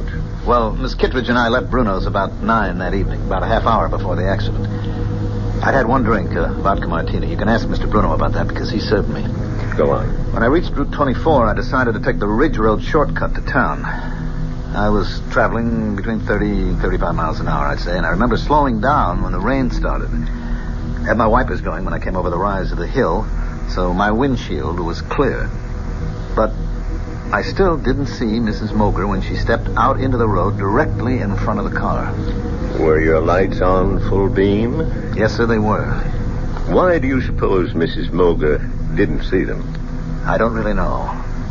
What I think is she was almost across the road when I came over the rise, and she panicked when she realized that a car was coming.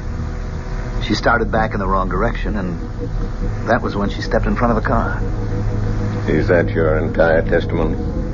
Yes, sir, it is. Very well, Mr. Kramer. You can return to your seat. Will Miss Lorna Kittredge take the chair, please? Yes, I know. Place your hand on the Bible, Miss Kittredge. Yes. Do you solemnly swear to tell the truth, the whole truth, and nothing but the truth, so help you God? Yes, I do. Please speak up, Miss Kittredge. I do. Miss Kittredge, you were with Mr. Kramer on the night of the accident. Yes. You went with him to the place called Bruno's. Yes, I did. And did you have a drink that night? Yes, I had a martini. The same as Mr. Kramer? Yes.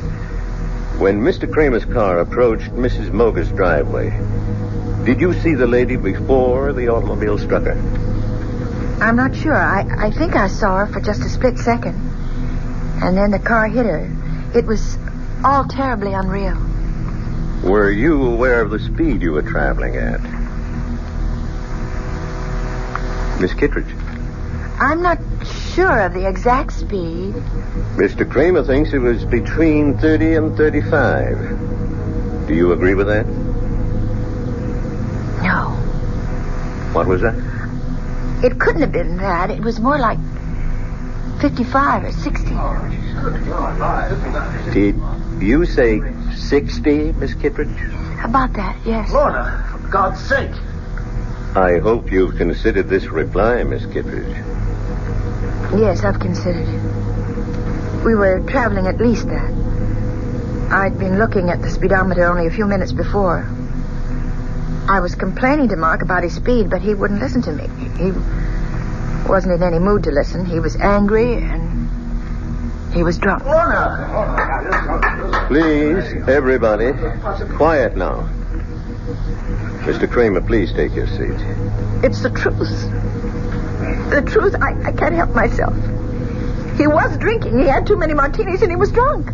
Are you telling us he had more than one drink? He had 4. I know he did. And he drove like a madman. No matter how I tried to stop him, he never thought that woman would be on the road at that time of night. He wouldn't listen. I couldn't believe it was really happening. It was like hearing someone else say the words. Please don't cry, Kitty. I tried not to look at his face. I tried so hard not to see him, but I couldn't stop myself. How can you blame yourself for telling the simple truth? How can you think it's wrong? But don't you realize what'll happen to him, Daddy? He's going to be indicted. He may go to prison. I'm sure Mr. Kramer will hire himself a very smart attorney. Who's that? I have no idea. Oh, I can't see anyone now. I just can't. Of course. You go to your room and I'll answer it. Go on, darling. Go lie down. Yes. Oh, Sue. I want to see Lorna. Mark, please listen to me. I know exactly how you're feeling at the moment. Thanks for remembering my name, Professor. That must be the very first time. I'm sure you realize that what Lorna did this morning was extremely difficult and painful for her. That it was an agonizing decision. Only who made it? Lorna's lying down right now. I suggest you try telephoning her later. I'm not leaving until I see her. I had hoped we wouldn't get violent about all this, Mark. Frankly, I don't think you're in a good position to commit any other rash actions. Daddy, it's all right. Lorna, I thought you were in your room. I'll talk to Mark. Very well. But don't ask me to leave, because I won't. You don't have to leave, Professor. I'd like you to know this, too. Know what? What the town gossips are saying. Lorna, they're saying that we had some kind of fight. A lover's quarrel, and that you wanted to get back at me. Oh, you know that's not so. Yes, I know it. But the other explanation makes even less sense. That you just had to tell the truth. Well, it wasn't easy for me. Lies would have been easier. One small lie, Lorna. That was all you had to say. You're so afraid of hell that you wouldn't lie for me? I can't expect you to understand. But I do understand. Better than you do, maybe. It was your father's idea. Now, just a moment, Kramer. Well, you remember my last name, too. I think I made more of an impression on you than you were willing to admit. There's no need to be nasty. Lorna, you're so stuck on the truth. Tell it now. He told you what to do in that courtroom. Professor Kittredge's little girl always listens to Daddy, and she never lies. Please, Mom. He insisted that you tell the truth, didn't he? He gave you a lot of high-flown ethical reasons for telling the truth. Nothing but the truth. Every reason but the real one. You're wrong. I made up my own mind. Your father knew what would happen. It would split us apart, and that's what he really wanted, Lorna. That's the truth that he didn't mention. I think that's quite enough. If you don't leave right now, I'm calling the police. Don't bother, Professor. You've done a very good job. On Lorna and on me.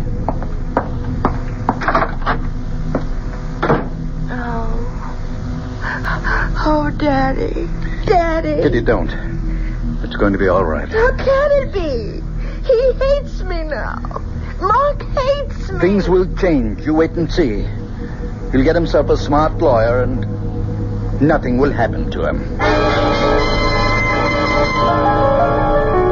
Mark Kramer, having been found guilty of the crime of manslaughter, it is my duty to sentence you to imprisonment for a period of not less than 1 year and not more than 5.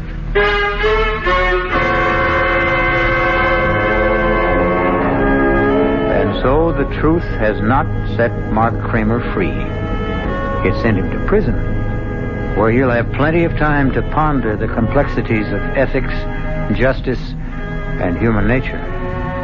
Or perhaps he'll ponder something else, like revenge? We'll find out when I return shortly with Act 3. I'm Hy Brown, producer of Radio Mystery Theater, and this is the end of our last week of prize drawings. Just send us your name and address tonight to be eligible for one of 50 prizes: 2 AM/FM stereo phonos, 2 travel clock radios, and 46 anthologies of modern suspense. We've been most gratified by the program comments so far.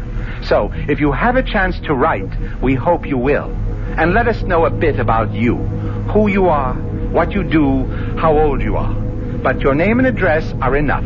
To Mystery Theater, Box 50, Radio City Station, New York, 10019. That's Box 50, Radio City Station, New York, 10019.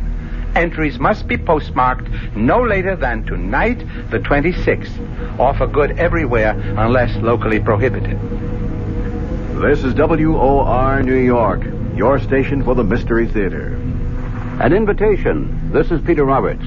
Join us Sunday morning, 8:15 to 10 here on WOR for Rambling with Roberts. 2 hours of music, specially selected for Sunday morning listening pleasure, along with, bits of weather information, news headlines, bits of trivia, such as the fact that a man from Onowa, Iowa, received a patent for what he called Eskimo pie, which was ice cream coated with chocolate. It all happened in 1922. It may not seem like very much in the way of history, but it does take place, these little bits of trivia and information, on Rambling with Roberts. So, of a Sunday morning, make a note. 8:15 to 10, right here at 710 on your dial, come Rambling with Roberts. You don't have to give us an RSVP. Just be on hand. Thank you.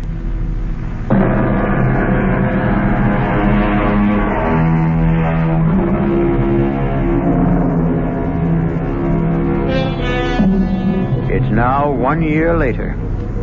Sad to say, Mark Kramer is still wearing prison gray. As for Professor Kitteridge, he's had problems too. A bad case of the gout caused cancellation of his European lecture tour.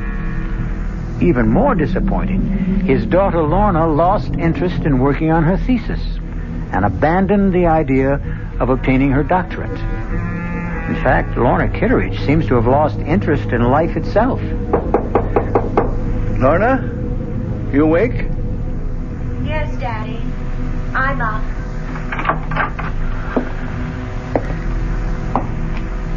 Darling, it's almost noon. It's not like you to be in bed so late. I just didn't feel like getting up. Did you sleep badly again last night? Last night, the night before that. Oh, Lorna. If you don't see Dr. Isaacs voluntarily, I may have to drag you to his office. You know there's nothing wrong with me. What's all this paper for? All those little crumpled balls. Can't you guess? Oh, Lorna, no. You haven't been writing Mark again? I keep thinking that I might hit on exactly the right words. The magic formula that would make him answer one letter. Just one letter. You know that's not possible, darling. Face it, the man is filled with bitterness. He blames you for something he did to himself. Probably never reads any of the letters I send him. Probably sees my handwriting and tears them up immediately. It would be so much better if you forgot him, Lorna. Do you know that I even thought of sending him a disguise letter? Making it look like some important document that he would have to read? Isn't that ridiculous? What's ridiculous is the way you've tortured yourself over that man for so many months. Who's tortured who, Daddy? Which one of us is really guilty? Oh, Kitty. Stop calling me that name. My name is Lorna. Can't you remember my name? Darling, you're just not yourself. Is that why you can't remember me? Because I'm somebody else? Well, you may be right, Daddy. Every morning I look in the mirror and I can't recognize the woman I see. Lorna, you're just not giving yourself a chance to forget. You'd start getting out into the world, start meeting new people. You become a hermit. I thought you liked having me here, Daddy. I thought you couldn't live without my company. I honestly believe you need medical attention. If not from Dr. Isaacs, then from somebody else. You mean a psychiatrist, I suppose? No, darling, no. Just someone who can help you get over this distorted guilt that you feel. The only one who could do that is Mark. And he won't see me or write me or anything. Lorna. Oh, please go away. Please. I'm going to try to sleep. It's the only time I'm happy. When I'm asleep. All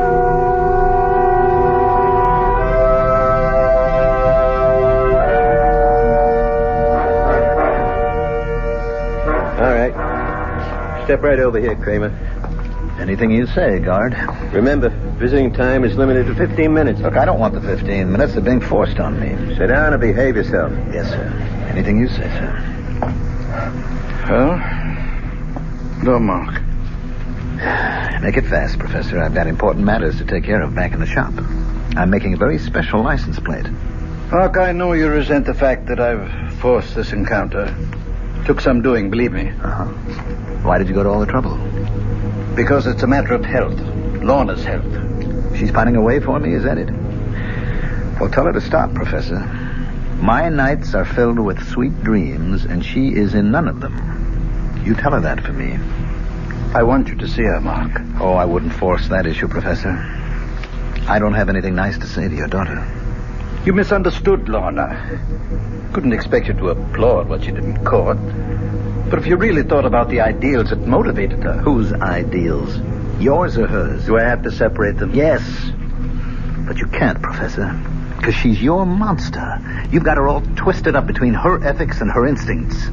I suppose you're proud of the result, but it's a fake. There's nothing fake about her principles. She doesn't have principles. All she has is you. Her shining example. She wants you to love and admire her, so she does what you expect. That's why Daddy's little girl always tells the truth. She does tell the truth. Always. And her father? I abominate lies. You won't even lie to yourself. Then tell me this. Weren't you happy when Lorna and I broke up? Didn't it save your happy home? I can see that coming here was a mistake. You're a hypocrite, Professor. This whole thing was your doing, and I'll never let you forget it. Goodbye, Mark. Wait a minute. There's something you should know. What's that? I'm being paroled next week. Tell that to your daughter. Maybe it'll improve her health.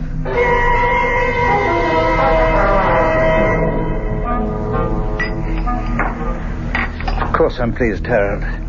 It's just that I'd much rather see a new book of mine published than a new edition of an old book. Well, you can't argue with success. People never seem to tire of the 7 Secrets of Shakespeare. I suppose I shouldn't complain. Does buy the groceries. Well, then, just cash the royalty checks and be happy. Now, tell me how Lorna's doing. Feeling any better? Oh, still a bit run down, I guess. Well, that's too bad. I suppose you know that young man, Kramer, that he's out of prison. For about 2 months now, I gather. He hasn't been in touch with Lorna? No, and I don't think he will be. Funny thing is, he's been in touch with us. With you? What's that before? Well, actually, it seems he went to Merritt Bob's first. My first publishers? Yes, talked to everyone who would talk to him. Then he approached members of my own staff. He even tried to get an appointment with me, but I put him off. What do you suppose he wants? He's an embittered young man, you know. And I spoke to George Merritt. He didn't know about Lorna and this fella Kramer. He thought Kramer was an article writer looking for biographical material. George said that he seemed to know an awful lot about you already. I don't much like the idea of someone like that snooping into my life. Why do you suppose he's doing it? Hard to say. Rancor, I suppose. Hopes he can find something unpleasant in my past.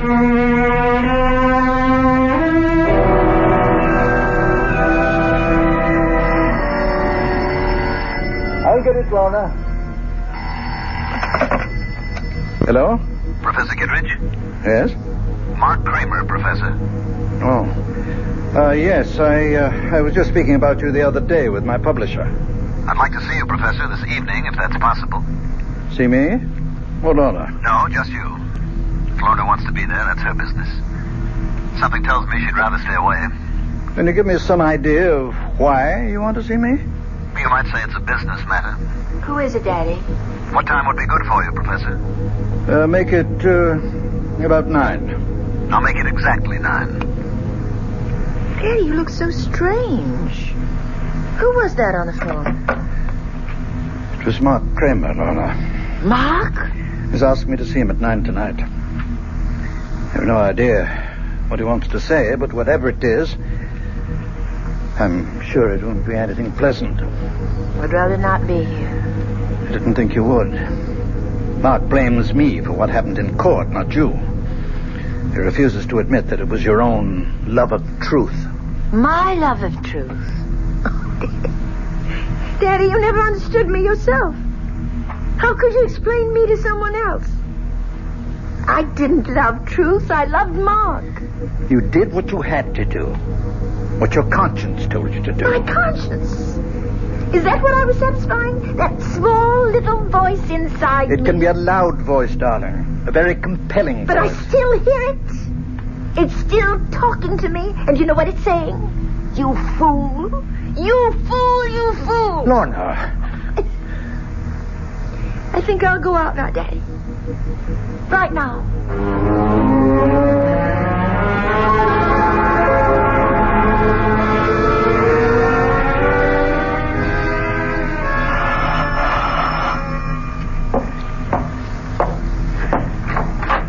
Good evening, Professor. Hello, Mark. Come in. Thank you. Nice of you to see me. I wasn't sure my reception after the last time. I see you're using a cane these days, Professor.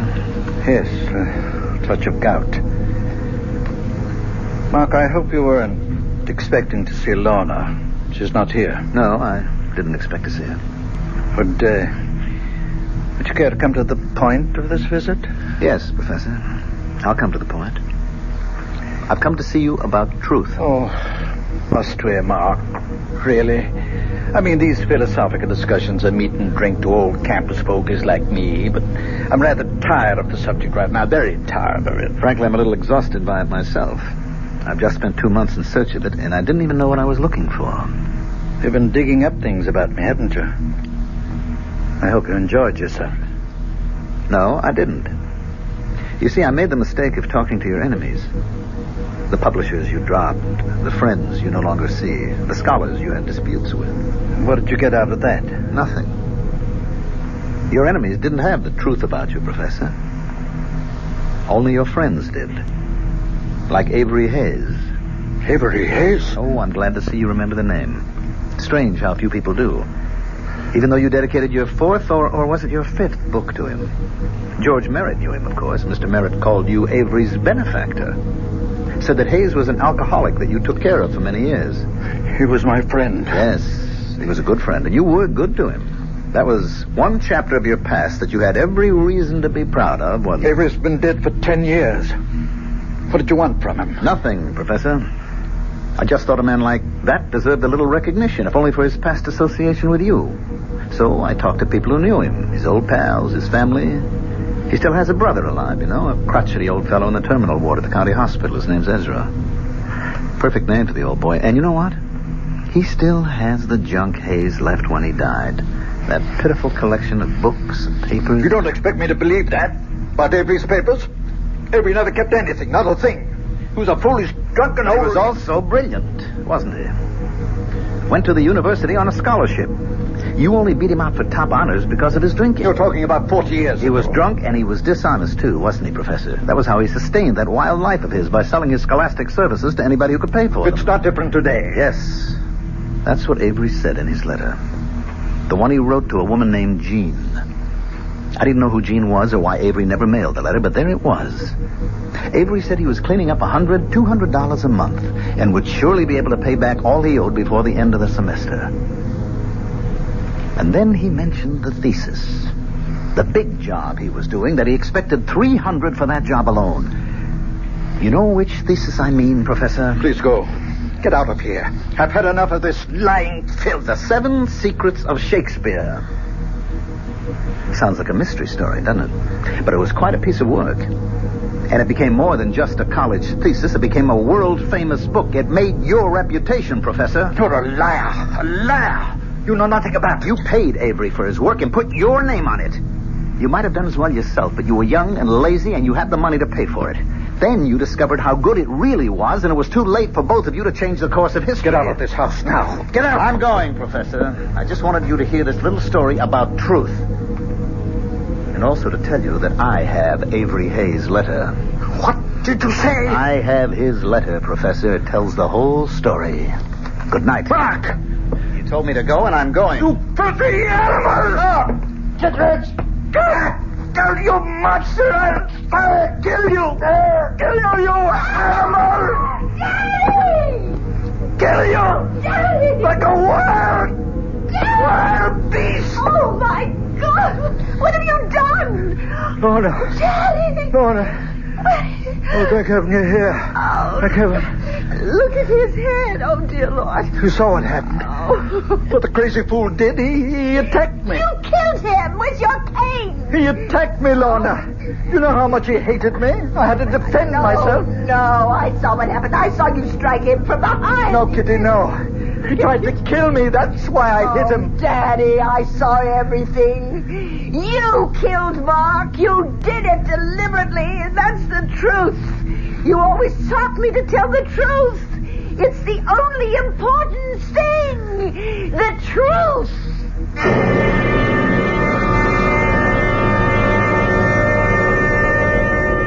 Oliver Wendell Holmes Jr. said, "All I mean by truth is the road I can't help traveling." Well, Professor Kitteridge traveled his road, and despite his good intentions, it turned out to be the road to hell. I'll be back shortly. Hello, this is Joe Franklin.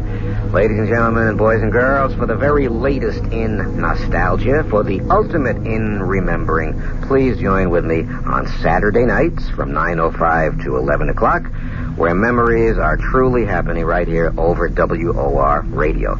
It is my privilege to present radio's original Memory Lane program, but positively the original. And whether it's Al Jolson or Benny Goodman or Louis Armstrong or Eddie Cantor or Harry James or the Dorseys, Mario Lanza, Gene Krupa, the young Frank Sinatra, George M. Cohan, Bing Crosby, Bogart, Lombard, Cagney, and all those happy times of radio's comedy and drama and soap opera. We have it fascinatingly, and all the sounds are reproduced crystal clear Saturday nights from 9:05 till 11 over WOR Radio. Yours truly, Joe Franklin, hosting Memory Lane. Tune in.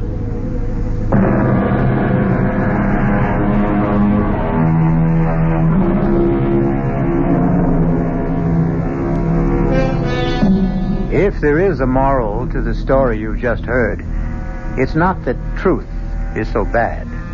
But Samuel Butler said, truth should not be absolutely lost sight of, but it should not be talked about. And we promise that's our last word on the subject. Our cast included Agnes Moorehead, Mandel Kramer, Sandus Ortega, Ian Martin, and Dan Arco. The entire production was under the direction of Hyman Brown. I swear to Sam Hill, Ethan, you deliver. After the 12th stroke of the hourglass clock's chime, there was no sound but the beat of the clock and my own heart. Everything else had stopped dead. My friend's mouth was frozen in the act of speaking.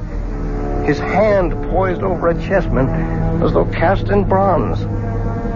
Outside, like the old child's game, people had turned to statues. A car backing into a parking space was stopped in its tracks. For everyone else in the world, save only me and that damnable clock, time was standing still. This is E.G. Marshall inviting you to return to our Mystery Theater for another adventure in the macabre. Until next time, pleasant dreams.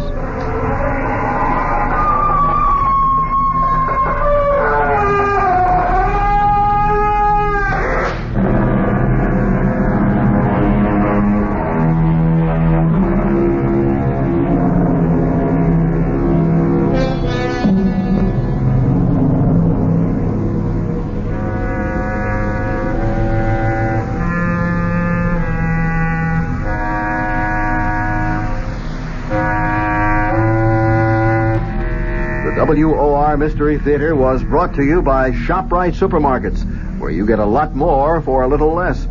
and by Suburban Savings with offices throughout North Jersey. The preceding Mystery Theater program was furnished by the CBS Radio Network.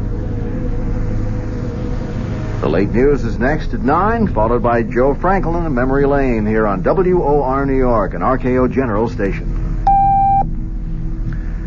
Good evening, news at 9 from the WOR newsroom. This is Bill Maher reporting. The fast-paced Secretary of State is in New York for the weekend. He'll be meeting tomorrow with UN Secretary General Kurt Waldheim to fill him in on the diplomatic goings-on that brought about a settlement between Israel and Egypt. Just what the Secretary's plans for today and this evening are, nobody's saying. One of the Secretary's favorite companions, Nancy McGinnis, lives in New York, but all aides will say about Kissinger's plans is he has personal business. President Nixon can be impeached for abuses of political power, even though he may not have violated criminal law. This, according to a study just released by the New York Bar Association. The U.S. Constitution says the president can be impeached for, quote, high crimes and misdemeanors. According to the Bar Association's report, this phrase comes from English law and refers to acts which undermine the integrity of the government, as well as purely criminal acts. Among those activities designated by the report as impeachable were corruption or flagrant abuse of power, acts which undermine the public trust, and acts performed by presidential appointees that constitute high crimes and misdemeanors if unchecked by the president. The upcoming trial of two former cabinet members has prompted the Senate Watergate Committee to postpone its public hearing scheduled to begin Tuesday. Committee Chairman Sam Ervin says the panel is putting off the hearings to avoid possibly prejudicing the trial of former Attorney General John Mitchell and former Commerce Secretary Maurice Stans. No new date for the hearing has been set. A spokesman for the Capitol Hill leadership has said the Democrats in Congress will cooperate with President Nixon in meeting the energy crisis. But, said California Democrat John McFaul, the White House must reciprocate. McFaul spoke on national radio in response to President Nixon's energy address last week. The congressman said the first positive step the administration could take is to withdraw its opposition to a provision of the Emergency Energy Act attacking excessive oil company profits.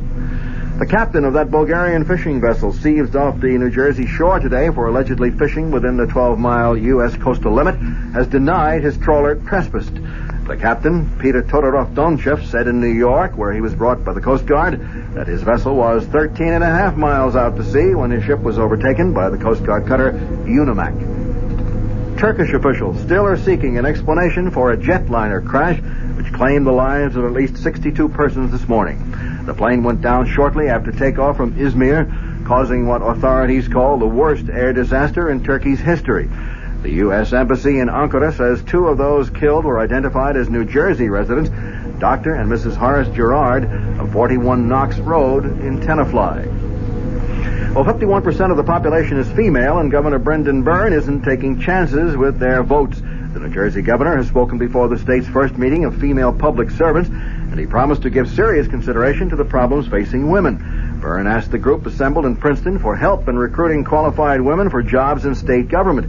The governor said he has tried to appoint a woman as state education commissioner, but said he received virtually no applications from females.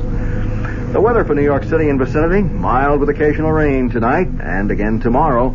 Low tonight in the low 40s, high Sunday in the mid-50s, mostly cloudy Sunday night and Monday with a chance of showers Sunday night, and the low Sunday night in the low 40s. At the moment in cloudy Midtown Manhattan with some very light rain falling, the temperature at 44 degrees, humidity 86%, wind southeast at 4 miles per hour, the barometer 30.21 and falling.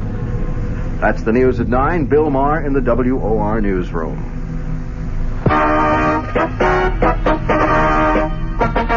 Your AMC dealer's got the all-new mid-size car that economizes on everything but comfort. That car, the roomy 74 Matador. And another important advantage. Our 74 Matador comes with an economical 6-cylinder engine as standard equipment. And consider this. Matador is the only new mid-size car backed by all the benefits of the exclusive AMC Buyer Protection Plan. Which means that under normal usage and accepting tires, if anything AMC did goes wrong with your new 74 Matador, in the first 12 months or 12,000 miles, we'll fix or replace it free. Come in today. Meet the unbeatable combination. 74 Matador backed by the AMC Buyer Protection Plan. See your AMC dealer where you get a good deal and a good deal more. And stay tuned for Joe Franklin's Memory Lane next on WOR New York, an RKO General station.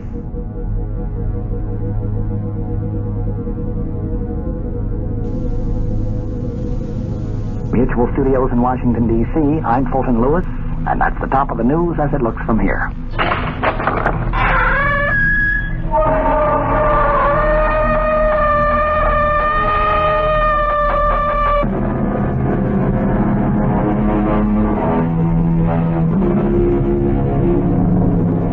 Come in.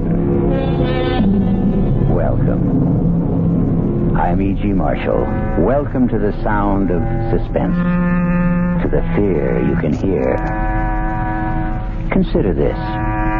What is the nature of danger? Is it a clear threat to our safety? Or is it a murky product of our imagination? And what is safety? Do we ever really possess it? Isn't there always danger?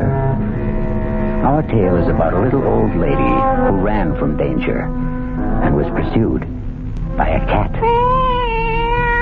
How did you get into this house? Now get... I didn't even touch you. What's the matter with you?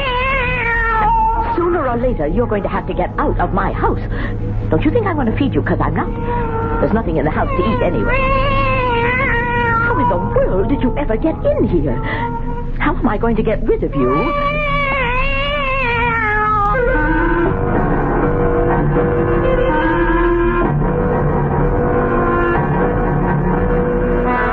Our mystery drama, The Resident, was written especially for the Mystery Theater by Elspeth Eric and stars Carmen Matthews. It is sponsored in part by the Kellogg Company, makers of Kellogg's Special K cereal. I'll be back shortly with Act One.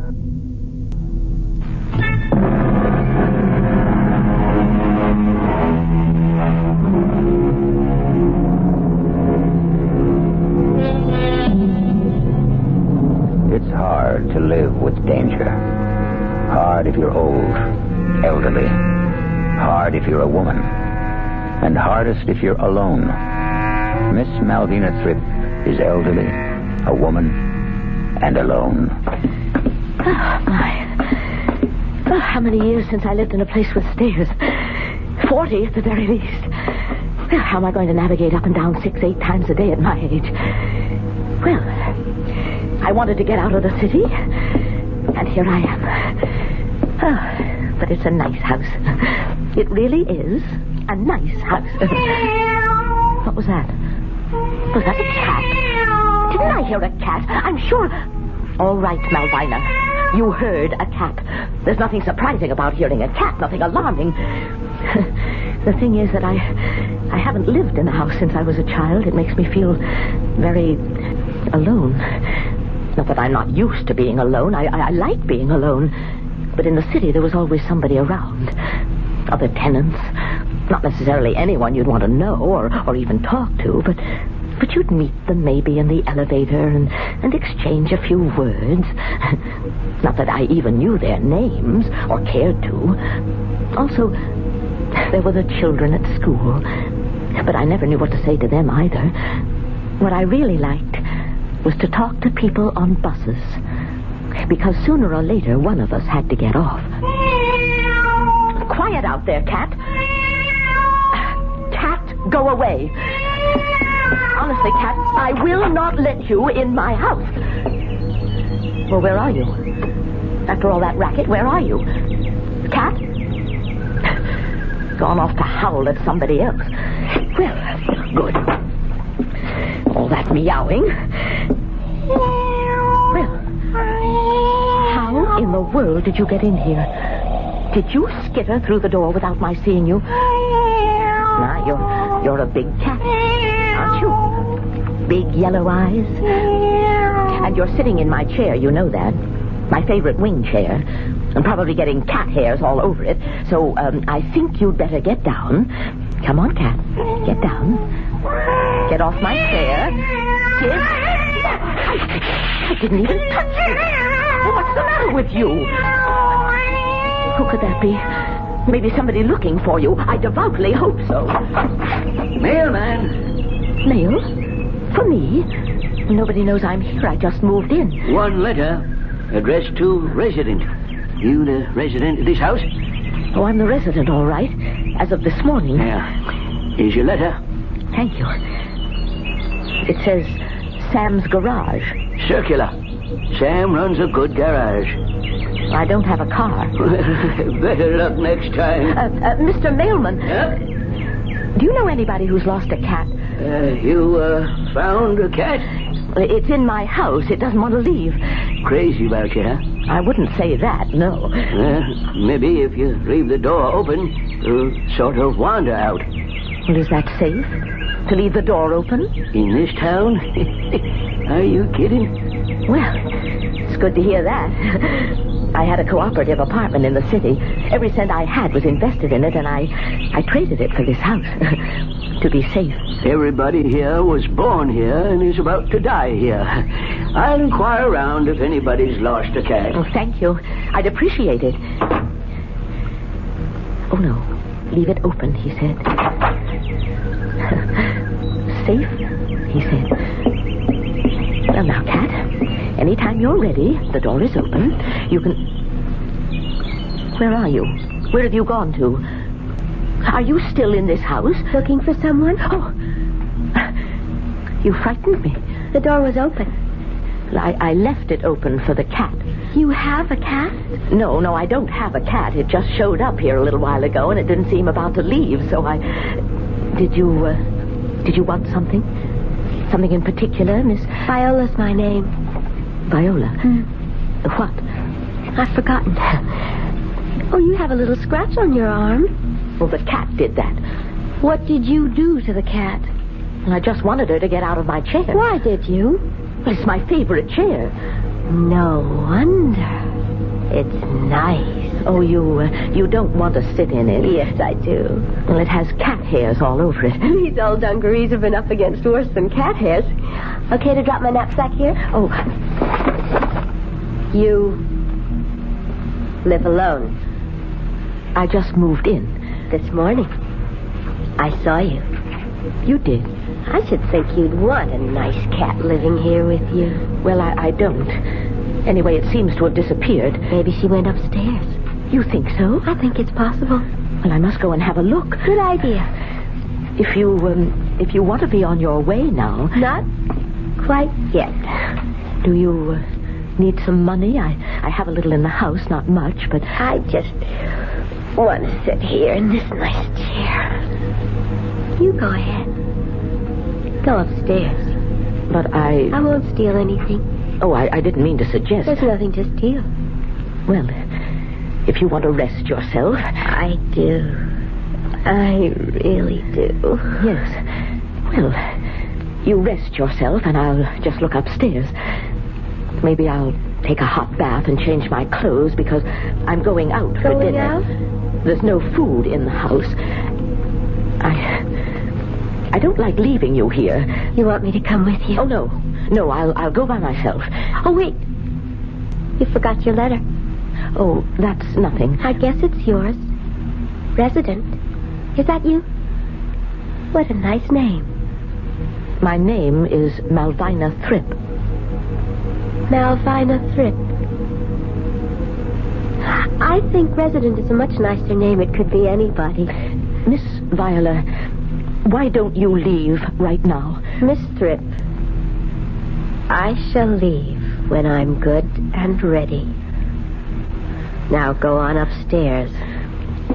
I really don't understand why I'm letting myself be subjected to all this. I'll be back shortly. Oh, why, Miss Thripp, you were born to be subjected to all this and more. One bedroom door closed. You are a natural victim, Miss Thripp. Other door closed. Rest well, Miss Thripp. Pull the pretty pink and white Afghan up around your shoulders and rest well. There's excitement in store for you. Oh, there you are, my beautiful. Come here. Come, Eva. Come to my arms. Oh, my beautiful evil one.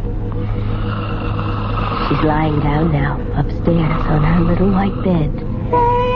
She's staring at the ceiling, making plans. She'll stay up there for a while, so you and I must make our plans, too. Our careful plans.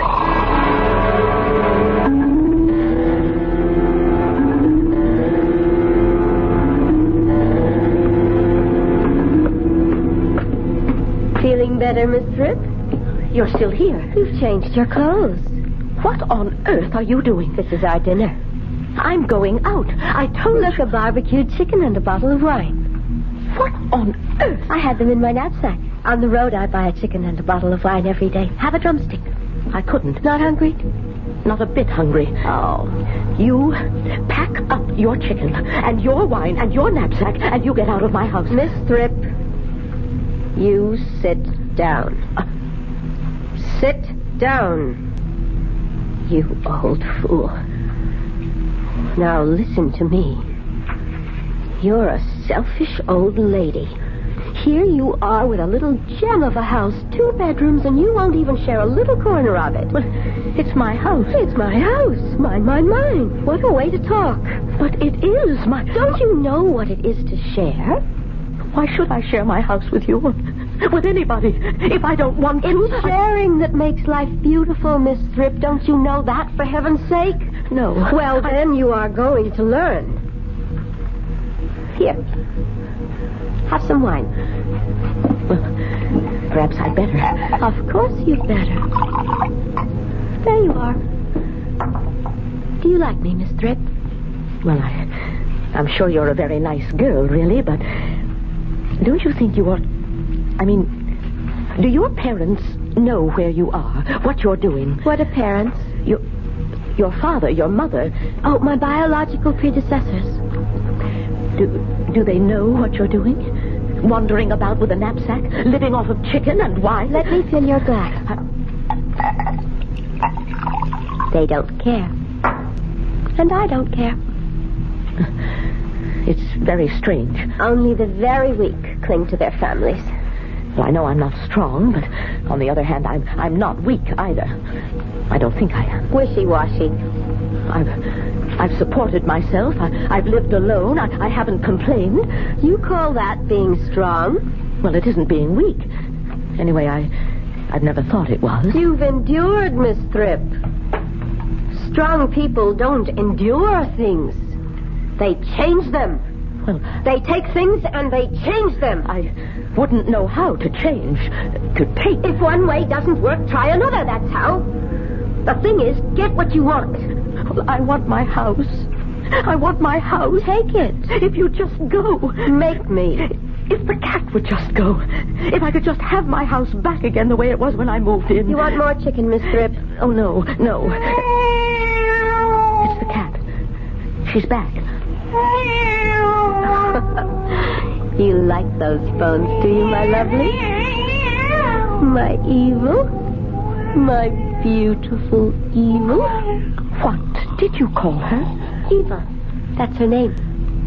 How do you know what her name is? Because I just named her. Evil is a horrible name. No, it isn't. Think about it, Miss Tripp. Evil, spelled backwards, is live. Think about that.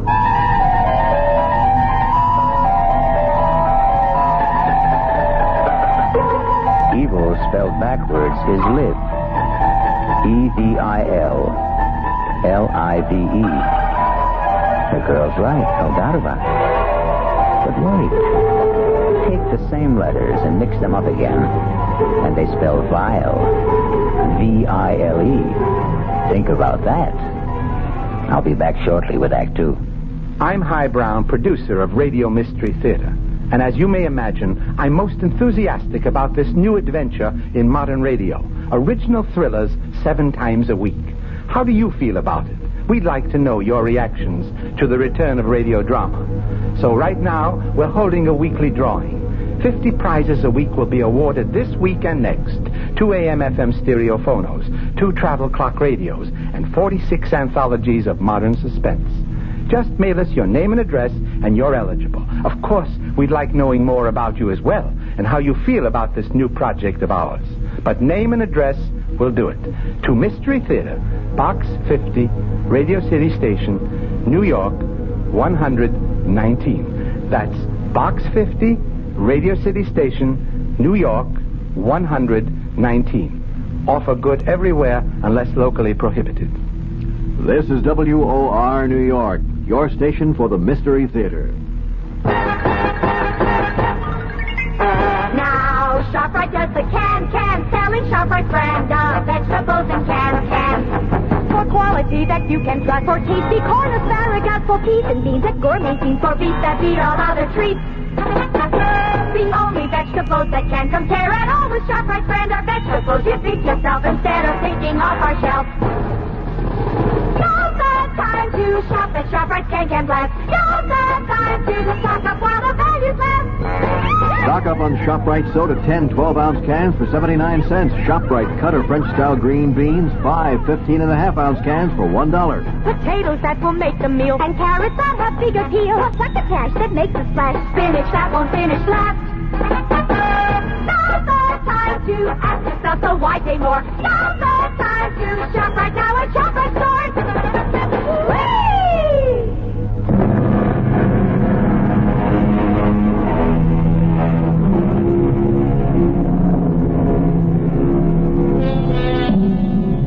Now, let's get back to the story of a lady living alone until a cat moved in. A cat named Evil. Until a girl moved in named Viola. And the lady no longer lived alone. Wake up, Miss Thrip. It's morning. Time to wake up. What happened? You went to sleep on the couch, that's all. Why did I do that? Who are you? You know me. I'm Viola. Why are you holding that cat? This is Evil. Evil slept upstairs with me on my bed. Your bed? Don't you remember anything at all? I wanted the cat to get out of my house. And Evil wouldn't go, would you? You lovely thing. And then you walked into my house, a total stranger. I won't be a stranger for long. You can count on that. I want you to get out of my house. You and the cat, both of you. Can't you understand that? This is my house. Where's the telephone? I don't have a telephone. Why? Look at you. You've got my dress on. Why don't you have a telephone? How dare you put my dress on? My dungarees were dirty. Why don't you have a telephone? I haven't had one put in yet. Now, I'll have to go out. You're leaving? I have to go out and get some food. We have to have breakfast, don't we? I don't care about breakfast. I want my house back. Miss Thrip, you really must stop being so selfish. I just want what belongs to me. That's not selfish. Listen, old lady. I'm going out, but I'll be back. Don't get any ideas in your foolish head that you can keep me out. I'll get the police. I'll tell them. Tell them a girl is in your house and a cat. Tell them they moved in and ate chicken and drank wine, and so did you till you fell asleep on the sofa.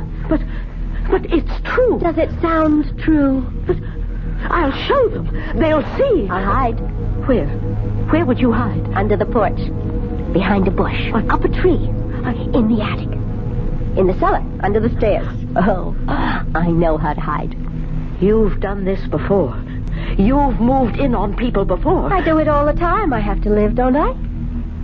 Well, I've got to get going or we'll all starve. Please, take the cat with you. And leave you all alone? I want to be alone. It's what I'm used to. I'm off to the store. I won't forget you, Evil. I'll bring you something delicious. Be quiet, cat. I want to think. I'm afraid. That's what I am. Scared to death. Oh, I wish I had my little apartment back in the city. I loved it there. I really did. Well, no use thinking about that. Those people have it now. They'd never let me have it again and take back this awful house. Why, you're purring, aren't you? Are you talking to me? What are you saying? Tell me. Oh, tell me. Because I'm not just frightened. I'm panicky. I don't know what to do. I don't want to do anything foolish. And when people are in a panic, they do foolish things. Anything I did might be foolish. There's no use locking the door, is there? Or there's no use going to neighbors. They don't even know who I am. They've never seen me before. Neighbors. The police.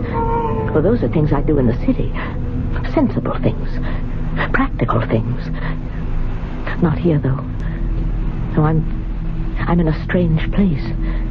In very strange circumstances. You're a very extraordinary cat. I'm not going to pretend I like you. I couldn't fool you anyhow, could I? Of course I couldn't. But you're very unusual. I'm sure you're very wise, very knowing. You must know strange things, secret things that I don't know, couldn't possibly know. Evil things. Evil, spelled backwards, is live. And I want to live. And I can't live being afraid like this. Fear is an impossible thing to live with. So tell me, Cat, tell me what to do. I'm sure you know. And I'll do whatever you say.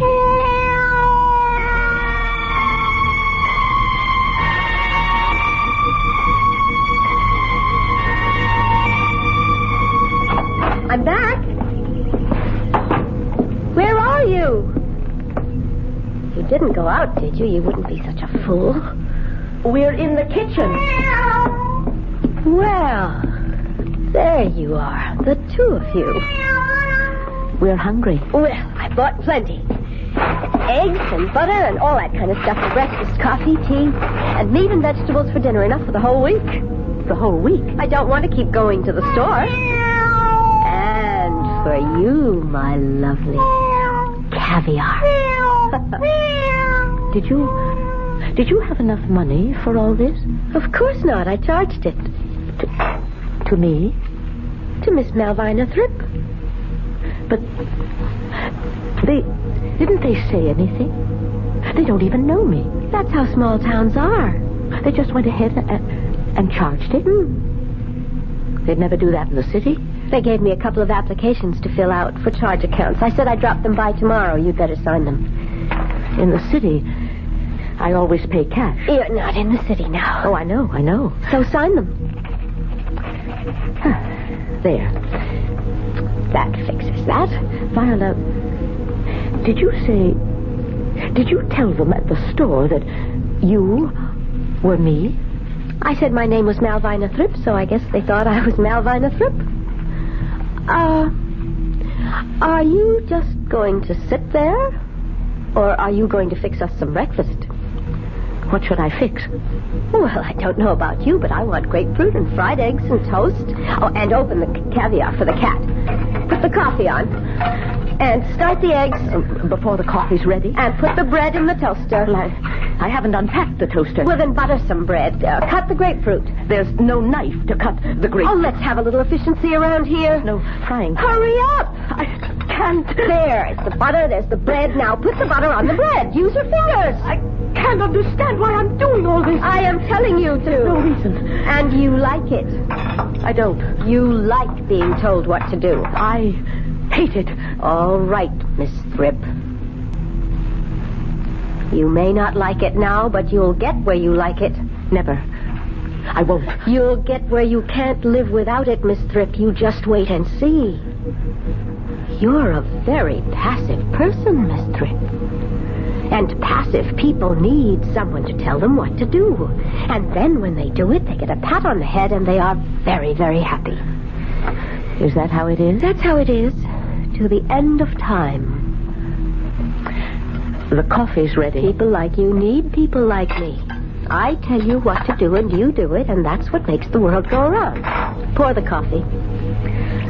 Very nice. Hot and strong. Thank you. Pour yourself a cup. Thank you. I will. You're getting the hang of it. Of what? Of doing as you're told. Am I?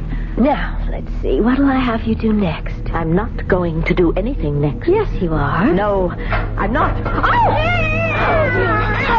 Get out! You get out of my house! Coffee all over my dress! It's not your dress! It's my dress! It's not your coffee! It's mine! And it's my kitchen! And my house! And One more word about your house and I'll slap you again! Now, I am going upstairs and change these clothes and put something on those burns. And when I come back, I want you to be in control of yourself. I can't possibly be in control of myself as long as you're in this house. You told me wrong, Cat. It didn't work. You told me to give in to her and do everything she wanted. And it didn't work at all. I don't think I want any more of your advice. She was asking me to be her servant. Pretty soon it would have been sweep the floor, scour the sink, take out the garbage. I'd be her personal slave for as long as she stayed here. Suppose she stayed forever. Suppose I never got my house back. Is that possible? Sooner or later, surely somebody would what? Come to the door. Who? Oh, I wish I had friends. People who cared about me and would miss me and worry about me. I used to think I only needed someone to talk to now and then, and not for very long, but that's not true now. I need someone close, someone who cares.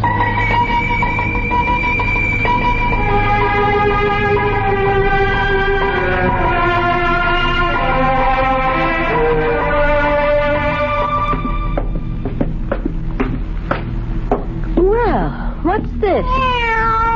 Both of you asleep? What kind of a household are we running here? I just put my head down on the table for a minute. Dirty cups? Evil, get off the table. I said get off the table. Go lie down somewhere else. Okay, Miss Thrip. Wash the cups and then sweep the floor. Oh, here's something else. What? My dungarees, they're filthy dirty. I've been traveling in them for weeks. What am I supposed to do with them? Wash them. What? You want me? Throw them in the washer-dryer. I don't have a washer-dryer. Everybody has a washer-dryer. And if I did, I wouldn't wash your dirty dungarees in it. Then you're just going to have to do them by hand. No, I am not going to wash them by hand. And I'm not going to wash your clothes, or buy your food, or cook your meals. We had an arrangement. You had an arrangement where you'd swagger around this house, my house, and give orders, and act as if you owned the place, and I would do what you told me. And that's the way it's going to be. It's not. That's the way it has to be, Miss Thrip. It can't. There are people who give orders and people who take them, and nobody in between. That's the way it is. That's the way it always has been. And that is the way it's going to be. Not in my house. Right here. In your house. Now, pick up those dungarees. You pick them up. Pick them up! And take them to the sink and wash them. Wash them yourself. And then put them on and get out of my house. Don't talk to me that way. You stupid old woman. I'll show you if I have to kill you.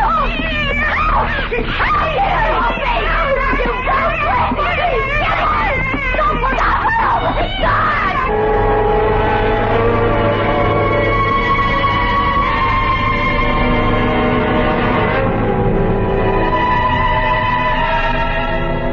It's true what they say. Put two women in the same house, it never works out.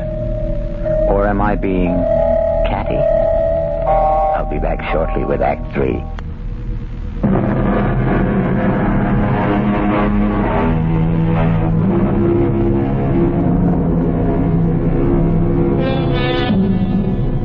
Two women in the same kitchen, plus a cat. Teeth are bared. Claws are unsheathed. Fur flies. It's a cat fight. What else could it possibly be? Did she hurt you? My arms are bleeding. Your face is bleeding, too. And my hands. What got into her? I can't imagine. I thought she was asleep. Have you got some iodine? I haven't unpacked it Well, yet. unpack it. I wouldn't know where to look. Then give me some soap and water. Yes, that will do just as well. I thought that damn cat liked me. Well, you can never tell with cats. Maybe she didn't like me, but she respected me. It is very hard to get respect from cats. As hard as getting them to like you. Oh, here's the water. And here's a towel. There's no soap. This water isn't very hard. Well, it's the best I can do. Oh. Well, that's enough. You can use it now. I don't need it. Why don't you need... Why, look at you. You haven't got a scratch. That cat didn't even touch you. But we were standing right together. She came between us. Why didn't she scratch you? Why just me? I wouldn't know. It couldn't be that she likes you. No, I don't suppose so. Once in a very long while, a cat falls in love. Well, I've never heard of that. When a cat falls in love, it's disgusting. They lose everything that made them cats. Proud, beautiful animals, aloof, untouchable, sitting in the softest spots, staring at things no one else can see, thinking their secret thoughts. Why, the ancient Egyptians worshipped cats, kept them in temples, bowed down to them. They knew what cats are. The inscrutable, the unknowable. But when a cat falls in love, everything is changed. What happens, Viola? A cat becomes the lowest of the low. Shameless, cringing, rubbing up against the person she loves, wanting to be touched, to be held, not looking off into the distance anymore, only watching where the loved one moves. And when will he return to the cat who is waiting so patiently, loving and longing without dignity, without pride? It sounds sweet. It's sickening. Yeah, I suppose. And that cat is in love with you. Oh, I don't think so. It isn't reasonable. That's why she came between us when she thought I might hurt you, and she didn't scratch you. She only scratched me. She's in love with you. She's put me out of her mind, and she's in love with you. Well, that settles that. We'll get rid of her. Put her outside, you mean? What good would that do if she's in love with you? She'd get back in. No. We have to kill her. Kill her? Well, you couldn't do that. Have you got some poison? Poison? We'll put it in the caviar. But I don't have any poison. Why would I? A knife. Give me a knife. Well, there isn't any knife. A poker, a shovel. I don't have any of those things. I'll strangle her. That's what I'll do. You better leave her. I can't. You can't stay in my house. I don't hate you. She loves you. Viola, you don't mean that I should... Oh, no, I couldn't do that. I just couldn't. Pick her up. No, I... Pick her up. I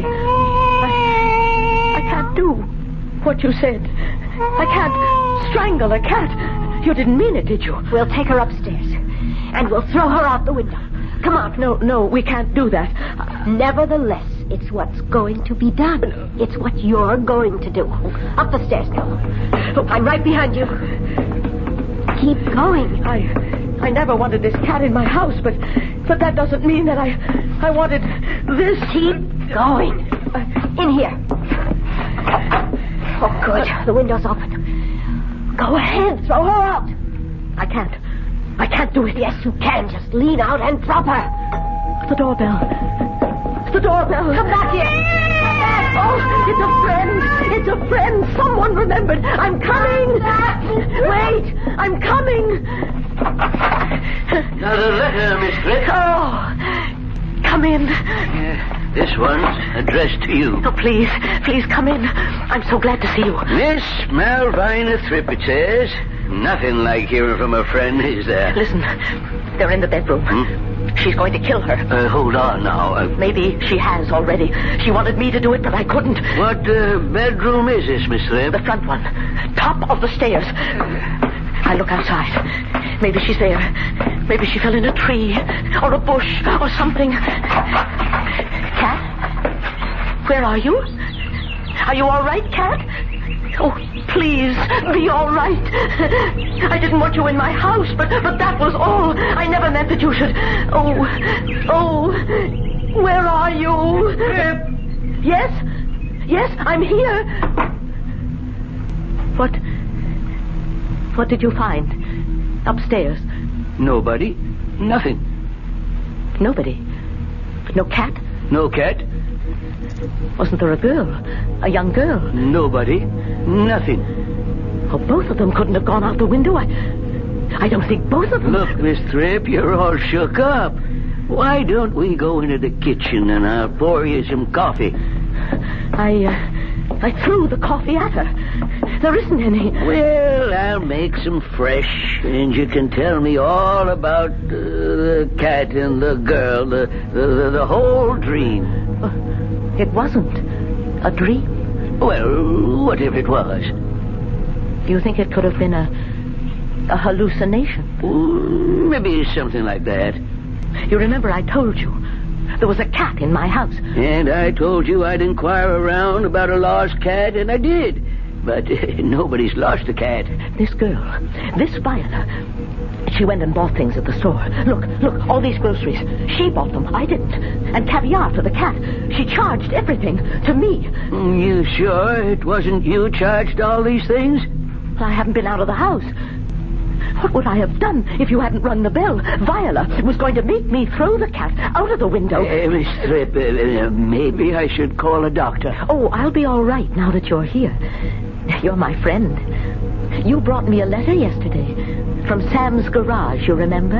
Addressed to resident. Yes, and I'm the resident here. I'm Malvina Tripp, and I'm the resident of this house. Sure you are. Although for a while there, I didn't know if I really was the resident of this house. Well, I wouldn't have taken the letter from you if I wasn't, would I? The resident means anybody who's living here. And I'm living here.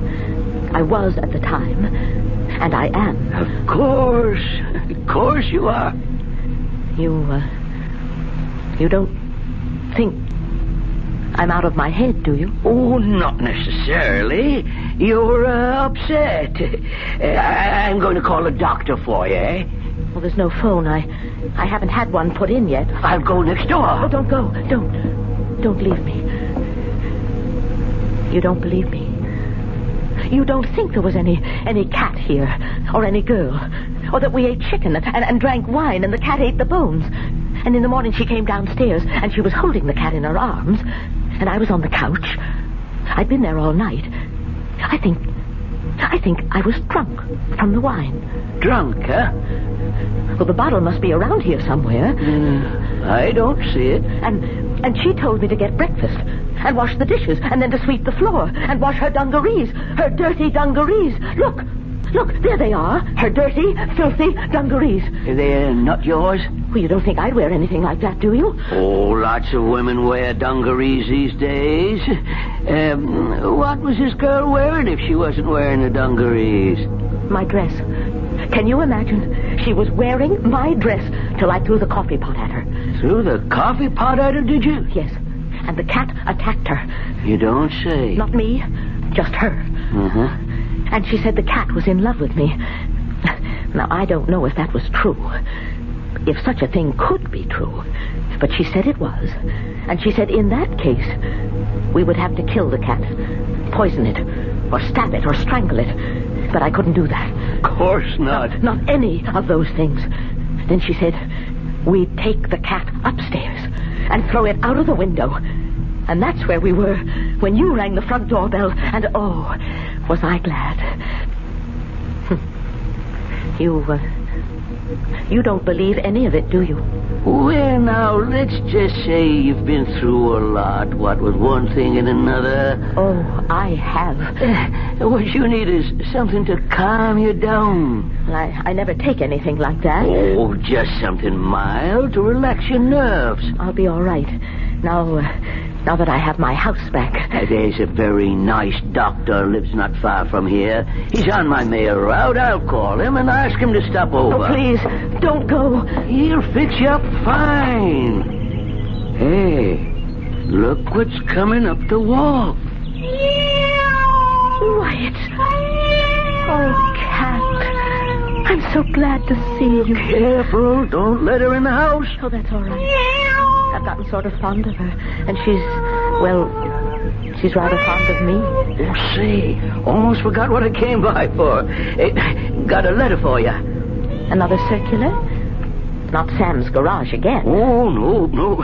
Addressed to you, Miss Malvina Thripp. Well, for heaven's sakes. It's from the city, my old address where I used to live. Miss you already, do they? Well, I don't think anyone misses me. I didn't even tell anyone I was moving. Well, open the letter, why don't you? Imagine. My hands are shaking. Want me to do it for you? No, that's all right. Why? It's from the people who took my apartment. The people who used to own this house. I told you, we traded. Well, dear Miss Thripp, we hope you are enjoying the little house as much as we are enjoying your apartment. One day soon, if it's all right with you, we want to drive up and see you. Well, and how you're getting along. Also to pick up our cat.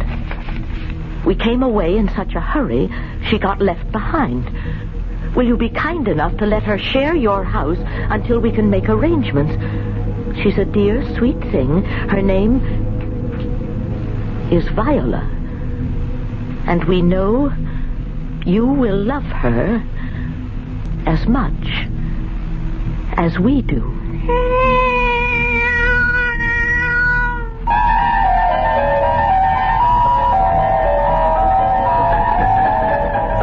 Dear Viola, sweet Viola, good Viola.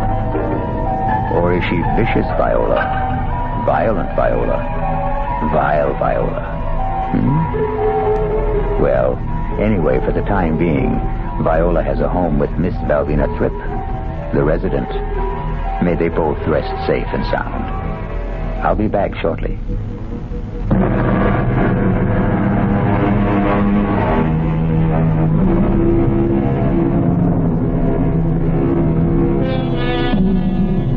There's so much good in the worst of us, and so much bad in the best of us. It scarcely behooves any of us to talk about the rest of us. So the poet said. Think about it. That's what I'm going to do. Our cast included Carmen Matthews, Joan Loring, and Gilbert Mack. The entire production was under the direction of Hyman Brown. Now, a preview of our next tale. Out? Well, I thought he was in for life. That's right. 4-time loser, they call it. According to the state laws, that's life. But because of his health, the doc called it humane reasons or something, they'll parole him. And they have to get your approval. Is that why they made you come? Something like that. They want me to be responsible for him. It's either that or die in prison. Oh, Phil. I told him. No, I wouldn't have him. Now, Phil, you know you're going to take him in. No, I'll never have him in my house. Let that jailbird die where he belongs. Let him die in prison. Radio Mystery Theater was sponsored in part by Anheuser-Busch Incorporated, brewers of Budweiser. This is E.G. Marshall inviting you to return to our Mystery Theater for another adventure in the macabre. Until next time, pleasant dreams.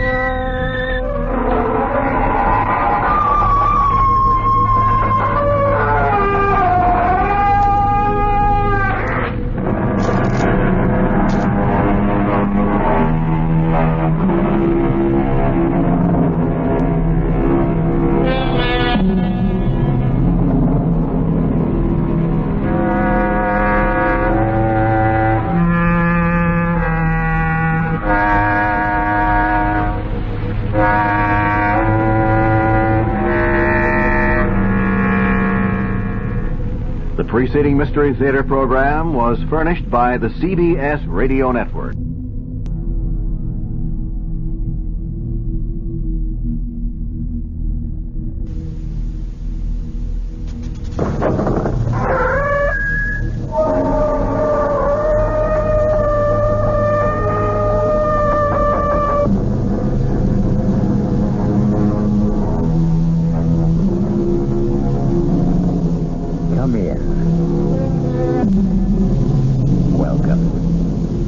E.G. Marshall. Welcome to the world of terrifying imagination. Our story deals with fate. Some call it luck. Whatever it is, it works in the strangest ways to reward us or defeat us. Fate walked into Charles Powell's life in the person of Clint Livitz. Now look, Clint, or whatever your name is, I don't like you, and I don't like your insinuation. Now, if you don't get out of my office and leave these premises immediately, I'll have you put out. You must be putting on an act, Mr. Charles Powell. Or maybe this will jolt your memory. 3541063. What? Yeah. I thought that would do it, Charlie. I thought that might help you remember.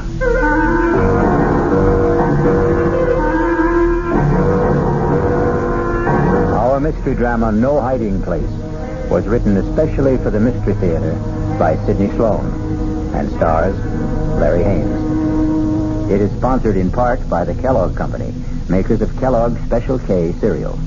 I'll be back shortly with Act One. This is WOR New York, your station for the Mystery Theater.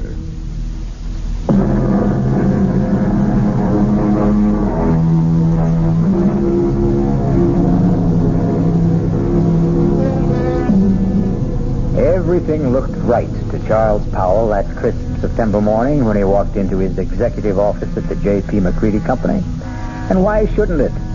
Charlie Powell was a big shot there. At 37, executive vice president of one of the largest manufacturers of heavy construction equipment in the country. And he had done it all in less than 12 years. It was a real-life Horatio Alger story, even to his being engaged to J.P. McCready's daughter, Allison. How could anything go wrong? But it did. The moment he walked into his private office. Yes, Elsie. There's someone to see you. Appointment? No, sir, but he says that you'll see him. Mr. Powell? Mm-hmm. Maybe I'd better come in and explain. Yes, all right, come in.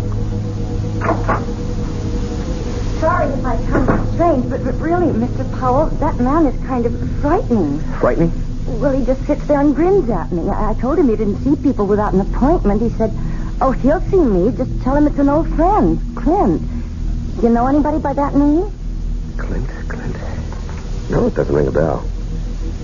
All right, send him in. I'll get rid of him. Okay. Don't say I didn't warn you. Mr. Powell will see you. Nice of you to see me, Mr. Powell. Well, I try to see everybody, Mr. Just Clint. I don't think you ever knew me by anything but Clint.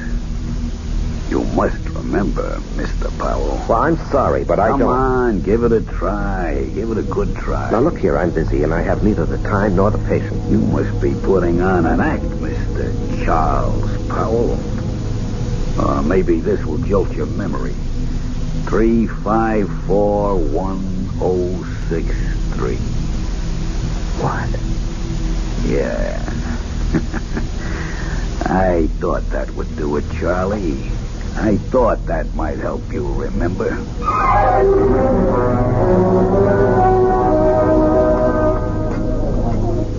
Charles? Oh, I'm sorry, Mr. McCready. I guess I was daydreaming. Something bothering you, young man? Oh, no. I hope not. Here I take you to the best French restaurant in town. You pick at your food, gaze into space, send your dinner away hardly touched. Oh, did I send all that good food back without eating it? You did? I particularly wanted to see you alone, Charles, because I have a little news for you. News? What kind of news, Mr. McCready? And that's another thing. You're so damned formal with me, Mr. McCready. Do you realize that in exactly 5 weeks you're going to be one of the family? Yes, of course I realize. How could I overlook it when Allison keeps reminding me regularly? Very well, then. Do you think it proper to call your father-in-law to be Mr. McGreedy? If you don't start calling me John... Okay. John, it'll be. I'm going to leak a little information to you. Yes? As you know, I've been thinking of stepping down from the presidency of the company. Yes, well, it has been rumored, but I wish you'd reconsider. Now, sincerely, the place wouldn't be the same without you. Oh, I'll still be there, Charlie. I'm not giving up my stock. The name of the company will still be J.P. McGreedy Company. The only difference will be that you will be sitting at my desk. Sitting at your desk? Well, I thought Hedges was slated to take over when you stepped down. No. Well, Tom was seriously considered, but he's a bit too old for the job. No, the company needs young blood. Well, I'm really bowled over. I've watched you grow. Come up on merit, ability. You're going to go far, my boy. Of course, the board will have to vote on your appointment, but that, as the saying goes, is in the bag. Well, there's something you've omitted, John. You haven't asked me if I wanted the job. Is it necessary to ask? I remember another lunch with you several years ago. We got talking about ambitions, and you said that you would never be satisfied with second best. It had to be the top job, or you'd move on. Yes. But that was before this morning. What? Nothing. Just mumbling. I'd like to know how you feel about it, Charles. Well, even to be considered for the position is an honor, Miss John. And your answer? Let me think it over. I must think it over.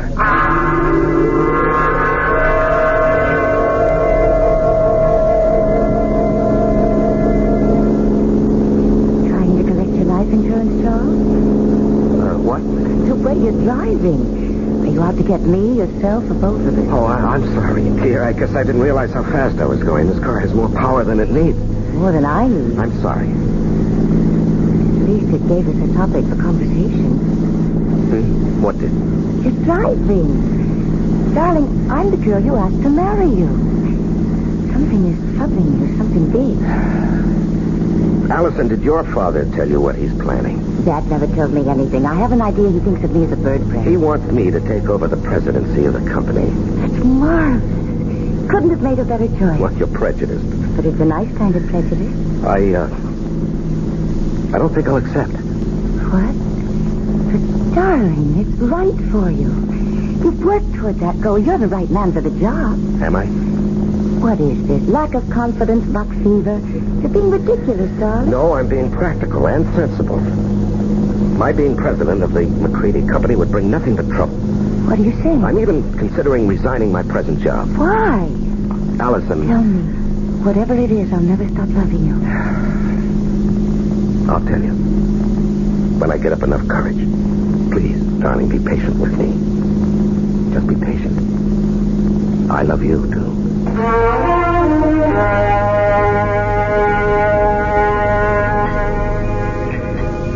So you finally got here. Thought you were going to forget our appointment. Now, you didn't really think that, Clint. No, I knew you'd come. You wouldn't dare not to come. Sit. You got it with you? Yes, I've got it. In small bills. 5s, 10s, as specified. Let's have it. Here. A pretty manila envelope, too. Nice and neat. Thanks. Now, look, I don't know how much longer I can do this. You'll do it as long as I say. And if I run out of money? You'll just have to scrounge around and find more. Well, I'm thinking of quitting my job. You wouldn't want to do that, Charlie. Well, suppose it gets too much for me and I say, go ahead, spill what you know. No, you wouldn't do that. You're going to marry a very rich girl. A couple of extra yards ain't going to change your manner of living. Even a couple extra grand. How long are you going to suck my blood? I don't like the way you put that, Charlie. I'd rather you'd think of it like it was sort of sharing the wealth. You got the bread. I got nothing. This way, we both got something. I got a nice living, and you've got your freedom.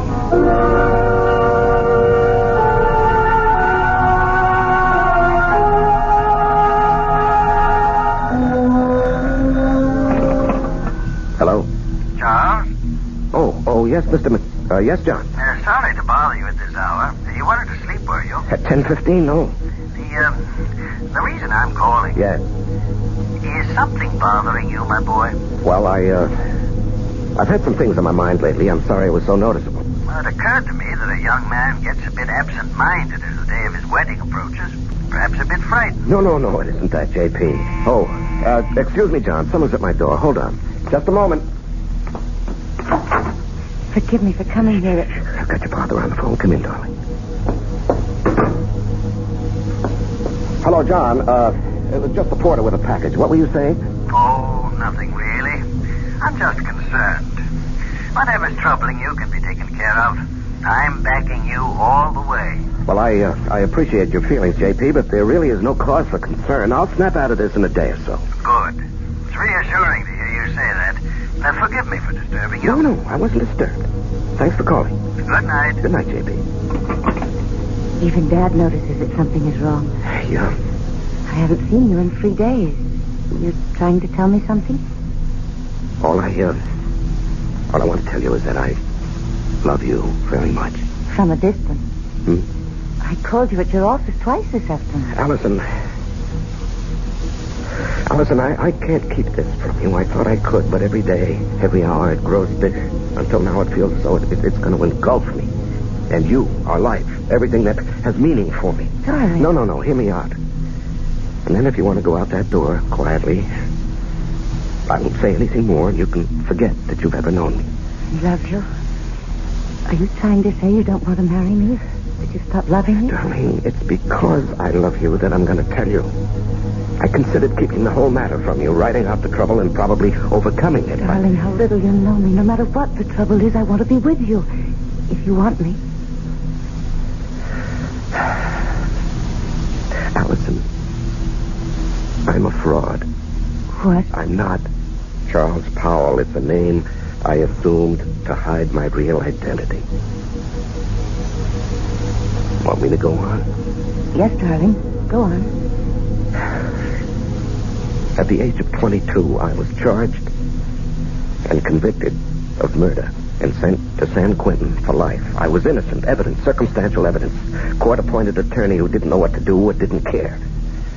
A weak effort to appeal, which was refused, and there I was, at 22, in prison for life.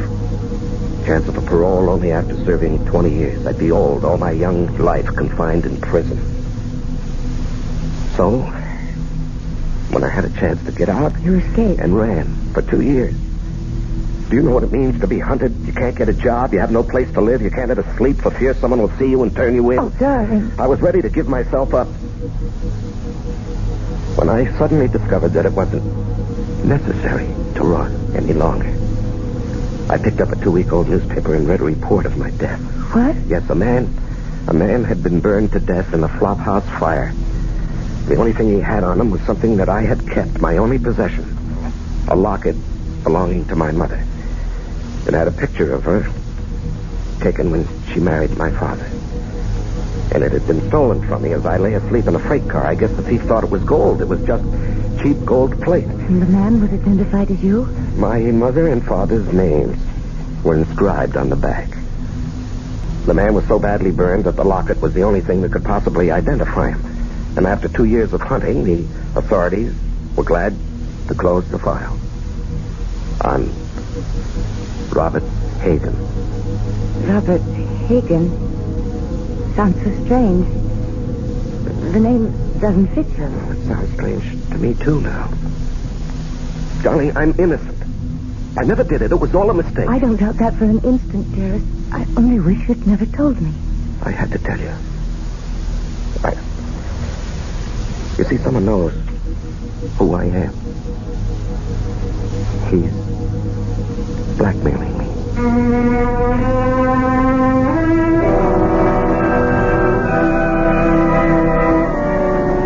When you're being blackmailed, you don't have many alternatives.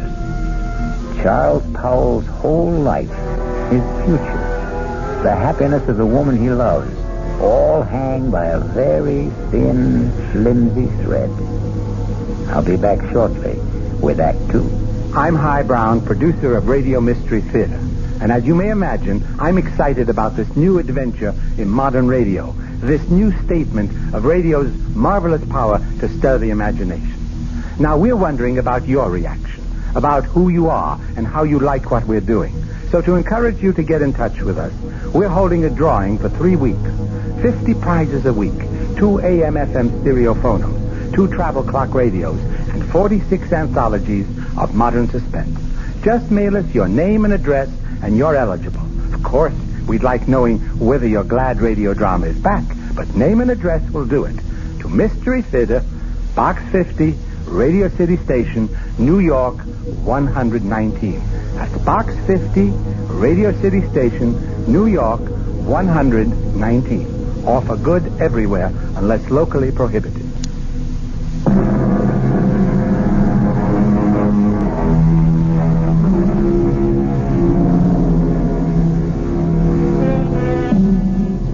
When Charles Powell chose to give in to his blackmailer, he didn't envision the trouble that was building up for him. Just keep paying and I'll keep my mouth shut, his blackmailer assured him. But then something happened that threatened to destroy Charles' fragile security. Yes, Elsie? Mr. Hamill is here to see you.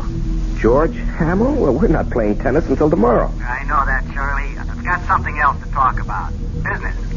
Business? Yours or mine? Mine. But it concerns you. Okay, come in, George. Sorry to barge in on you. I know you're busy. Well, I'm never too busy to see George Hamill, rising young district attorney and next governor of the state. Your humor creaks, Charlie. Seriously, I've got something that sort of disturbs me. Oh? What does? Well, last night in a bar over on the west side, a man was bashed over the head with a bottle.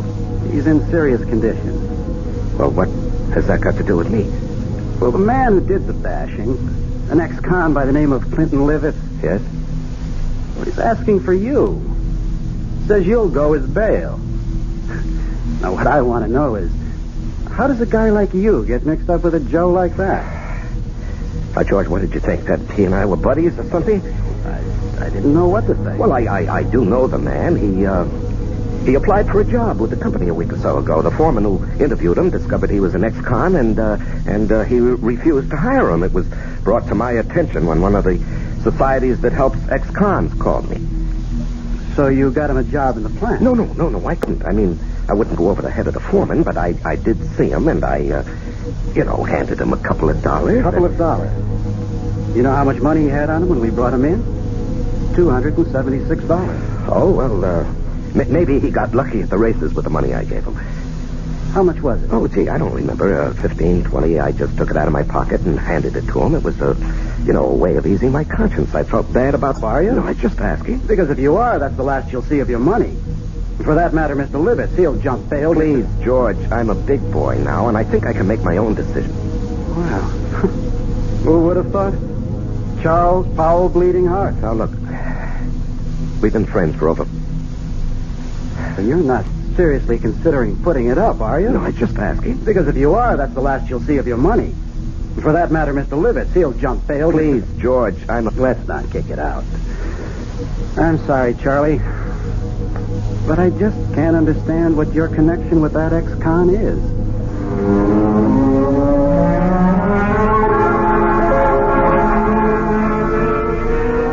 And Mr. Powell kicked that all out because of some stupid disagreement. No. Let's not kick it out. I'm sorry, Charlie. But I just can't understand what your connection with that ex-con is.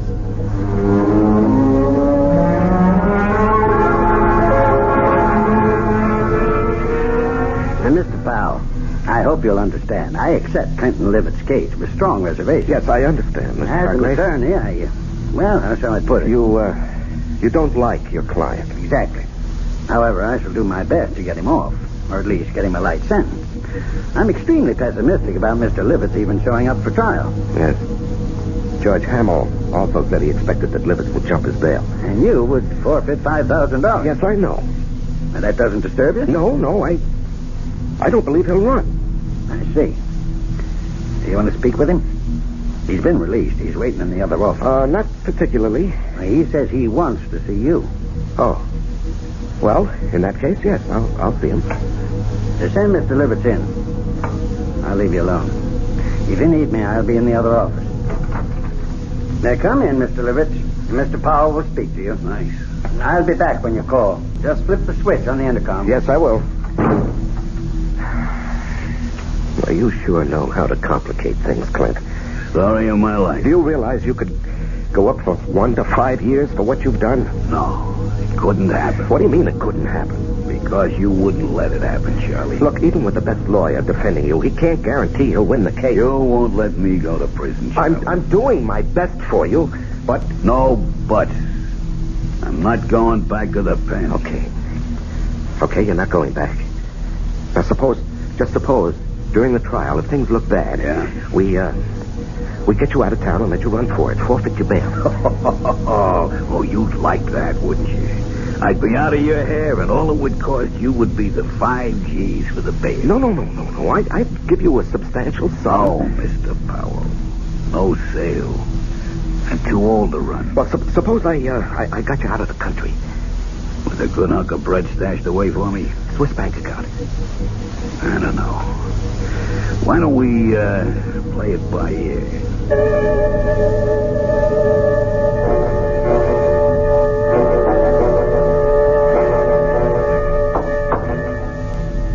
Come in. You wanted to see me, J.P.? Yes. Can you spare a minute? Yeah, sure. I've heard it on the grapevine that you were... how shall I put it? That you were aiding some ex-convict in trouble with the police. Is that true? Yes, it's true, John, and I think I know what kind of grapes grow on that grapevine. All right. Now, George Hamill. Oh, that damn busybody. Why can't he stick to his job and... Now, George is a friend. He tells me that the man you're protecting is a rather reprehensible character. Will you let me explain? It's just a matter of policy, my helping this man. Policy? Well, yes, you did ask me a few days ago to consider taking over the job of running this company. You're going to accept? Well, I was going to tell you today. Wonderful. Wonderful news. Allison will be delighted. I know she's been worried about your seeming reluctance. Oh, no, not reluctant any longer. In fact, I've got all sorts of ideas about what I want to do. This business of giving a hand to ex-convicts is just one of them. Do you realize what this would mean in publicity for the company? To take an interest in the rehabilitation of men who would otherwise be lost, a burden to the taxpayer? I'm going to hire a PR man. We're going to be the big corporation with a heart, J.P.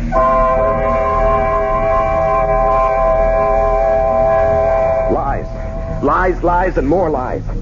How can I keep all these phony stories straight, Allison? It's like a long, dark tunnel with no ending. It will end, and it will all turn out all right. Don't lose your courage. Now, I love you and need you. We'll worry this out together. You know what I've considered. What? Going to the authorities and saying, look, I'm Robert Hagen, the man you think died 13 years ago. No, darling, they'd throw you back into prison. Well, I'd hire the best lawyer. No, don't. Please don't take such a chance. What would I do without you? Darling, I don't know how much longer I can stand this pressure. I've got to do something to free myself. Why not give him a lot of money and ask him to go away? Promise to stay away forever. In Hargrave's office, I suggested that he jump bail and get out of the country. What did he say? Well, when I mentioned a big sum, I didn't exactly say how much. A Swiss bank account. He was interested. Did he say he would accept? Well, we were interrupted, and he didn't say definitely. Offer him anything. Just get him to go. Well, how would I get a large sum of money together? I have some small investments, a fair bank account, but what he might want would be beyond me. You forget you're marrying a very rich girl. Oh, no, I wouldn't think of that. Don't give me that male ego business. I've got money. Dad was nice enough to give me a big hunk when I was 21. Now, look, Allison. With all my earthly goods, I've endowed. We're not married yet. You're not going to back out now, not after I've endowed you with all my earthly... Or is it worldly goods? You are the nuttiest woman I've ever known. See, I've got you laughing. Darling, all our troubles are going to evaporate. Vanish. No. It won't work, Allison. It'll never work. But you said... No. Clint Livitz will never stick to any bargain. He'll want more and he'll want more. He'll never be satisfied. If we got him out of the country. What's to keep him from coming back when he's broke or even threatening us from abroad? I gave him $1,000 in cash only a few days ago. When he was picked up in the bar, he had only about $270-some left. In a matter of 2 days, he'd squandered over $700. But if he were made to understand that the sum agreed on was all he was going to get. Can't I make you understand? We're not dealing with a rational, honest man. He'll agree to anything. And then when his money runs out or he decides he wants more, he'll be right back. What can you do? There are only 2 things one can do about a blackmailer. Keep on paying and paying forever. And the other? And the other? Kill him.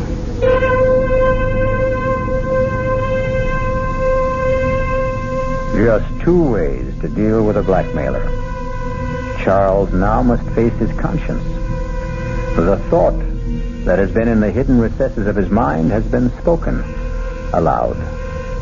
We will be back shortly with Act 3. This is WOR New York, your station for the Mystery Theater.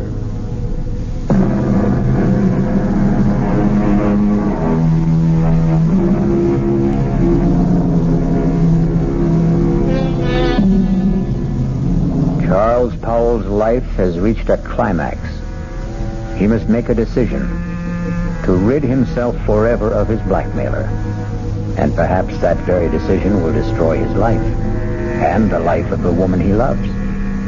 The alternative is to keep paying and paying, never feeling safe.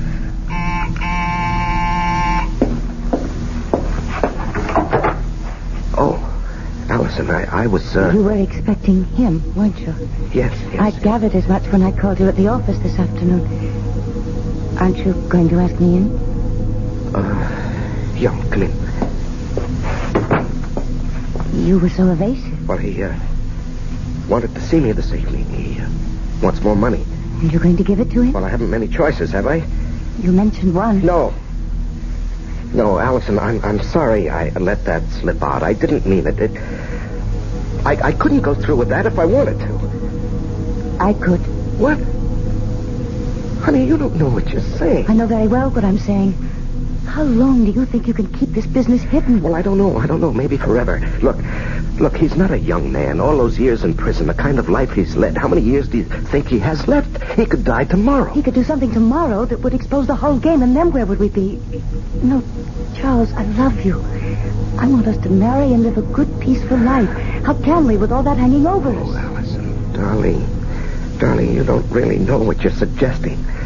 Look, maybe if we could get him to leave the country. You said there were only 2 ways to deal with a blackmailer. To keep paying? No, to murder him is unthinkable. George Hamill asked me to stop by at his office this afternoon. Why?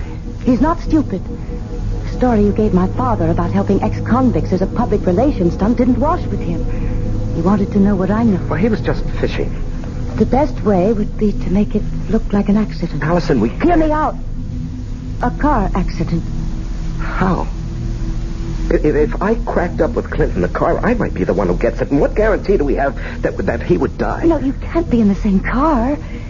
If he were in another car and you were following him, and if you raced ahead of him and cut him off and forced him to crash off the road. Oh, if. It's too iffy. It's so impossible. It's so dreamlike. It was a dream. Last night I dreamt you were in a car with me. We saw Clint up ahead of us. I said, there's Clint ahead of us. Cut him off and make him crash. Faster. We've nearly caught him. Now we're alongside him. Force him over. Cut in front of him. Then I woke up. I was calling out. I was afraid someone had hurt me. Oh, my darling. It was all so real. Oh, that's Clint now. Honey, you go out the back door. I'll phone you later. I'm going to stay and meet him. No. I'm staying. I've got something to say to him. He won't like your being here. Well, it sure took long enough. What's the idea, Powell? This is my fiancée, Allison McCready. What's she doing here? Will you come in and stop being childish? I ain't saying a thing. You got nothing on me. And remember, Mr. Powell, you got a lot more to lose than I have. You're not going to lose anything, Mr. Livitz. You're going to gain by my being here. Yeah? Mr. Powell has told me his story, and I agree that it must not get out. Go on. I've a lot more money than... Let me put it this way. Charles and I are going to be married. We want you to leave the country. I bet you do. Look, Clint, you'll do better by accepting our proposition. We intend to hand you $50,000. And an airplane ticket. One way. And never come back. And never come back. Well, I always wanted to travel, but... What? 50 G's. Just chicken feed. Well, that's all there is. Not enough. I'm thinking around $250,000. Out of the question. I'm not going to bargain with you. I can raise $100,000. No, Allison. It's worth it, Charles, if we can depend on Clint to wipe the whole matter out of his memory and just go away. Oh, you can depend on me. I'll keep my bargain. Then it's a deal? A deal. Good. It'll take about 10 days to raise the money. I ain't in a hurry. You are. And, speaking of money, that was the reason I, came tonight, Charlie. Yeah, here. That's $500. What? I said a G like the last That's time. all I could raise in a hurry. When that runs out, I'll have more. You went through that first 1,000 awfully fast. Well, I got rolled in that bar where I had the trouble. Oh, that reminds me. Your trial comes up in less than 3 weeks. Yeah. Lawyer called me at my hotel to see if I was still around, I guess. Our plan is for you to jump your bail. I'll forfeit the $5,000 I put up for it. And get you out of the country. With a keister full of green. Now, wait. I ain't got a passport. Now, that can be arranged, Clint. Just leave that to me. Okay, friends. You got yourself a deal.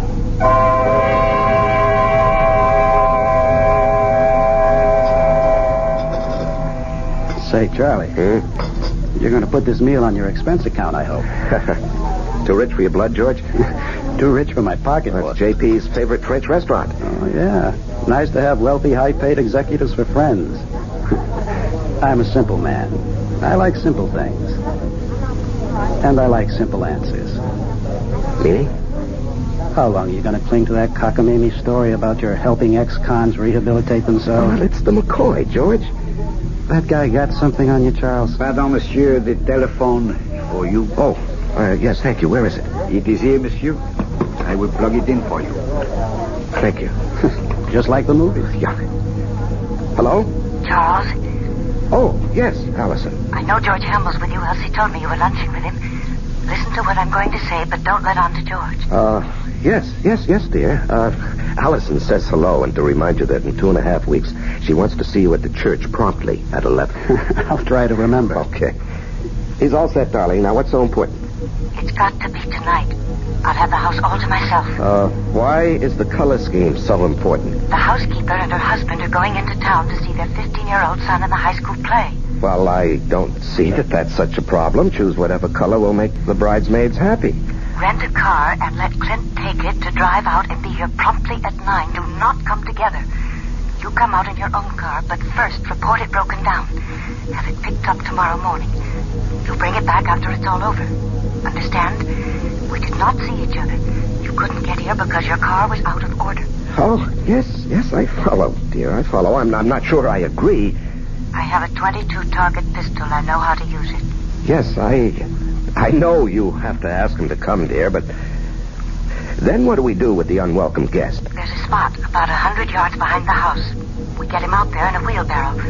There's a hole, an old cesspool. We drop him in, quicklime. Gardner's got several bags. But, suppose the gardener wants to supply some flowers for We've it. gone over a year fired. We didn't hire one after that. As soon as it's all over, we'll take the rental car and dump it over the edge of the road near town. You know that bad place where there's no shoulder on the road and only a flimsy guardrail? Mm-hmm. Yes, I know. We dump the car there, let it smash up. If it catches fire, so much the better. Then you take me back to the house and rush back to the city. Report the rental car stolen. You've been in your apartment all evening. Understand? Yes, the color scheme suits me fine, dear. You sure have it all planned. No bobbles, no slip-ups. all planned? Yes, I'll be in my office till late tonight, 9 at least, if you want to reach me. Good. That was for George's ears, wasn't it? Yes, that's correct, Allison. Now, look, I have a report to get out. If you've completed your instructions, I'll get back to my lunch with George. Goodbye, dear. Wow. That's only the beginning, Charlie. Wait till she gets you signed on the dotted line.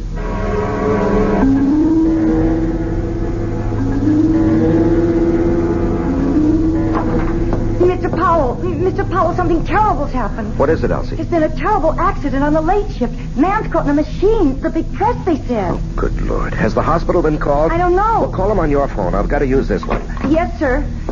I'll call. Then call down to the plant. Tell them I'm coming down. If it's what I think it is, the machine will have to be partially dismantled. Yes, sir. Hello? Allison, listen, there's a change of plans. Charles, where are you? I'm still at the office. Something's happened. It's 8:30. He'll be here at 9. Yes, I know. He has the rental car. I got it for him. When will you be here? Well, there's been a bad accident on the night shift. A man's caught in a big metal press. I've got to help get him out. But us? What about us? Well, when he comes, stall him. Just tell him what happened, why I'm delayed. I haven't got the money, Charles. Tell him I'm bringing the money, the airplane ticket, and the passport. Just stall him. I'll do my best, but hurry. He scares me.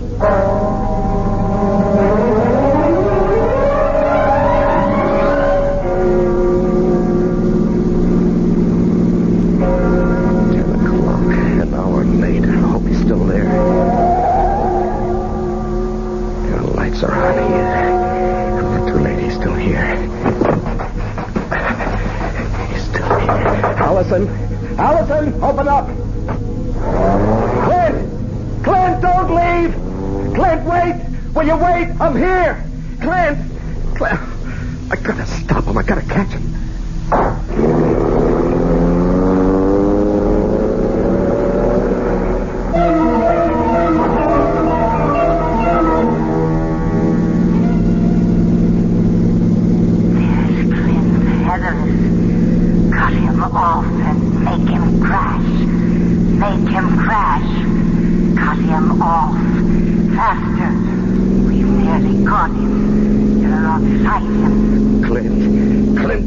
Stop. I'll run you off the road. Force him over.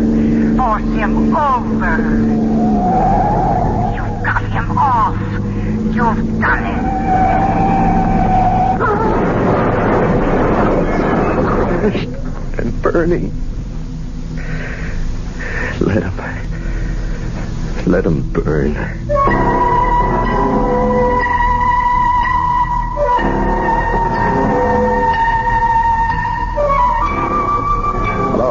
Is this, Arrow Car Rental Service?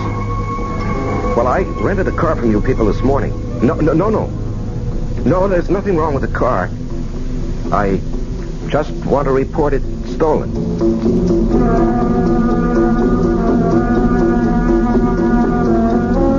The City Foreign Car Service? Look, I asked for my car to be picked up in my driveway. It's still here, and I called, or rather, my secretary called at 10 this morning. My name is Charles Powell.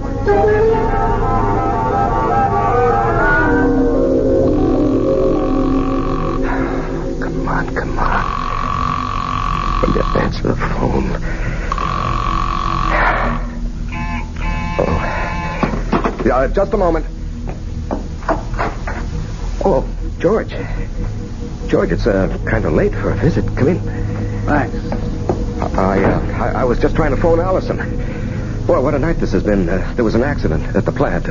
Peterson. I hope they don't have to amputate. I heard. Yes, and then when I got outside, I had a date with Allison. The car that I had rented this morning was missing. It was stolen. What happened to that great, big, powerful foreign job of yours? Oh, it wouldn't start this morning. Had Elsie call the service people, but they haven't picked it up yet. I just called them. They have a night answering service. You've had a busy evening. Yeah, very. Well, I think I can clear up one of your puzzles, Charlie. Your rental car was found with a thief in it. You, caught him? Dead. Burned to a cinder. Oh. Must have been going at a terrific speed. Tire marks on the road as he went off. Cracked up and burned. Yeah. Some kid? No. This may surprise you. It's your protege, Clint Livitz. We found enough of him to identify him. And a slightly burnt, but still usable bankroll of sizable proportions. Well, that closes his case, doesn't it? And opens up several others. Incidentally, where were you all evening? Home. After I got back from the plant. You didn't go out? Well, I told you my rental car got stolen. I came home by cab to change my clothes. The big car is out of commission. I won't play games with you, Charlie. I checked it in the driveway just before I came up. The engine is still quite warm. You want to explain that? No, I don't want to explain. Charlie, I'm arresting you for murder. I must warn you that what... George, what are you talking about? Are you accusing me of Clint Livett's death? No, that was obviously an accident. I'm holding you for the murder of Allison McCready, the girl you were going to marry.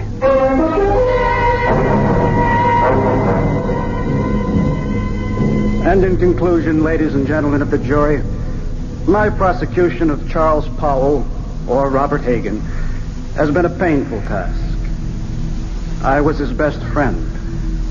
It was difficult to believe that he would kill the woman he loved, but the evidence is conclusive.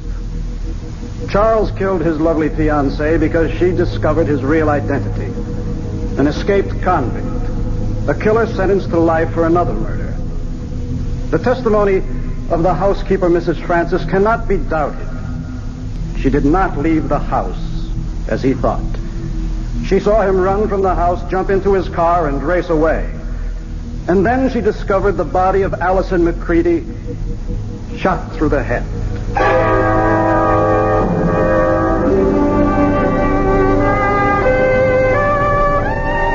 Your Honor, may I make a statement before you pronounce sentence? I did not kill Allison. I loved her. To say anything more in my defense is useless and unnecessary. Allison is dead. All I ask is that I be given the chance to follow her. Swiftly. And efficiently.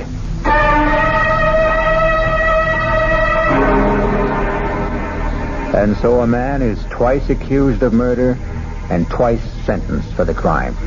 A weary man who asks only to be allowed to follow the woman he loved. I'll be back shortly.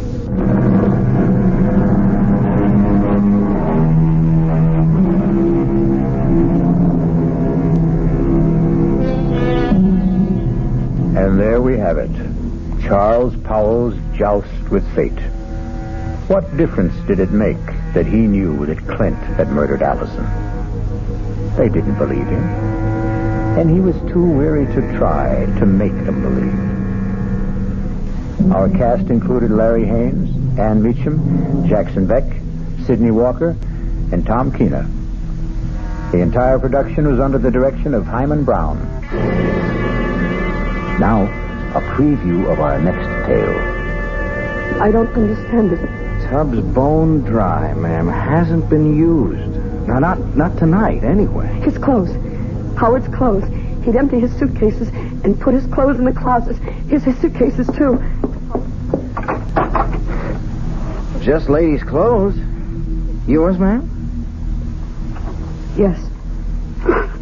Hey, look, this dream you had. It was no dream. Okay, so maybe you imagined... I didn't imagine anything. Do you imagine a husband? Do you imagine a month-long honeymoon? Do you imagine a man in a chair with a knife in his chest? Radio Mystery Theater was sponsored in part by Anheuser-Busch Incorporated, brewers of Budweiser. This is E.G. Marshall inviting you to return to our Mystery Theater for another adventure in the macabre. Until next time, pleasant dreams.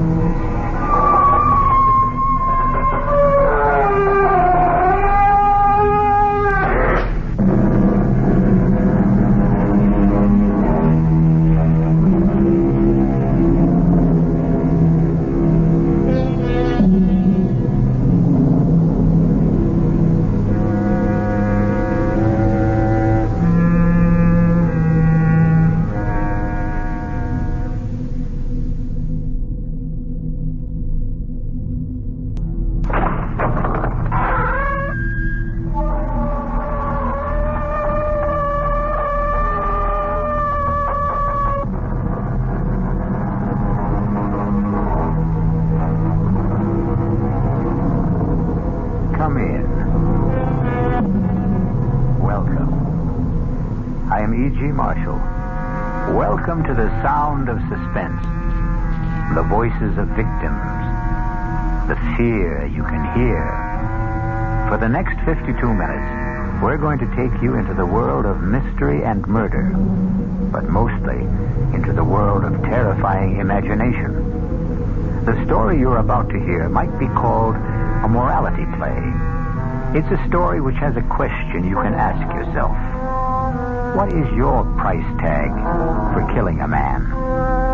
If you think you don't have one, listen to the story of Walter Van Haas and the Chinaman Button. Mr. Van Haas, I'm making this as easy for you as pushing a button. Now, if you give your approval, my agents in Johannesburg will be contacted within hours. The rest will be handled simply and with dispatch. My God, I really think you mean it. I really think you'd commit murder.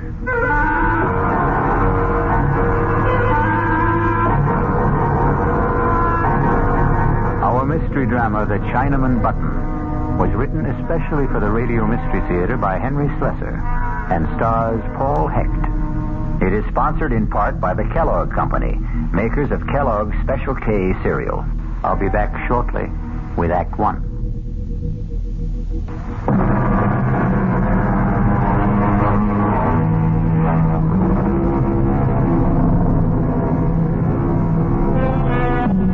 And now, Act One of The Chinaman Button. But it does not begin in China. It begins in New York City on the executive floor of a bustling advertising agency.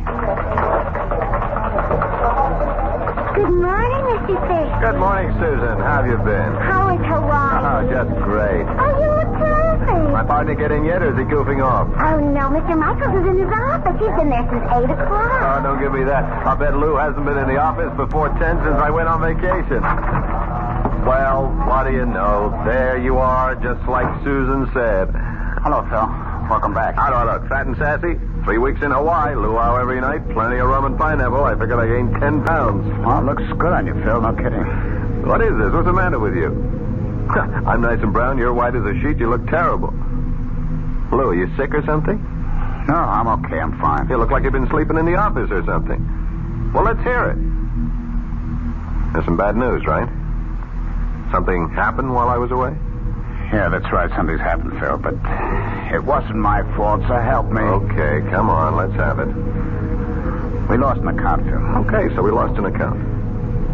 We lost the Brewster account. You want to tell me that again? I know it's real bad news, but I don't know how else to tell you. Brewster's definitely out. You want to tell me what you did wrong, Lou? Well, nothing, Phil. I swear It'll come out sooner or later. Phil, I had nothing to do with it. It started with a call from Charlie Edwards a week after you left.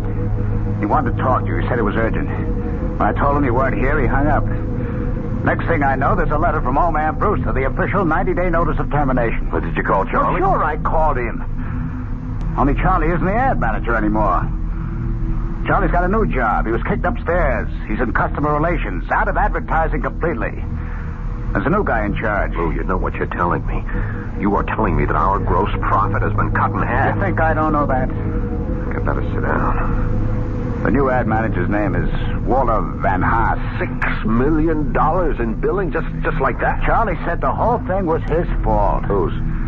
Walter Van Haas, the new ad manager. Charlie says he started the whole thing, but I never got the full story. Charlie's been too busy in his new job to talk to me. Give me that phone. Yeah, sure, Phil. Charlie is not going to be too busy to talk to me. I haven't been kicking back $10,000 a year to Charlie for him not to talk to me.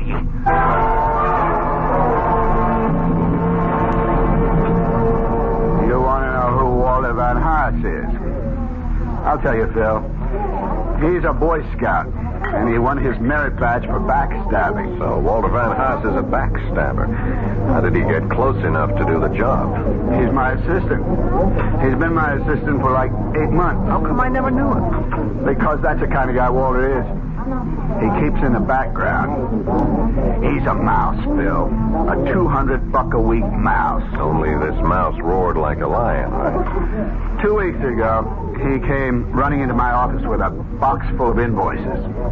It seems he was conducting a private investigation, Phil. Can you believe that guy? He was checking into all the supplier bills you guys sent over.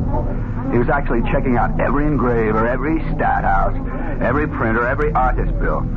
Phil, he found overcharges like 50, 60, even 100%. You were his boss, Charlie. Why don't you tell him what to do with his invoices?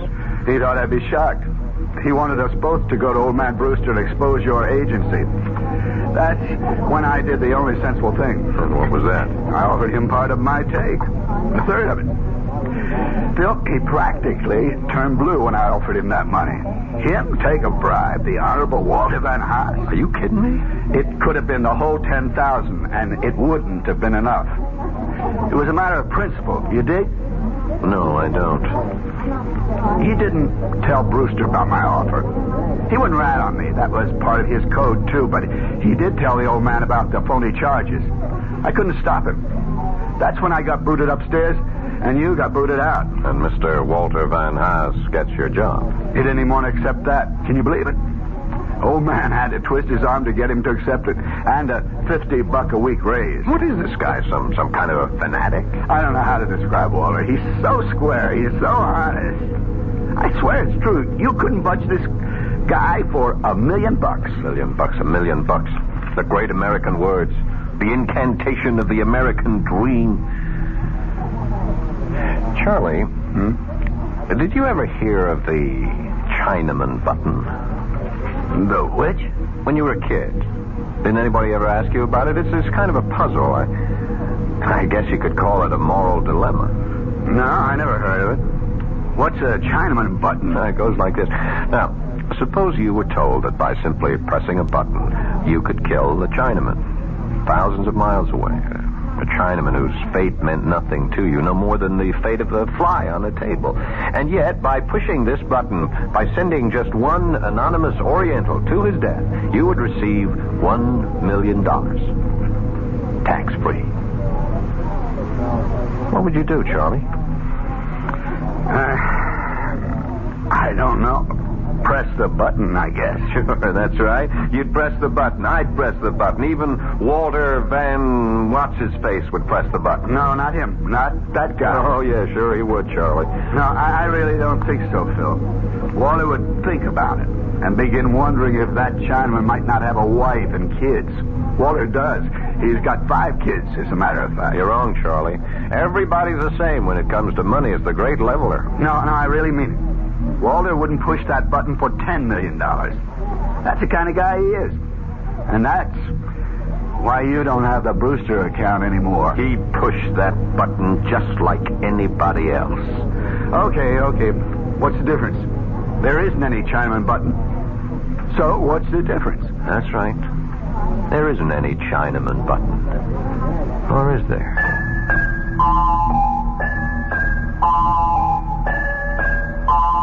I don't get you, Phil. What's all this talk about a button? I didn't say there had to be a button, Lou. Not literally. Or a Chinaman, for that matter. Van Haas sounds Dutch. How about a Dutchman? What are you talking about? I think he drank a little too much at lunch. He wouldn't be so high and mighty once he pressed that button, would he? That would knock his halo off. What? Which is worse, Lou? Taking a kickback or killing a man? Oh, come on, Phil. Will you talk sense? We'd have him right where we want him. We could call the shots then, Lou. We can get Charlie his job back. We might even get our account back. Oh, for Pete's sake, Phil, will you tell me what you're talking about? Better. I'll show you what I mean. Only first, I gotta compose a letter. A letter to who? Don't rush me. This has got to be done right. We're going to have to print up a special letterhead, something that really looks authentic. Somebody in the art department can do that. But what for? Let me use that portable of yours. We'll have to find one of those services that post letters from overseas. Dear Mr. Van Haas, you're writing this guy? Yep. What are you going to say to him? I am going to offer him the American dream, Lou.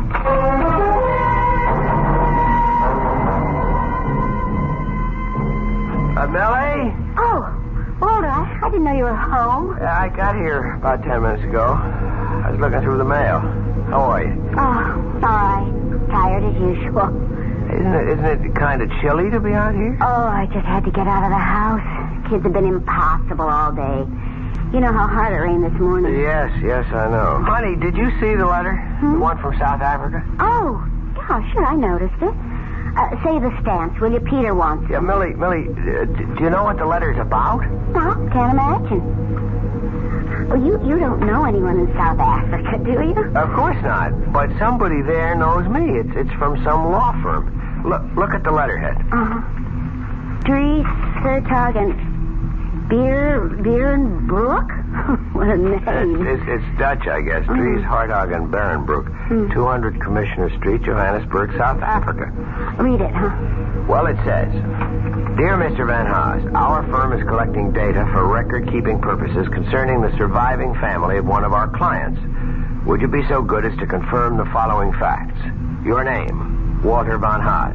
I can confirm that, all right. Well, go on. Read the rest. Your father's name, Benjamin Van Haas. Right again. Your mother's name, Sylvia Reach. I didn't know your mother's name was Sylvia. She always hated the name. That's why she called herself Sally. Anyway, now let's see. Paternal grandparents, Jan Van Haas, Elsa Voort. If the foregoing facts are not correct, would you kindly advise us by return mail? Well, I just saved some postage anyway. Is that all it says? Just one more sentence. If these facts are correct, there is no need for further communication. Thank you for your attention to this matter. Yours faithfully, L. something or other. I can't make out the signature. For heaven's sakes, Walter, what do you suppose it means? I haven't the faintest idea. Maybe I've got a rich uncle in South Africa. Maybe he owns one of those diamond or gold mines. If only. Tell him to send us a couple of diamonds fast. Maybe we could start looking for a new house. If I don't get out of this cheese box soon, I'll just go out of my mind. I'll settle for a couple of golden nuggets. We can melt them down and use them to fill Elsa's teeth. That ought to cut down that dental bill.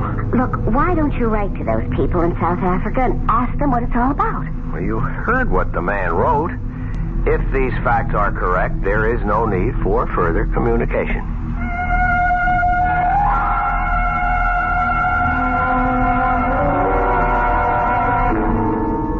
Thank you for your attention to this matter. Faithfully yours, Scribble. How does that sound, Lou? Sounds like the real thing, Phil. Look at that letterhead. Is that perfect or is that perfect? Harry Twinner in the art department did it. Use the transfer type you just rub on the paper. You can't tell it from the real thing. Well, where'd you get the names from? Van Haas's family? I got them from Charlie Edwards, right out of the files at the Brewster Company. You really got it mailed from South Africa? Yeah, straight from Johannesburg. Airmail special delivery. Should have arrived by now. Phil, it's crazy. You're going to all that trouble just for a joke on the guy? It's not a joke. It's serious business. Hand me that phone. Yeah. What are you doing now? Hello, Brewster Company? Mr. Van Haas, please. My name is Thompson. Just tell Mr. Van Haas that I wish to speak to him in connection with South Africa. I'm sure he'll understand. Yeah, I'll wait. So, will you please tell me what you're doing? I'm going to make an appointment with this man, Lou. I'm going to make a deal with him. For the Chinaman button.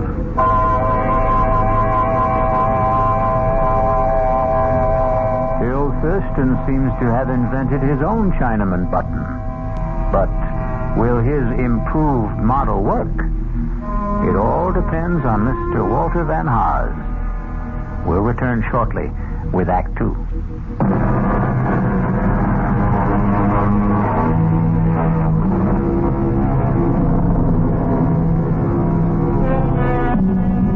Now, let's go back to Phil Thurston.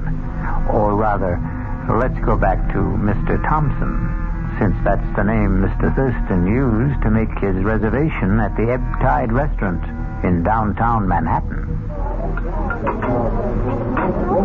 Nice of you to come all the way downtown to meet me for lunch, Mr. Van Haas. That's okay. I'm sorry I don't have a permanent office, so a place like this is convenient for me. You still haven't told me what business you're in, Mr. Thompson. I would have come to your home for this meeting, but I didn't want to disturb your wife and children. You do have children, don't you? I sure do. 5 of them. How old are they? Stepladder. 2, 4, 6, 8, 10. That's a lot of mouths to feed. Yep, and teeth to fill. I don't doubt it. Did you say that you were with that law firm in Johannesburg? Dries Hartog and... Sorry, I can't remember the last name. I'm not sure I could pronounce it if I did. Your family is Dutch, isn't it? Yeah, my grandparents were Hollanders, but the rest of us are strictly Yanks. Well, the answer is no. I don't come from the attorneys in Johannesburg, but I wanted to talk to you about their letter. Frankly, we couldn't figure it out, Millie and I. That's my wife. I don't remember having any relatives in South Africa, and neither does my father. Oh, your dad's alive, then? Yes, he lives in Allentown. I called him, but he didn't have any answers. Well, maybe I can help. You see, there is a relative, but a very distant one of those cousins 4 and 5 times removed. What's his name? Well, it wouldn't mean anything to you if I told you. Yeah, but you do know his name. It is my business to know such things. Well, that brings us back to the original question, doesn't it? About what business you're in. The person who told me the name of your relative was a clerk in the offices of Dries, Hartog, and Berenboek. He works for them, but you might say that he's on my payroll, too. I don't think I understand. He's the one who informed me about the letter that was being sent to you and why it was being sent. Is there any reason why you can't tell me my cousin's name? I'd rather not. I think you'll understand why later. But I will tell you something about him. Fine. He left the Netherlands with his family when he was very young. He's lived in South Africa since. He's in the diamond business. Well. He's a widower, he has no children, and he's rich. He is very, very rich. And at the moment, he has only one traceable heir. Wait a minute. You mean that I actually do have a rich uncle in South Africa? No, I said cousin. But that's incredible. I mean, Millie and I were kidding about it. We even said that he might be in the diamond business. Oh, he is, very much so. And are you saying that I'm his only heir? That's correct. Well, if there was the possibility of some kind of inheritance, why didn't the lawyer say so? Simple enough. There was nothing to say. What? The attorneys were only performing a routine function, putting the gentleman's will in good order. Undoubtedly, they'll have to redraw the will sooner or later in favor of a closer relation, such as a new wife. A wife? You see, this rich cousin of yours is only 41 and in excellent health. How old are you, Mr. Van Haas? 43. So that's all there was to it, just a routine inquiry. At the moment. That's all there is to it. Well, I'm not surprised. I never did believe you get something for nothing in this world. I said at the moment. What do you mean? Mr. Van Haas, you don't know this man in South Africa. You don't know the first thing about him. In fact, he means nothing at all to you. I guess so. And the only way he could mean something to you is by dying, isn't that right? Well, that's a rough way of putting it, but if you mean that he won't benefit me until his death, I guess that's obvious. Now, what if I told you that this man will be dead in 2 or 3 days, and that his entire estate will be yours? I thought you said he was healthy. Well, I'm just asking how you would feel. Sorry for the guy, I suppose. Sorry about a man you don't know? Well, he's a human being. I see. Mr. Van Haas, did you read the newspaper this morning? Yes, I did. You looked at the obituary page? Yeah, briefly. Did you feel sorry for all the people whose death was reported? Did you feel any real sorrow for them? No, I can't say I felt sorrow. Because they were all strangers, weren't they? All right, Mr. Thompson, I'm a human being, too, and I guess if I got a letter from Dries, Hartog, and whatever, telling me that I was rich, I wouldn't go into mourning. I'd probably go out and celebrate. If you saw my kids' dental bills, you'd understand. But I do understand. Believe me, I understand very well. That's why I wanted to see you, to suggest arranging that happy event without the slightest trouble on your part, without any obligation until you're completely satisfied. What the devil does that mean? All you have to do is say yes. Just that one word, and your dream will come true. Yes to what? Now, in a short time, you'll receive another letter from Johannesburg informing you of the sad news that your cousin, Mr. Well, I still won't reveal his name. Let him remain anonymous. That'll make your decision a great deal easier, I'm sure. What decision? The decision to inherit his estate. Now, hold it just a minute. Are you talking about... Please, keep your voice down. Mr. Van Haas, I'm making this as easy for you as pushing a button. If you give your approval, my agents in Johannesburg will be contacted within hours. The rest will be handled simply and with dispatch. All you'll have to do is wait for official notification of your inheritance. When the money arrives, of course, I'll expect payment in the amount of 50% of the total. By our calculations, I'd say that total should be just about $1 million. Good Lord, I really think that... I think you mean it. I think you really do. I know you have scruples, Mr. Van Haas, but I also think you have common... Listen, Mr. Thompson, if that's your name... Yes, of course, you're quite right. It isn't. But it's the name you'll use to get in touch with me. I'm not getting in touch with you because I can give you your answer right now. It is no. Oh, don't be so hasty. I never heard such a filthy proposition in my entire life. Look, if the percentage is a problem, we can discuss it. Our organization has been known to be flexible about such... Money has nothing to do with it. We could base our agreement on a sliding scale. That is, we would take 50% of any inherited amount up to and including $1 million. Anything after that, our percentage would be 40%. Does that sound more attractive? You talk about it like it was some kind of a simple business deal. But it is. Especially simple for you. A very clean, very uncomplicated deal. You do nothing at all, Mr. Van Haas. Can I make you understand that? You won't be connected to your cousin's death in any way. In fact, our agents are so expert at what they do, it's almost certainly going to be called an accident. Believe me, we've never had the slightest bit of trouble in the past. You heard my answer, Mr. Thompson. Now, if you'll excuse me... You haven't had your lunch yet. My appetite is gone. Van Haas. What? I'm sorry. Perhaps I put the whole thing to you too bluntly. I shouldn't have expected a man like yourself to agree immediately. Or ever. All right. Maybe you'll never agree. But at least give yourself some time to think it over. I don't need any time. Just 12 hours. 12 hours, that's all I'm talking about. Now, if you change your mind any time during the next 12 hours, you can reach me at the Florentine Hotel on 51st Street. Hey, did you get that name? I don't need to remember it, Mr. Thompson. I'd like to forget your name, too, in this whole conversation. I'll be at the Florentine Hotel between 8 o'clock and midnight tonight. Don't call me after 12. My sleeping habits, you understand? I don't see how you can sleep at all, Mr. Thompson. You'd be amazed at how well rich men sleep. Well, you can go to bed early tonight. Don't wait up for my call because there won't be one. Goodbye. So long, Walter. I'll be hearing from you.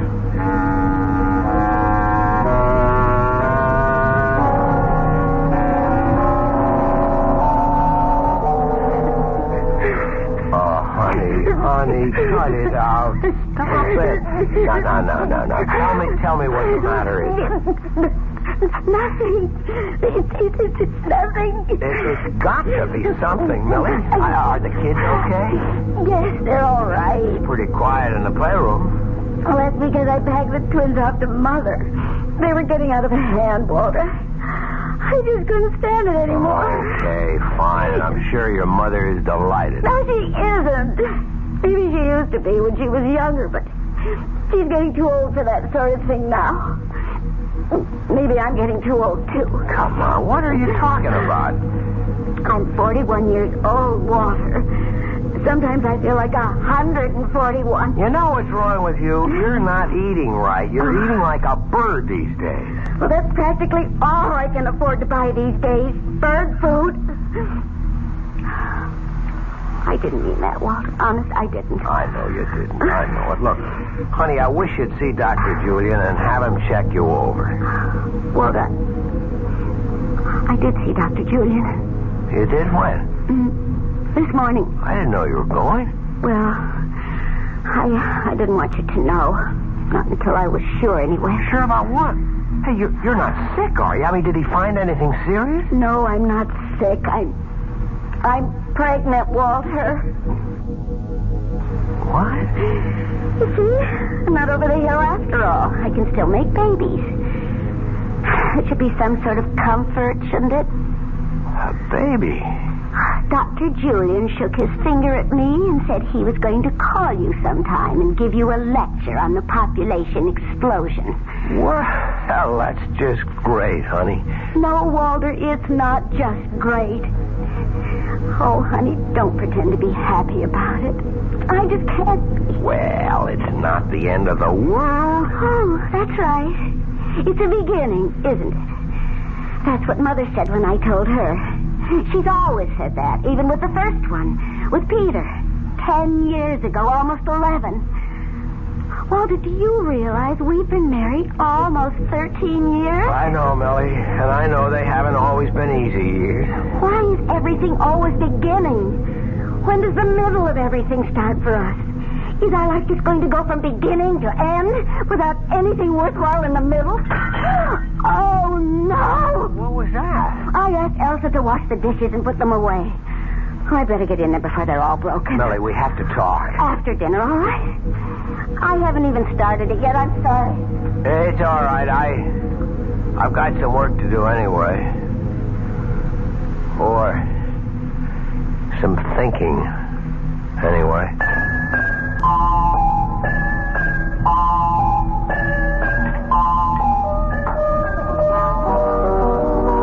That's right, Charlie. I'm staying downtown tonight. Ah, you got something going for you, Phil? You might say that. Oh, you bachelors really have a good life. Where does she live? Pat around here? Actually, I took a hotel room for a couple of days at the Florentine. She wouldn't have a friend, would she? Well, I could call Louise and tell her I have to work tonight. Now, forget it. She'll never buy that. My wife's got a built-in lie detector. Don't eat your heart out, Charlie. This is strictly a business proposition. Yeah, I know your business propositions, Phil. Monkey business. You're trying to get a new client for the agency, right? Something like that. How do you think it looks? Will you get the deal? Charlie, I'm almost dead sure of it.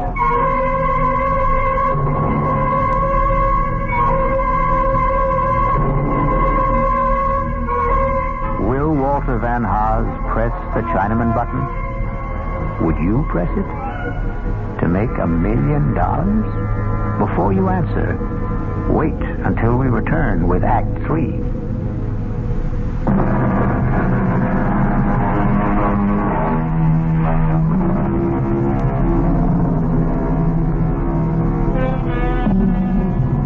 Now let's pay a visit to the Florentine Hotel. It's a posh little hotel with all the conveniences. And in room 610, there's a gentleman registered under the name of Thompson.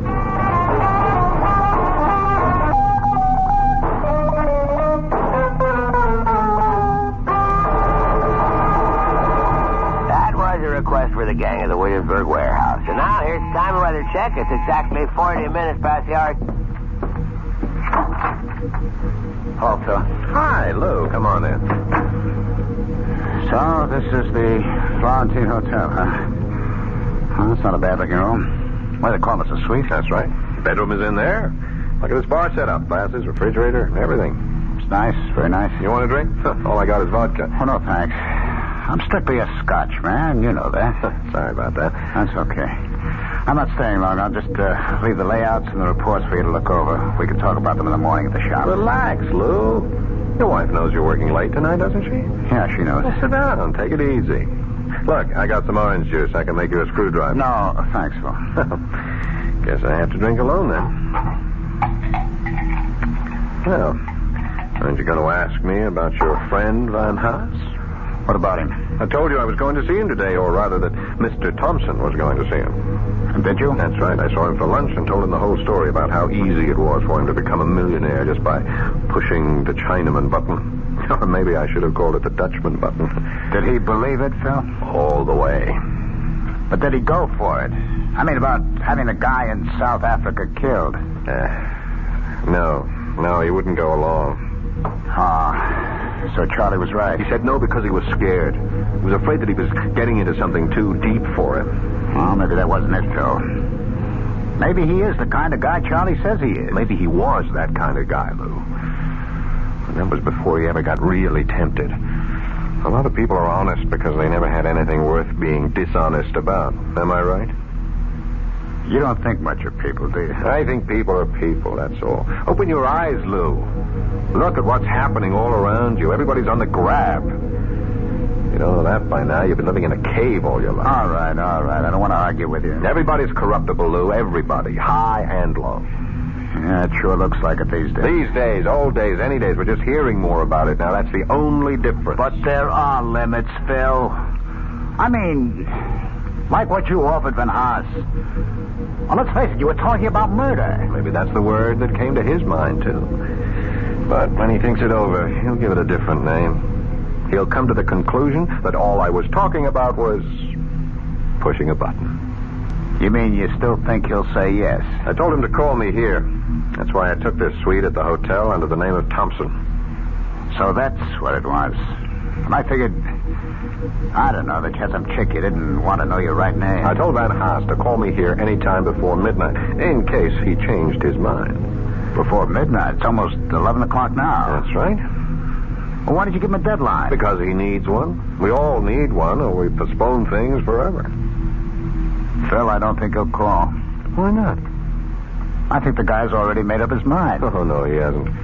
He's watching the clock right now, just as we are. He's watching those hands move towards 12, thinking about how simple it would be to pick up the phone and call.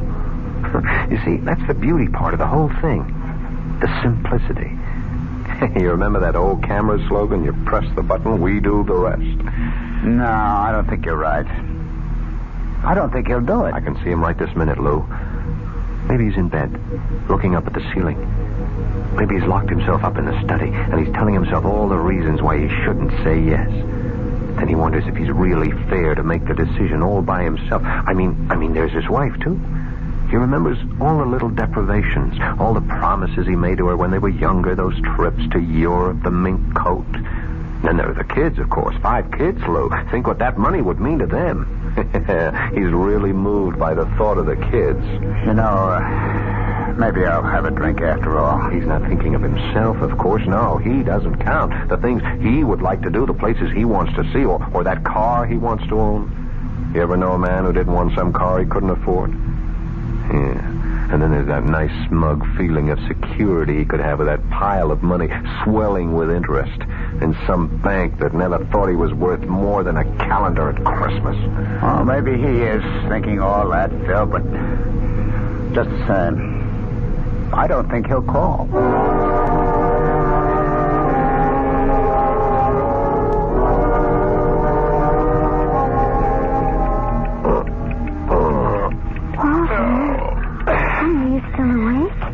Yep. Do you feel all right?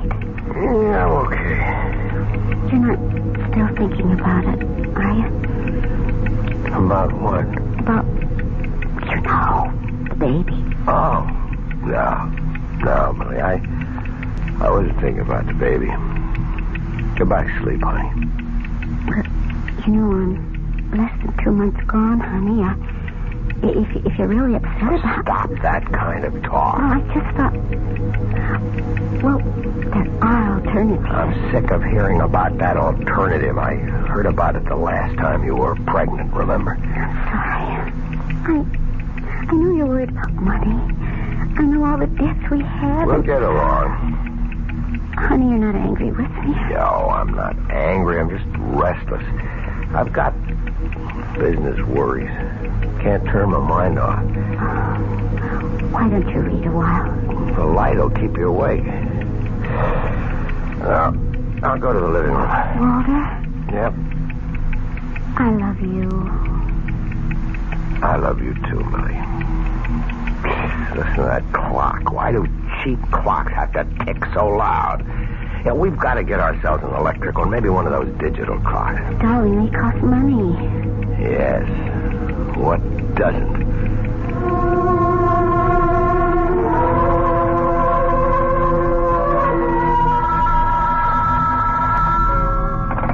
Hello?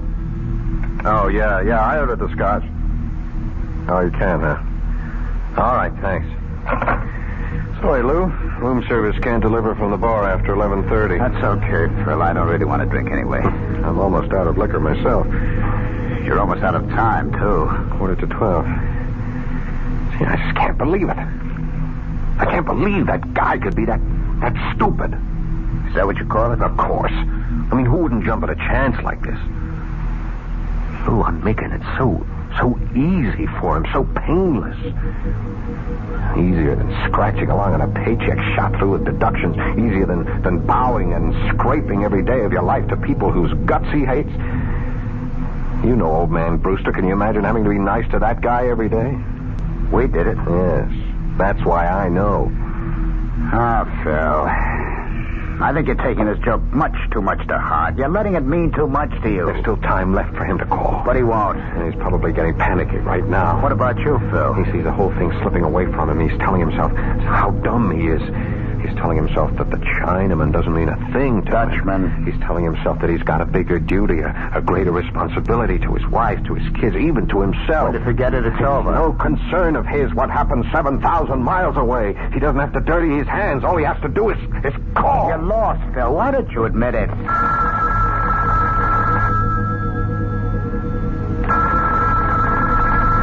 Aren't you going to answer it? Sure. I'll answer it.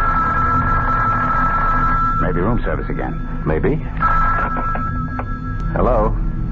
Mr. Thompson, this is Walter von Haas.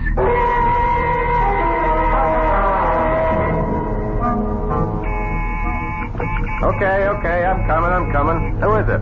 Room service. Ah, breakfast. Come on in, I'm starving. Yes? Are you sure those scrambled eggs are hard? They tasted like rubber yesterday morning. They should be all right, sir. Yeah, well, you tell the chef he'll hear from me if they aren't. Yes, sir. Will you sign right here, sir? Okay.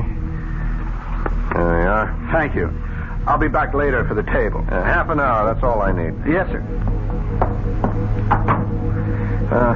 Guess my shower's going to have to wait. Oh, now what? Hello. Phil, it's Lou. Oh, hi, what's up? How come you're still at the hotel? I thought you were just going to stay there 1 or 2 days. It's the 3rd day now. I like it here. They stay until the end of the week. Besides, I saw some great-looking chicks at the bar downstairs. Well, what's happening? Nothing. I was just wondering if you knew anything about, Van Haas. Walter Van Haas? He's just waiting for the mailman, Lou. Waiting to hear the good news from South Africa. I spoke to Charlie Edwards. He says Van Haas called in sick yesterday. Yeah, I'll bet he was sick. I'll bet he was home planning on ways to spend all that money he thinks he's going to get. $1 million. No, 500 grand. Are you coming into the office soon, Phil? Sure, I'll be there just as soon as I finish breakfast and grab a shower. I'll see you later then. All right. I'll bet those eggs are cold for sure. Oh, for Pete's sake, it's a conspiracy. Hello, Mr. Thompson. Well, what are you doing here? May I come in? I told you not to get in touch with me, Van Haas. Yes, I know you did, but I had to talk to you in person. I told you that it was for your own protection. Don't worry. I found out your room number, and I came up the back stairs. Nobody knows I'm here. Well, why are you here? Please let me come in. All right. As you can see, I'm just about to take a shower, so whatever you have to say, would you make it fast? Yes, I'll make it fast. I hope you haven't come here to say that you changed your mind, because it's too late for that. The thing is over and done with. It is? You're sure of that? Well, as soon as you gave me your okay, I was in touch with our agents in Johannesburg. They didn't waste any time either. And it went, all right? Flawlessly, just as I promised. Now, all you have to do is wait. Yes, I see. I just had to hear it from you, Mr. Thompson. I had to hear it from myself. Well, now you've heard it. Now you go home and you wait for the mailman. Yes, the mailman. What's the matter, Van Haas? You look strange. You feel all right? Oh, yes, I feel fine. Truth is, I never felt better in my life. Good. I'm glad to hear it. I feel a lot different than I felt 2 days ago. I can't tell you what a torture it was for me to make that phone call to you. Absolute torture. But after I hung up, I felt as light as a feather. You did, huh? Yeah, felt fine. I felt wonderful. Even though I got myself involved in killing a man. It's funny, isn't it? It was easy, wasn't it? Just like I said it would be. Yes, that's the word. I never knew anything could be that easy. Changed me, Mr. Thompson. I saw how stupid I'd been all my life. How stupid most of us are. To waste the one life we're given. I owe you a lot. Well, if you came to say thanks, you're welcome. Now, if you'll excuse me... I felt like a giant. I felt there was nothing I couldn't do. I was a coward before, a weakling. But you showed me a better way. Okay. Would you go home now, Mr. Van Haas? I mean, the less we see of each other, the better. Now, when the money arrives, I'll be in touch with you about my 50%. Yes, your 50%. That's really what I wanted to discuss, Mr. Thompson. Tell me, does this fireplace work, or is it just for show? I really wouldn't know. But I see that they have all the implements. What are you doing with that poker? Van Haas, are you crazy? Sorry, Mr. Thompson, but 100% is so much better. I thought I'd have to bring a hammer or something, but a poker was so much better. Now, into the bathroom, Mr. Thompson. Up into the shower. Yeah. What a shame that you slipped in the tub, Mr. Thompson. What a terrible shame. Now I have to go home to wait for the mailman.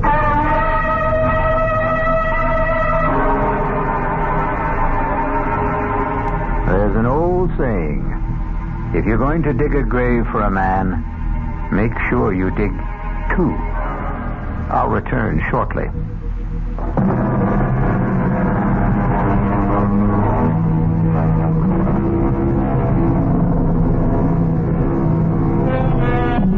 Ready for an instructive statement? It goes like this. The wonderful thing about radio is that it can be enjoyed in complete darkness. And isn't darkness the natural medium for mystery? Our cast included Paul Hecht, Ralph Bell, Mason Adams, Evie Juster, and Will Hare. The entire production was under the direction of Hyman Brown. Now, a preview of our next tale. You know the saying, if you can't lick 'em, join 'em? Come on. I decided to join you, Jason, to do business your way. I want a certified check for $50,000. When I've finished, I want another 50. And you know me well enough to realize that I'm not going to give you $50,000 just because you asked for it. Not even to save your life? Are you trying to blackmail me, Harry? I'm trying to do you a favor. Your life should be worth at least $100,000. Before I agree, answer one question. Do you know who's going to kill me? I do. Who? Me. Radio Mystery Theater was sponsored in part by Anheuser-Busch Incorporated, brewers of Budweiser. This is E.G. Marshall inviting you to return to our Mystery Theater for another adventure in the macabre. Until next time, pleasant dreams.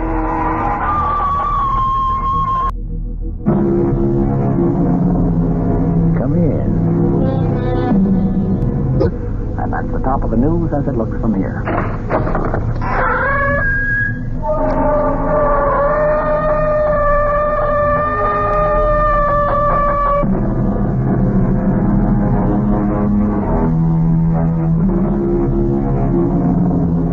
Come in. Welcome. I am E.G. Marshall. Welcome to the sound of suspense, to the fear you can hear. For the next 52 minutes, I will be your trainer. I say trainer because we are concerned with a horse, a remarkable, powerful stallion who not only runs, but who thinks. And what does he think about? In our spine-tingling tale, he will think most about revenge. Go, Spartacus, go! You'll find him. You'll catch him. And when you do, he's yours. All yours. Emily! Emily, here I am! See him, Spartacus. See him. I'm here, Emily! Get him. Let's go. Get him. Go.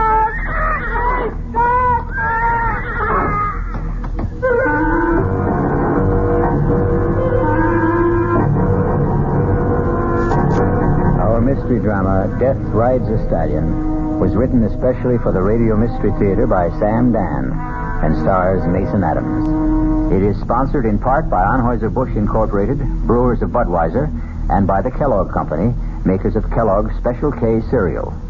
I'll be back shortly with Act One.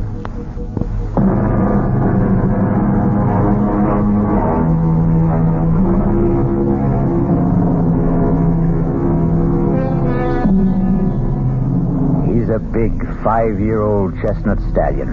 He's in the prime of his glorious life. He has fire in his eyes and steel springs in his legs. The powerful muscles ripple beneath his shiny, velvety coat. And he also has a mind of his own. He's a rebel who acknowledges no master. That's why he's called Spartacus. But if he has no master, he does have a mistress. A slender, freckle-faced girl named Emily. And he will respond to her slightest touch, her softest whisper. Whoa, Spartacus. Right here. Steady, boy. Steady. Good boy. Listen, Spartacus. Here he comes now. Here I am, Frank. Oh, good morning, Uncle Harry. Oh, morning, Emily. Do I detect a faint tone of disappointment? Disappointment? Oh, why, Uncle Harry, you're my favorite human being. Oh, I have the impression that you were expecting someone else. Who? Me? Well, I wasn't expecting anybody. Oh. Look, I don't say that Lollygag here is in a class with Spartacus, but we challenge you to race. Well... How about here to Parsons Creek? Now? Unless you just want to stand around all day. The truth is, Uncle Harry, I am waiting for somebody. Oh, that's the secret of your early morning rides. And who is your partner in these assignations? Frank. Oh. Well, there's no accounting for taste, I suppose. I think I'll commune with nature on my own. Yep, Lolly here. Uncle Harry, wait. Whoa there, Lolly. Emily, if everybody listened to you the way the horses do, you could rule the world. Uncle Harry, do you know what I think? No, ma'am, you're too deep for me. I think this morning Frank's going to ask me. Ask you what? Ask me what? Ask me to marry him, of course. Why would Frank do that? Why would he... Oh, I suppose I'm not really pretty enough for a man to ask. No, Emily, I never meant to imply that. Why, you're even prettier than Judy. No, I'm not. Nowhere near.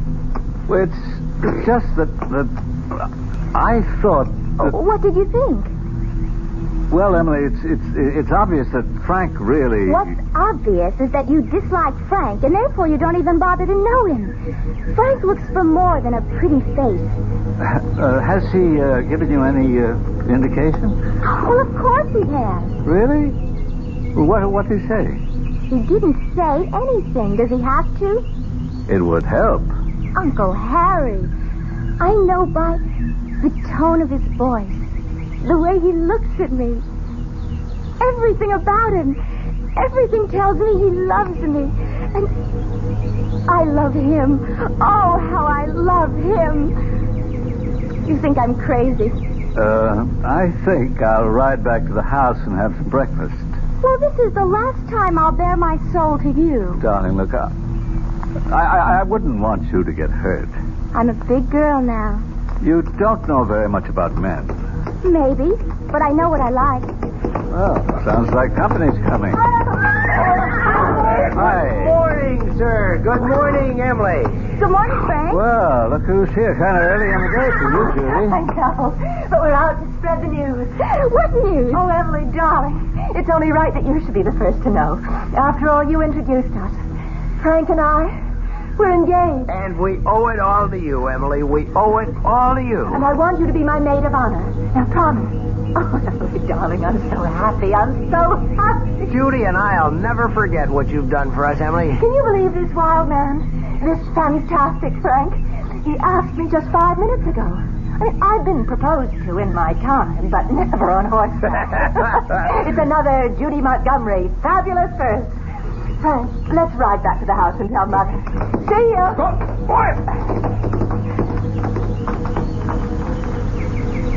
Emily. They used to say, always a bridesmaid.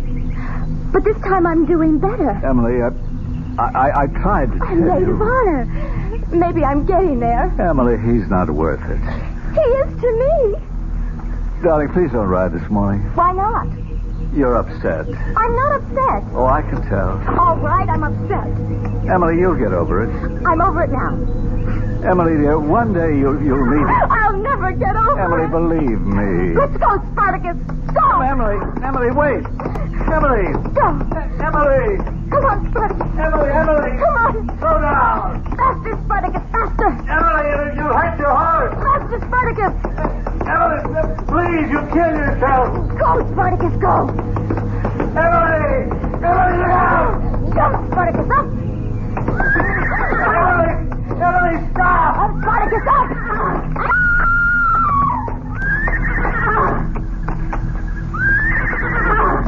Emily. Oh, no.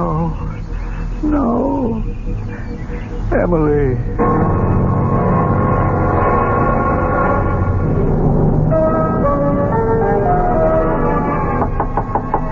Come in. You wanted to see me, sir? Oh, it's you, Frank. Yes, sit down. Thank you. Wait till I shut off this music. Oh, let it play. It was her favorite Rhapsody. So it was. Oh, how are the ladies? Well, Judy and Mrs. Montgomery have gone to bed. It's been a terrible ordeal. But with the coroner, why was all that necessary? You have to establish the cause of death. Well, wasn't it obvious? What a thoroughly obnoxious man. Why did he have to ask so many questions when he knew from the start that his verdict would be accidental death? There isn't anything that I could do about it. But I disagree with the verdict. Well, what other verdict is possible? Murder. Murder? What? Do you mean someone killed her? Yes. Who? You. Me? Yes, you. But that's impossible. Why is it impossible? Well, because I wasn't even there. You were there. What are you saying, sir? You don't have to call me sir. Don't pretend with me. I can see through you. You're a young hustler on the make. You have no right to accuse me of it. You used Emily to get to Judy. You're going to marry Judy for her money. I don't think I have to sit here and listen to There's nothing intrinsically wrong with marrying for money. Does anyone seriously believe that poverty improves the quality of love? I married Mrs. Montgomery's sister for her money. Yes, I married her for her money. She married me for my looks. And both of us knew it. And we've had a perfect marriage. But you're a scoundrel. And you won't even give Judy her money's worth. Now, look here, sir. I said don't call me sir. You can relax with me. Don't be afraid. Even though every word I say is true, I couldn't prove any of it. None of it's true. You accuse me of killing Emily. That's a lie. You say I was there. You know I wasn't there. I was with Judy. We were riding back to the house. You know it for a fact. Have a drink. I don't drink. Don't say it so smugly. You have other vices that are worse. I say you were with Emily. I was not. No, don't interrupt. Since the very day you met Emily or arranged to meet her, you've been with her always. I think you're mad. That's my saving grace. But to say that I was with Emily when you know... You were with her as far as she was concerned. I don't know what you're talking about. So few girls like Emily in the world. Oh, what a shame that you had to waste one of them. You knew that she was in love with you. Well, love, I'd say it was a crush. Girls like Emily don't have crushes. They fall in love only once, and it's forever. She was in love with you, and you know it. Admit it. What is this, an inquisition? I don't have to put up with it. Of course you don't, but don't try my patience either. I'm doing this for your good. For my good? Make it difficult for me, and I'll wash my hands of the whole business. Why do you say for my good? If she fell in love with you of her own accord, well, that's a tragedy, but it's her tragedy. But if you made her fall in love with you, you're guilty of murder. Why? Because you knew it would kill her. The fact that you were only playing with her would kill her. The fact that you were only using her would kill her. All right. Maybe I did lead her to believe that I was in love with her. And it's murder in the first degree. Premeditated. I didn't know she'd take it this way. You knew. You knew it would destroy her one way or another. Okay, Harry. I killed her. That's what you want me to say, isn't it? Yes. Well, maybe she'll forgive you. Come on, Harry. That's unworthy of you. Sure, I killed her. And you know why it doesn't destroy me? Because she was a girl who walked around saying to the whole world, kill me. Please, somebody kill me. She was so trusting, so naive. Anybody could have broken her heart. Anybody could have betrayed her. Nobody had the right to be that defenseless. I was just the guy who happened along. Yes. Well, despite it all, she'll forgive you. Sure, Harry. Don't humor me. She loves you. And when she loves forever. A little thing like death isn't going to stop her.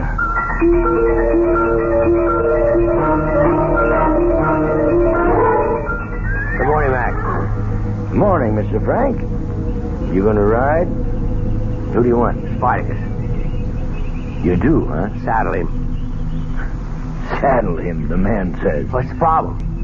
The problem's right there in the corral. You can look at the problem. You can listen to the problem. You want to ride Spartacus, Mr. Frank? You go in there. You put the saddle on him. How long has he been acting up? More than a week now, since we lost Miss Emily. How long can he go on like that? Oh, for another 5 minutes. Or for the rest of his life. Poor Spartacus. He's kind of in mourning, that's all. Oh, Miss Judy said she'd wait for you at Parsons Creek. I got Bolivar saddled up.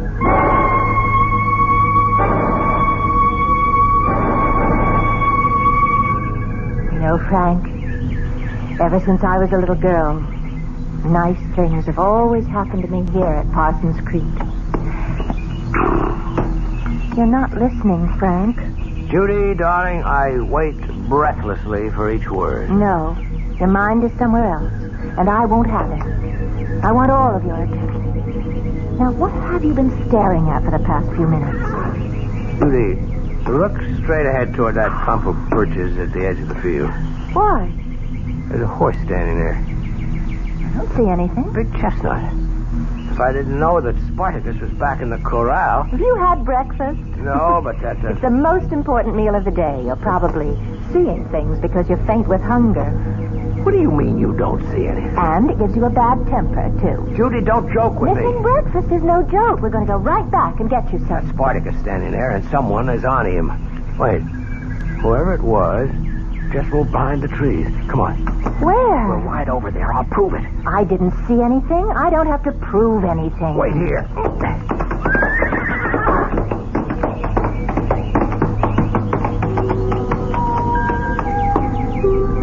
Good morning, Frank. Where have you been all week? Emily. I've been waiting for you here every day. You're not angry with me, are you, Frank? Emily. Where would you like to ride this morning? You know, I never did thank you for that piano rhapsody. It was so thoughtful. Come on, boy. Let's go, Bolivar. Frank, don't go. Don't go, Frank. Ready to go back for breakfast, Frank? Yeah. Well, was anybody there? Oh, no. There was nobody there. Nobody at all.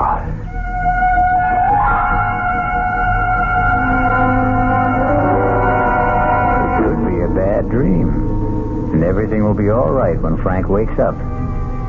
But how can he wake up when we all know he hasn't been sleeping? We'll return shortly with Act 2.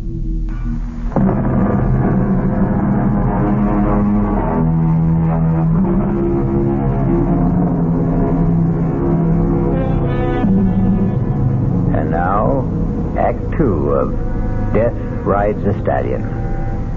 Frank has gotten over the shock of seeing and hearing a dead Emily, but not completely, it seems, as he has breakfast with Judy. More coffee, Frank, darling? Thank you. You know, You weren't exactly filled with chatter and high spirits this morning. Sorry, Judy. You hardly said a word, all during our ride. I guess you're right. I should never skip breakfast. Oh, no, that isn't true. You should always skip breakfast, or you'll wind up fat as a pig. The wit and wisdom of Uncle Harry. Morning, sir. And how are the true lovers this morning? Oh, I'm fine. Frank is a bit gloomy. I'm not gloomy. Yes, I would say you are. I'm an expert on gloom. I was once engaged to a boy. Do you remember him, Uncle Harry, the tall, blonde? The one whose father owned all that oil? No, he was a redhead. The blonde's name was George something or other. Oh. Anyhow, he was undoubtedly the gloomiest human being east of the Mississippi. Well, Frank, what's the problem? There isn't any problem. Frank's been seeing things. Is that a fact? Now, Judy. Now, Frank, don't deny it. He was actually convinced he saw Spartacus out riding this morning. Spartacus? And somebody was on him. Well, that's remarkable. Not to mention impossible. In the first place, nobody's been able to ride Spartacus since poor Emily. And in the second place, Spartacus hasn't left the stable in all that time. Who was supposed to have been riding him, Frank? Look, the whole thing was a kind of a hallucination. Now, please forget it. All right, darling. Will you be judge at the competitions this year, Uncle Harry? Well, is it still on? After all, darling, we're in mourning. Oh, would Emily have wanted us to call off the show? What better way is there to remember her? Poor child. Frank, do you think that we should... Where's Frank? Well, he was just sitting here. Where'd he go?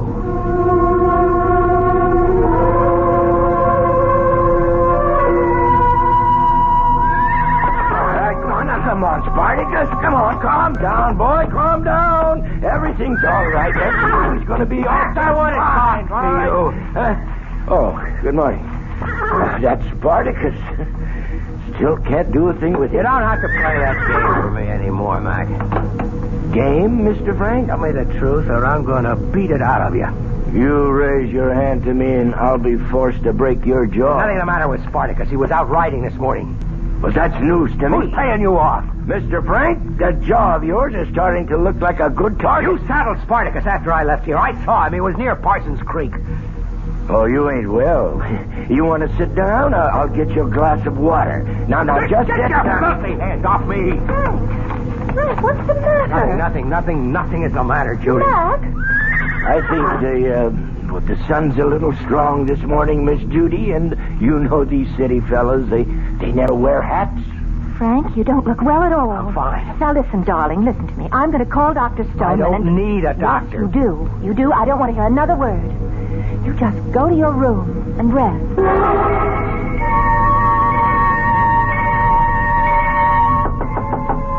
Come in. Oh, it's you. Darling, I don't want to hear another word. Just go to your room and rest. Well, I can tell who's going to wear the pants in your family. Not to mention the shorts and the slacks. When $26 million tells me to go up to my room, I go. There's a bit of an exaggeration there. She only has 23. Well, it won't change my style of living. What's this I hear about you hallucinating? I'll admit you had me going, Uncle Harry. I had you going? For a minute back there, I believed. Oh, did I ever believe?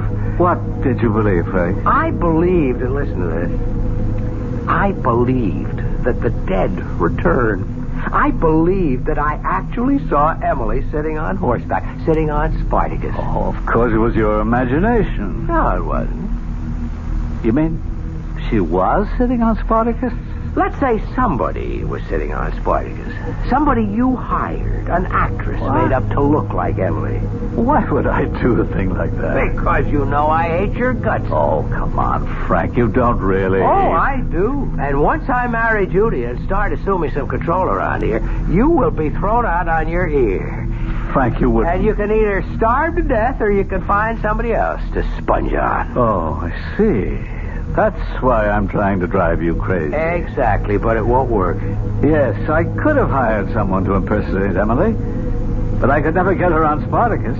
That horse is completely unmanageable. I think you're bribing that fool down at the stables. Oh, don't let that pose of his throw you. He's far from a fool. Actually, he's a physicist. You plan to put this girl, this actress, on Spartacus, and my vivid imagination would then do the rest. He just realized one day that live horses were more interesting than dead Oh, mathematics. I blew it this morning. No question about that. I panicked. I lost my cool. First, when I actually thought it was Emily. Second, when I tried to put muscle on that moron at the stables. Frank, believe me, his IQ is higher than yours. I lost points with Judy, but it'll never happen again. Sorry to end your fun so soon, Uncle Harry. Come in. Frank, darling, I came by to check. Has he been resting, Uncle Harry? Oh, yes, he's been as good as gold. My darling Judy, won't you believe I'm all right? You didn't look all right, and you didn't sound all right just a little while ago. I'm fine right now. I'm just fine. Oh, that's good, darling. Because we're having dinner with the Farringtons. Oh, Judy, he's such a bore. Of course. But he has one of the biggest stock brokerage firms in the country. We were talking about making you vice president. Judy, I'm not interested. Frank, darling, you'll have to do something. I don't know anything about... And there's no reason you can't learn. Now, Uncle Harry knows all about finance. Let him teach you. Will you, Uncle Harry? Oh, gladly. I'll pop in again soon just to check on you. Does she know your plan to assume control after the wedding? Don't you worry about me. I know how to handle women. Well, Judy has all the money, but you know you'd have been much happier with Emily.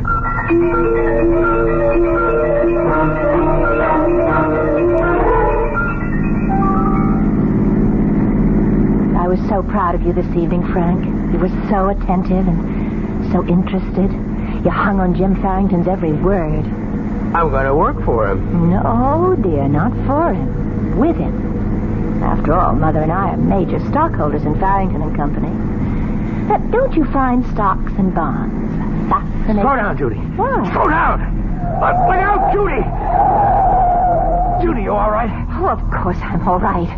Why did you make me skid off the road? There was somebody up ahead. I didn't see anybody. Yeah, there was somebody up ahead on horseback. On a horseback? At 11 o'clock at night? I could have sworn. Maybe it was the shadows. Oh, you have this thing for people on horseback, Frank. Oh, I'm never going to get out of this ditch. We're less than a mile from home. Let's walk.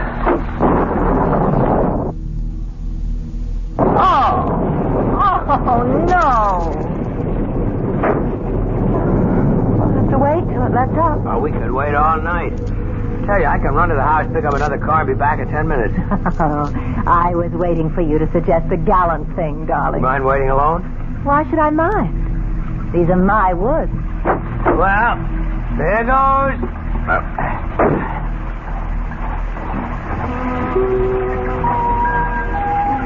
Hello, Frank. What? Emily. Poor Frank. You're getting soaked. Climb up. Ride with me. Emily, what do you want? I want you to come with me, Frank. Where? Where we can just be together all the time. Just you and me, Frank. You love me. This is some kind of trick, but it isn't working. Harry, he hired you. No, Frank. I'm Emily. Really. When I saw you this morning, you mentioned the piano rhapsody. Harry knew about it. He coached you. No, Frank. Only you and I know about the day we met. Only you and I. Excuse me. I think this is my seat. Oh, is it? Look, my ticket stub says R1.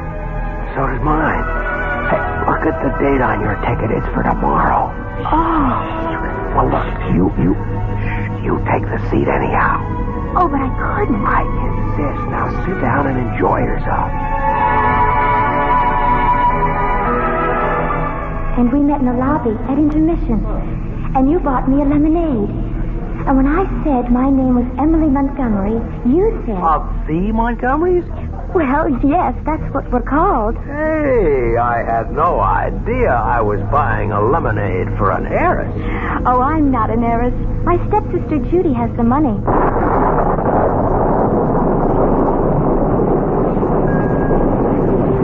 Come with me, Frank. No. Don't be afraid, Frank. I love you. I wouldn't harm you. Come with me. I can't go with you, Emily. Why, Frank? Why? Because you're dead. Oh, no, Frank. Love never dies. And neither do lovers. You remember that verse you once recited? So speak to me of parting never. For all who love shall live forever. Keep away from me.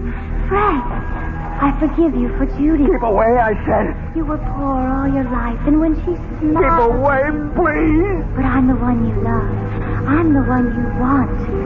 Come with me, Frank. Keep away from me. Frank! Don't go, Frank! Keep away from me. Keep away from me. Keep away from me.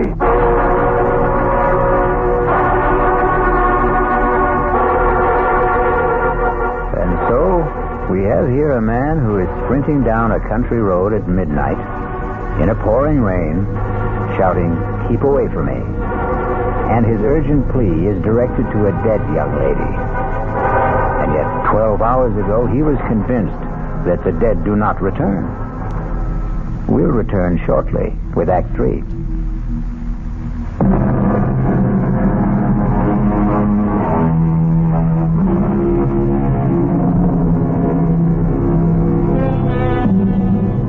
A lonely country road in the dead of night.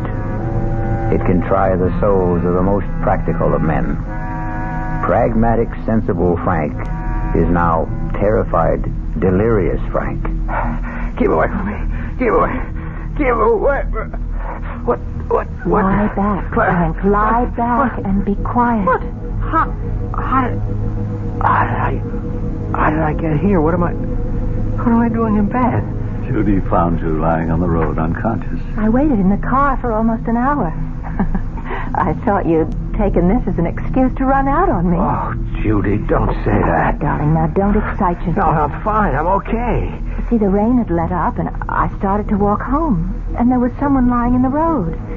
And it was you. What happened? I must have tripped over something, or maybe I ran to a low-hanging branch. I guess I was knocked out. And you kept moaning, "Keep away from me." Why? Well, Who? I don't know. I guess I must have been having a nightmare. Well, listen, the first thing in the morning, we'll see Dr. Stoneman. But right now, what you need is some sleep. And we'd better leave you alone. Are you coming, Uncle Harry? Yeah, in just a minute. Frank, dear, you look very tired. Try to get some rest. Good night, my darling. Good night. So, you were running, you tripped, you fell, you were knocked unconscious. Oh, no. No, that story won't do. You don't have a mark on you. What are you talking about? She's starting to have second thoughts, Frank. Bad move. You should have chosen Emily. No $23 million there, but she wasn't exactly a welfare case either. It won't work, Uncle Harry. You can't hope to psych me out of it. Nobody can psych me out of it. Little things, Frank. Little straws in the wind. For instance, she just said, "I waited in the car. I thought you'd taken this excuse to run out on me." What she really meant, Frank, she might be looking for an excuse to run out on you. Enjoy yourself, Harry. I've been with that girl through, it has to be at least a dozen engagements. Each one is like a fever. It runs a predictable course. And you can always tell when she's reached the crisis. She becomes thoughtful.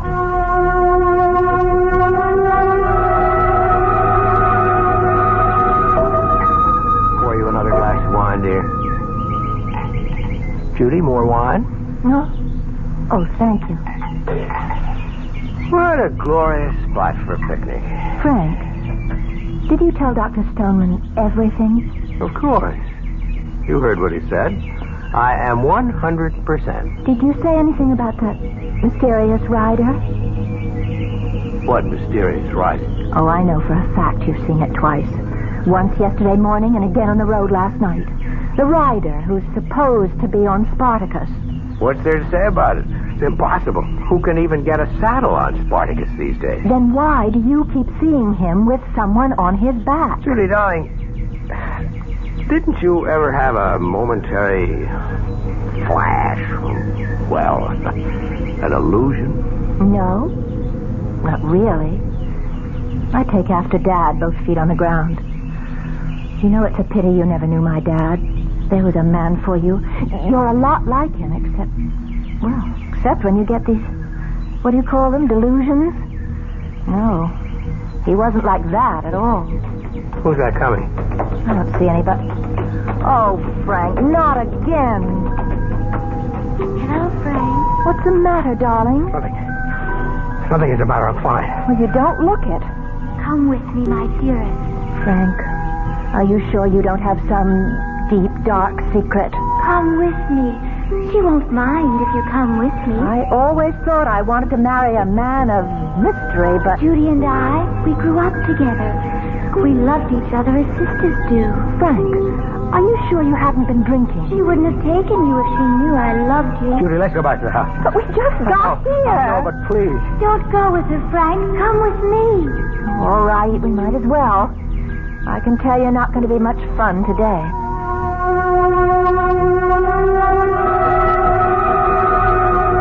Good morning, Mr. Frank. Do anything for you? Mac, Spartacus has been here all morning, hasn't he? This time you don't have to take my word for it. The vet's in the stable. He's been here all morning. Ask him. Want me to call him? No, never mind. Hey, you look nervous, Mr. Frank. You ought to get some rest. Yeah, sure. The vet's been here all morning, and so is Spartacus. Why do you keep asking? How long will it take you to saddle Spartacus? The way he is now? Forever. I'm going to ride Spartacus. Mr. Frank, now that is a damn fool thing to do. If you won't saddle him, I will. I tell you what, Mr. Frank, this is a bad time. Toward evening, he kind of simmers down a bit, and that's the best time to try. Right now, he'd kill the both of us. That's 5 o'clock. Oh, I'd say 5 o'clock's just fine.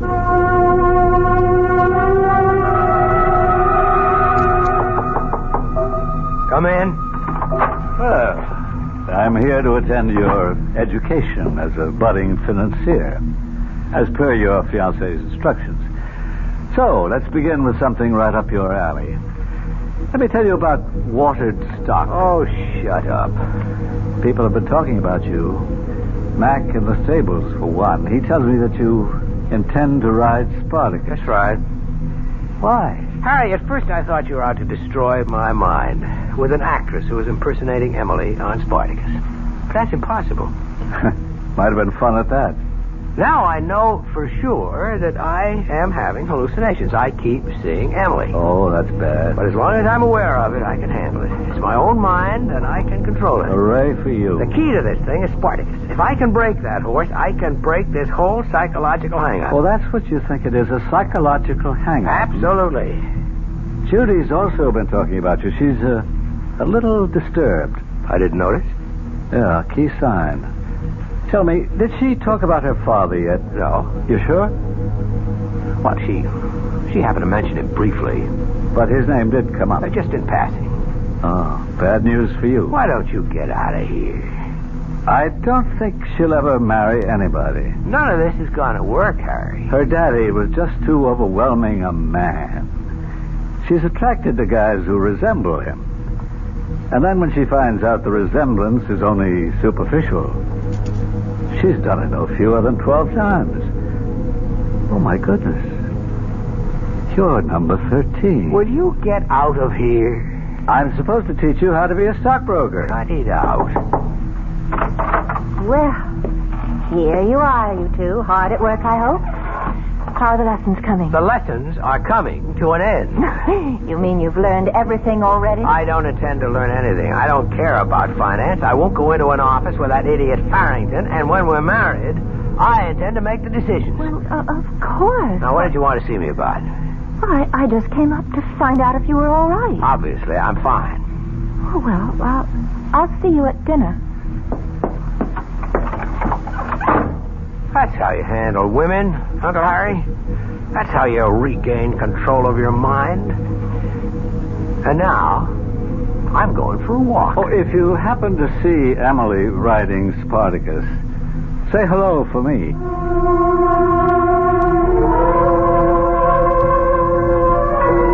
Hello, Frank.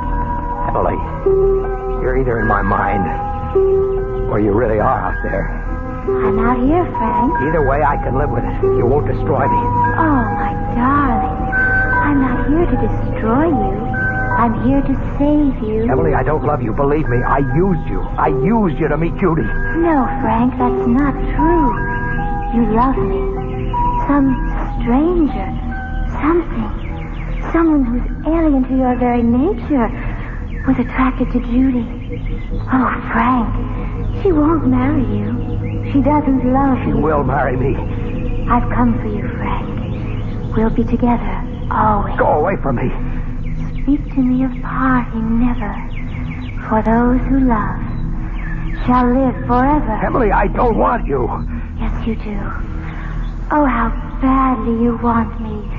How you need I me. can live with this. I can keep seeing you and talking to you. It won't destroy me. I'll just get used to it. I will get used to it.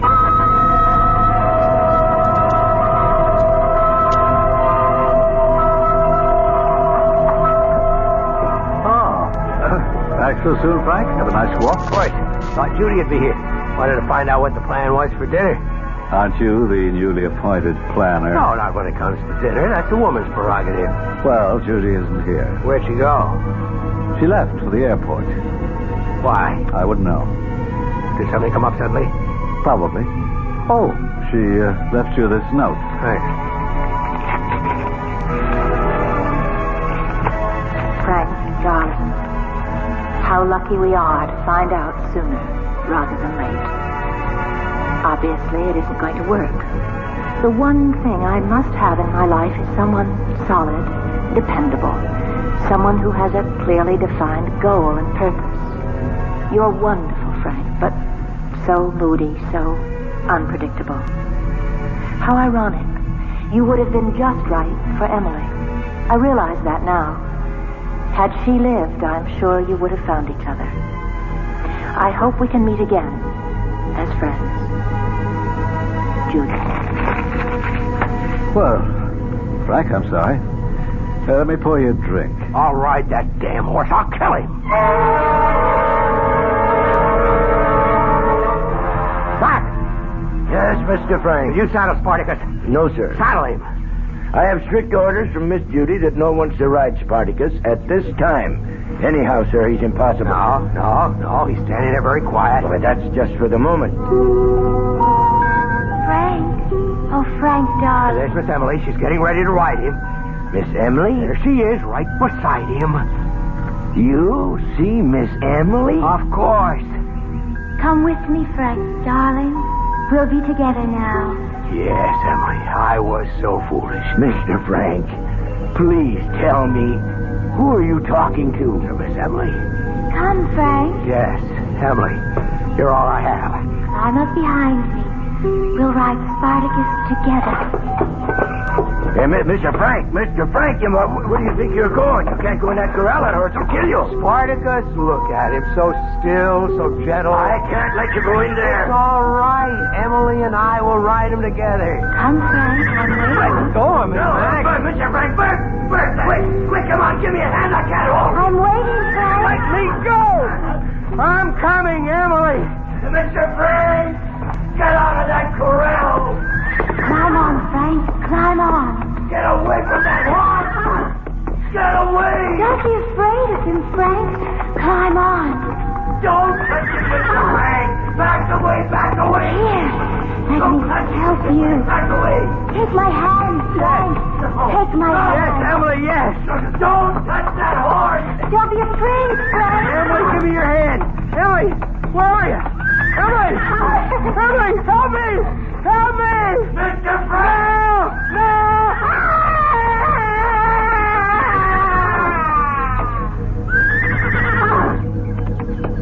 Bert, get a rope. Jerry, call an ambulance. As you can already guess, the ambulance was too late. But, as the poem says, those who love shall live forever. If Frank truly loved Emily at the end, then both of them will be together somewhere, forever. I'll be back shortly. This is WOR New York, your station for the Mystery Theater.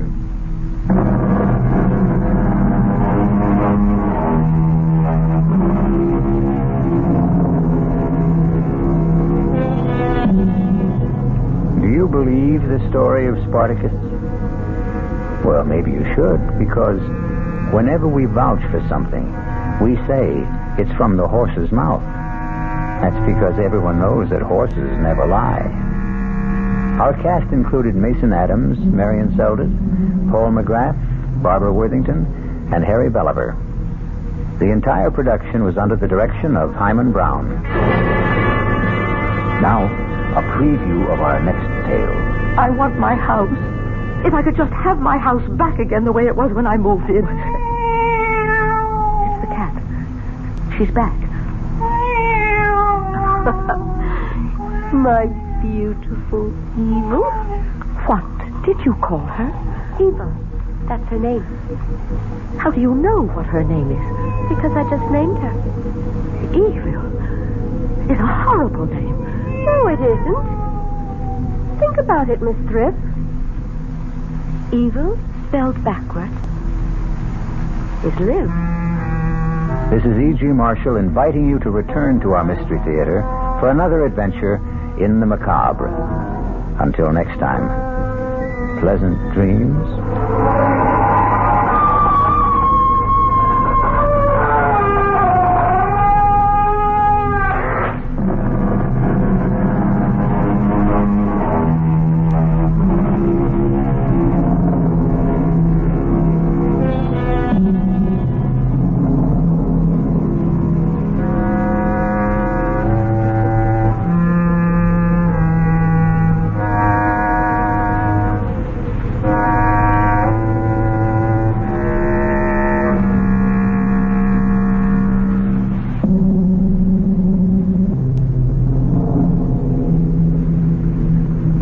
Mystery Theater program was furnished by the CBS Radio Network.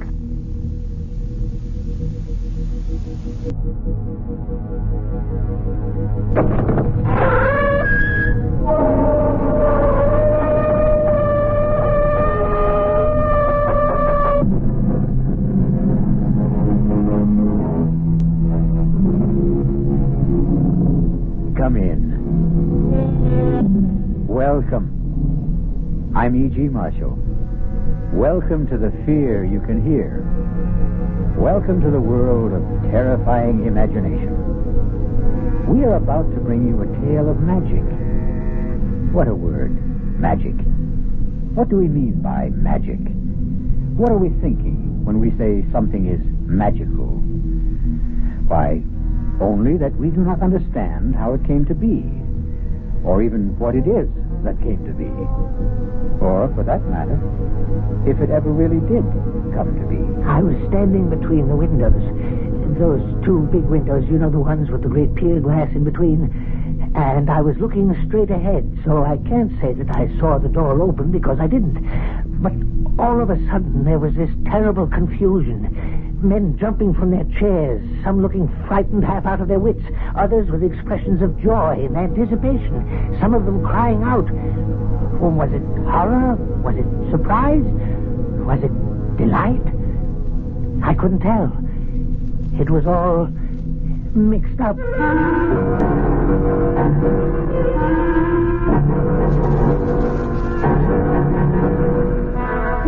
Our mystery drama, The Walls of Jericho, was written especially for the Mystery Theater by Elspeth Eric and stars Robert Dryden. It is sponsored in part by Anheuser-Busch Incorporated, brewers of Budweiser. I'll be back shortly with Act 1.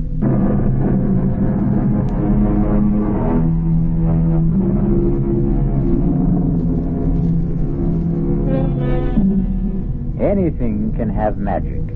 A name, a poem, a face, a touch, a phrase of music, a sudden silent thought that brushes across the mind.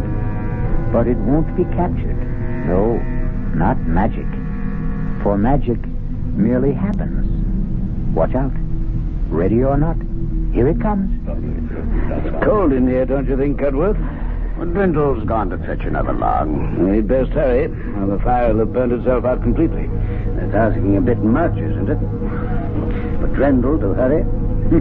I suppose one shouldn't ask too much. Ah, poor old Drendel. How old is he now? What will be your guess, Ashley? I wouldn't hazard one. He's been steward at the club since before I became a member. Ah, here he comes. I don't like to see him carrying a log that size. Oh, Drendel.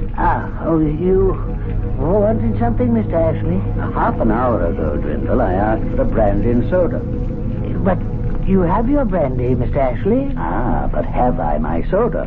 Haven't you? Oh, you haven't. I'll get it for you right away, sir. Right away. Possess your soul in patience, Ashley.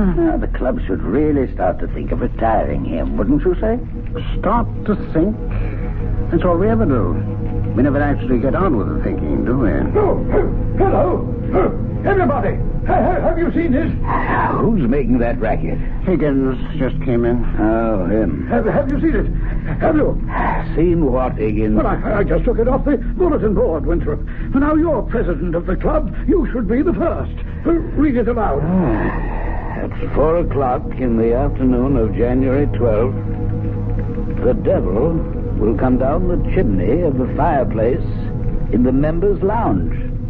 Let's see that. I just this minute took it off the bulletin board. Now, who's playing jokes around here? Now, who wrote this? Did anyone here put this notice up on the bulletin board? Let me see it, Winthrop. At 4 o'clock on the afternoon of January 12th, the devil will come down the chimney of the fireplace in the members' lounge. What the... that fireplace right there. Sounds very interesting. Not interesting at all. Just a feeble attempt to be funny. It wasn't on the bulletin board this morning. Well, it wasn't there an hour ago when I came in from dinner. Now, was it, Cutworth? Well, I certainly didn't see it. Well, somebody put it there. The devil could have put it there. Oh, rubbish. Well, he might have. He's very ingenious. I've heard. Let's not let ourselves be carried away, Higgins. Mr. Ashley, sir? What is it? Your soda, sir. Well, set it down. Drendel, have you seen this? Well, what is it, sir? Mr. Higgins found it pinned to the bulletin board. Here, read it. At 4 o'clock this afternoon, January 12th, the devil chimney of the fireplace in members' lounge.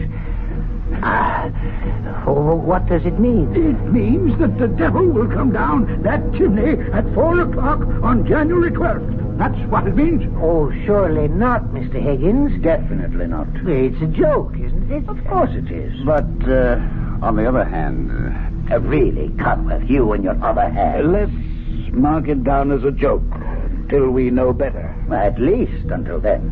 Anyway, until the afternoon of January 12th at 4 o'clock.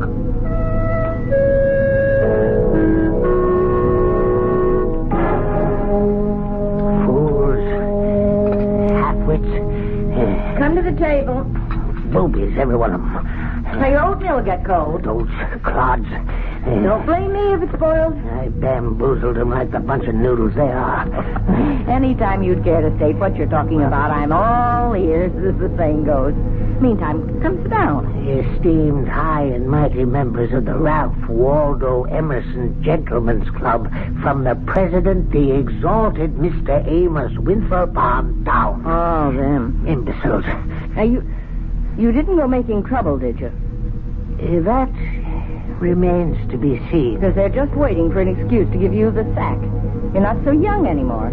I know that, Martha. Not always strictly teetotal on the job, I suspect. I'm never drunk. Well, a man needs to be a little elevated to spend 10 hours a day with those Back Bay snobs, but I flim-flammed them. Now, look here, Timothy Grindle. Don't you go doing anything to raise the hackles on those gentlemen. Nincompoops. Because if they should give you the old heave-ho, you know where you'd wind up, don't you? Right here at home with me, and I won't have that. They're not about to fire me, not right away. As a matter of fact, it's I who may have lighted a small fire under them. And they should be starting to feel the heat of it soon now. Very soon. Timothy, what have you done? Oh, nothing very much. I only posted a notice on the bulletin board, that's all. What kind of a notice? A modest little notice stating that on January 12th at 4 o'clock in the afternoon, the devil would descend the chimney of the fireplace in the members' lounge. You said the devil? You should have seen the excitement, especially Mr. Higgins. Oh, he's such an emotional little man. You invoked the name of the devil? No, I did no such thing. You summoned up the devil?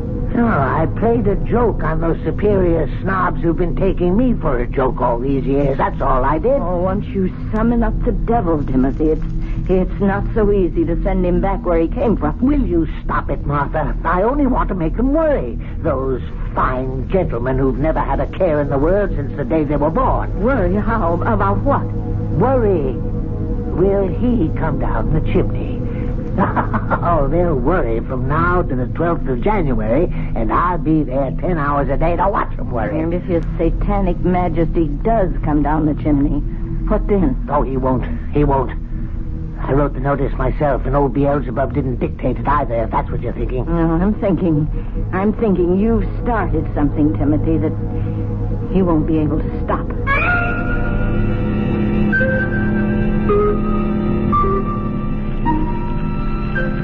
Your coffee, Mr. Winthrop? Oh, thank you, Drindle. That's quite a fire you've got going there. I always try to keep up a good smart blaze, sir. Nothing special about this particular fire, Drindle? No, sir. It's January 12th, Drindle. And precisely 3 minutes before 4 in the afternoon. Is it indeed, sir? Oh, come off it, Drindle. Surely you're not indifferent to the heralded appearance of the Prince of Darkness down the chimney? Well, it's really no concern of mine, Mr. Winthrop. No, the membership doesn't share your aplomb, Drindle. The lounge is filled to overflowing. So it is, sir, and I'd best stir myself. Other gentlemen will be wanting coffee. Bring me a brandy, Drindle, if you have the time. All the time in the world, Mr. Higgins. Old Drindle's the only cool character in the room. Even Ashley, who thinks this whole thing's nonsense. Ashley doesn't even believe the devil exists, for goodness sakes. Well, he's still been sitting on that little hassock by the fireplace since noon. I tried to get him to lunch with me, but he wouldn't budge. Oh, suspects a trick, no doubt. What do you? Well, it is possible, I suppose. But who'd want to play a trick like that?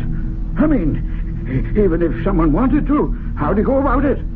Now suppose something, or someone, descends that chimney at 4 o'clock, as I am firmly persuaded he will. Who or what could do that? There's a great roaring fire going. Eldrin will saw to that. Well, suppose someone with a perverse sense of humor should toss a dummy down the chimney. We'd find it afterward. Well, none of it was reduced to ash. But something would remain. It couldn't all burn up. Am I right? Well, ask Cudworth. He's the brainy one. Gentlemen, all prepared for the big moment? Hello, Cudworth. Only the devil himself could survive a trip down that chimney. Am I right, Cudworth? I'd say so, yes. It's nearly time. Nervous? Well, I don't know what to think. I mean, I don't know what to expect. The whole thing is nerve-wracking. Positively devastating. It's time. What's that? It's him. It's him. The devil himself. He's there. See him? There he is. There is certainly something there. Someone. Oh, it's the devil. It's old Harry. The devil. Is it really the fiend? Look at him. Standing in the flames. He's laughing. Is he really laughing? Oh, that old serpent. Look at him. He's gone. No, he's not. He's still there. In the flames. Laughing in the flames. He's... Now he's gone. Well, that was quite an experience. Yes, it was. Oh, it was the most wonderful thing that's ever happened to me in my entire life. Oh, really extraordinary. Well, now, are you all satisfied? What do you mean by that, Ashley?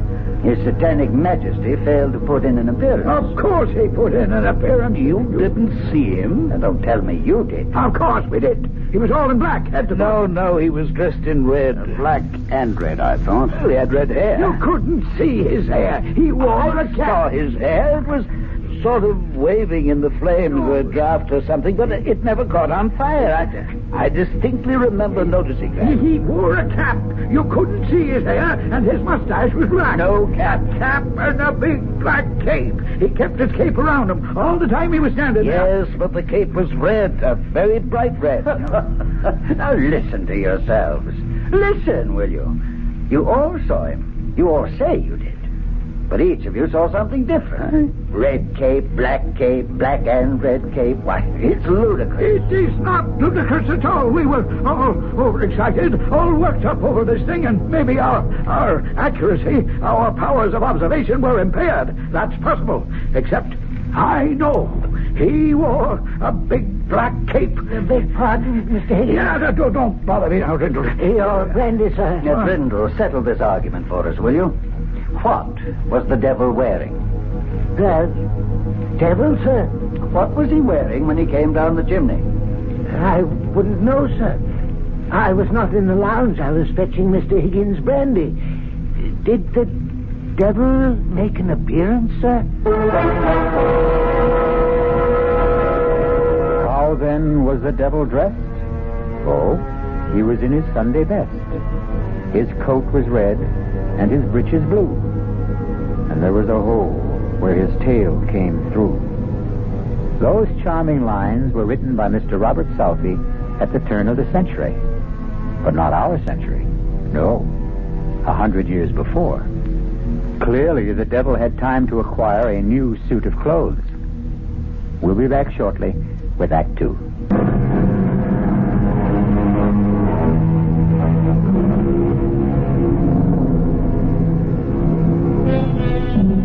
Did the devil indeed descend the chimney of the Ralph Waldo Emerson Club in the afternoon of January 12th and stand laughing in the flames? There isn't complete agreement among the club members even now, more than a month later. Cudworth, I have to talk to you. Sit down, Winthrop. Have you seen it? I've seen it. It wouldn't do any good to take it down from the bulletin board, I suppose. Well, half the membership's already seen it and told the other half. Lightning strikes again. I never dreamed it would, did you? Well, it's a slightly different bolt of lightning this time.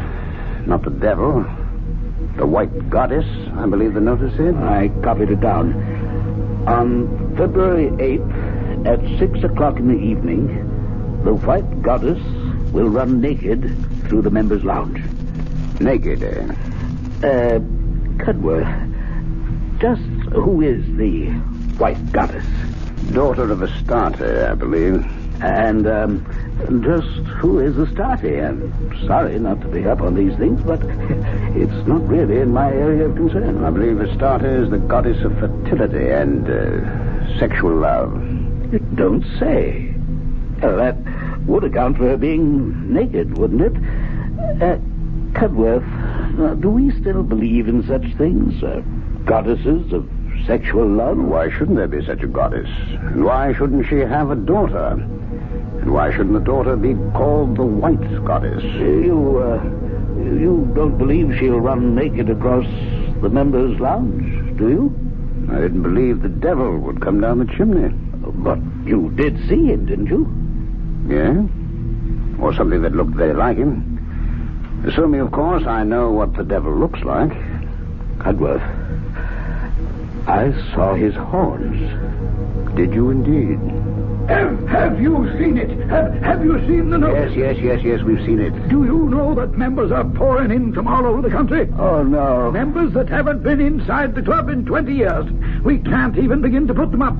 Half of them are stopping at hotels. Oh, heaven help us. Oh, cheer up, Winthrop. There's a chance the white goddess won't show. I don't know, Cudworth. I have a sinking feeling that she will.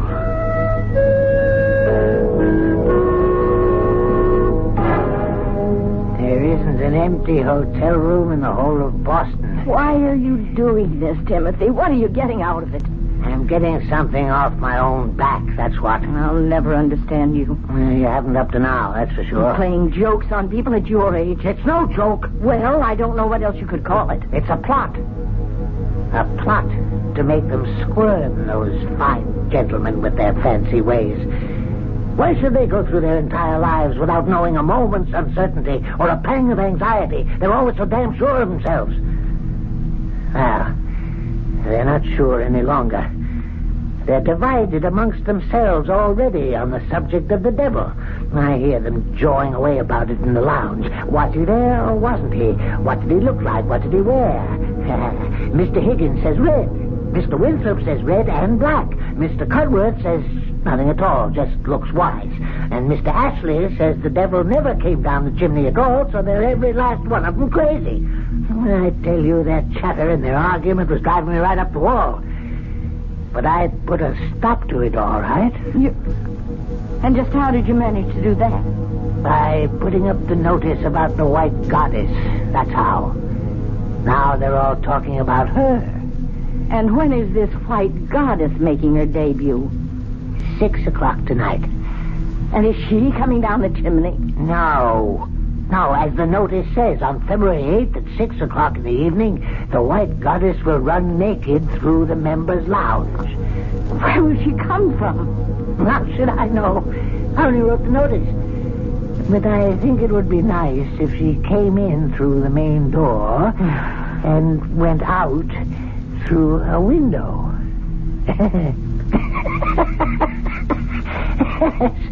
That would be rather nice.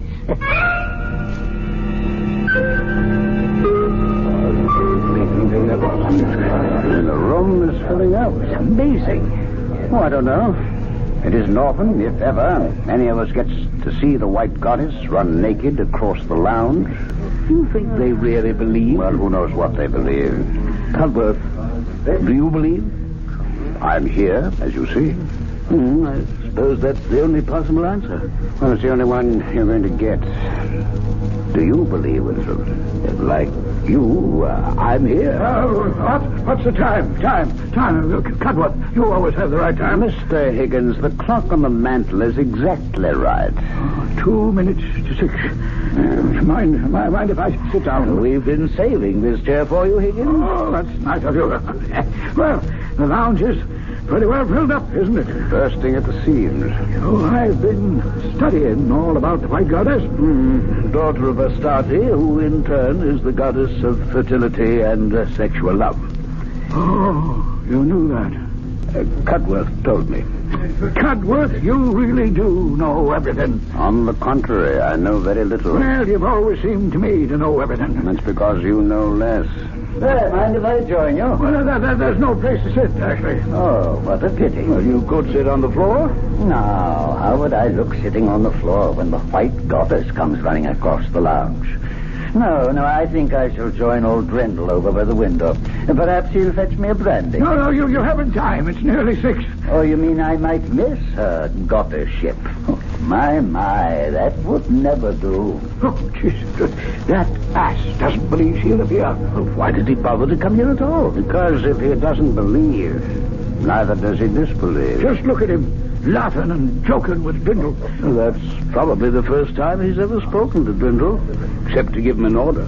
You could say that about most of us, myself included. Drindle's getting old.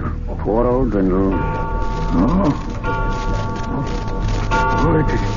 It's time. The time has come.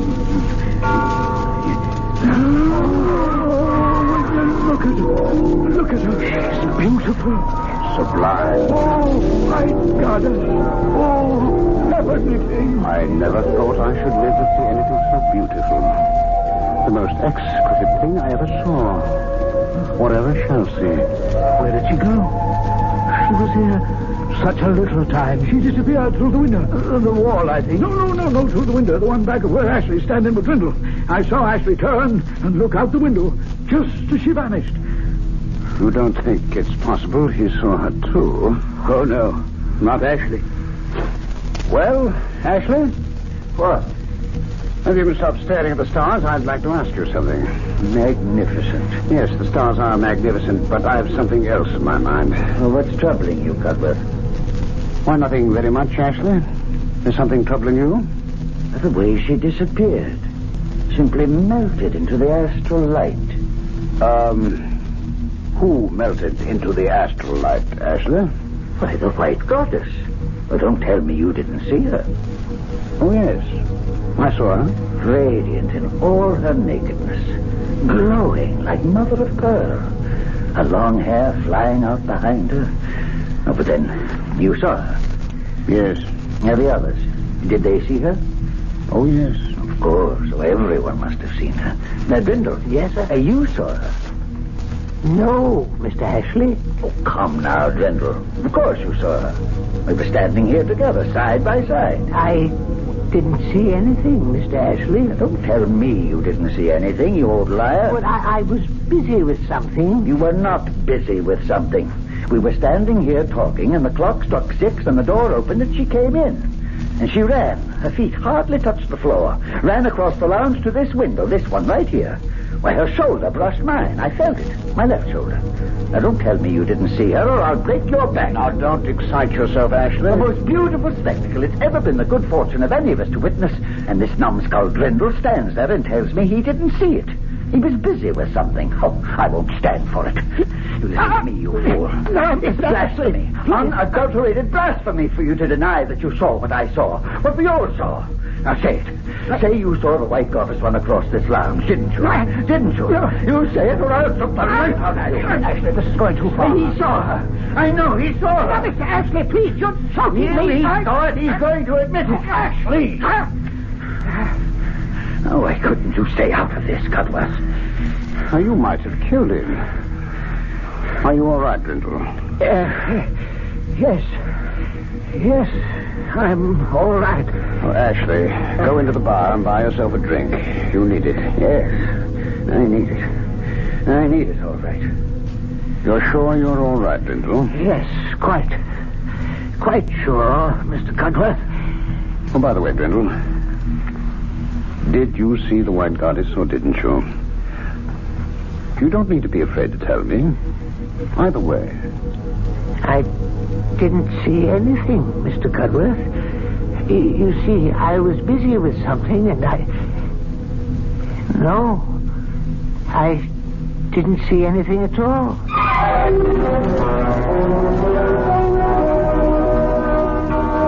Well, I think I must be getting on home. Yes, it's been quite an evening, isn't it? Quite an evening. A never to be forgotten evening. Beautifully put, Ambrose. Well, come along. I'll drop you off. Thank you. So long, everyone. Night all. Oh, wake up, Ashley. Yes, I'll wait for you. Well, Cudworth, a never to be forgotten evening. Well, at any rate, one I'll never forget. I fancy none of us will ever forget. You leaving now? No, I'm going to stay until the room's cleared. It's about cleared now. Nobody much left? I want to speak to old Brindle. He doesn't look too happy. That was quite a going over Ashley gave him, wasn't it? Looked that way. Ashley can be a rough man. Can't he, though? Well, I'm off. Night, Winthrop. Night, Cudworth. A never to be forgotten night. Oh, Brindle. Yes, Mr. Winthrop. May I speak to you for a minute? Oh, yes, of course, Mr. Winthrop, of course. You all right? Perfectly all right. I couldn't help noticing you and Mr. Ashley seem to be having an altercation of some sort. Mr. Ashley was angry, sir, because I wouldn't say I saw the White Goddess. And why wouldn't you say you saw the White Goddess? Because I didn't see her. But we all saw her, Brindle. Even Mr. Ashley saw her. She wasn't there. But my dear man, she was there. She ran across the lounge all naked, just as the notice said she would. Now, why do you persist in denying it? Because I wrote the notice. Oh, now, Brindle. And I wrote the other one, too, about the devil coming down the chimney. I wrote them both, and I made them up out of my head. Why are you lying to me, Brindle? I'm not lying, sir. But of course you're lying. I don't know why you're lying. Perhaps to make yourself important in our eyes. I am not lying. But we all saw her, Drindle. It was the most exquisite moment of our lives. We saw her. Therefore, you're lying.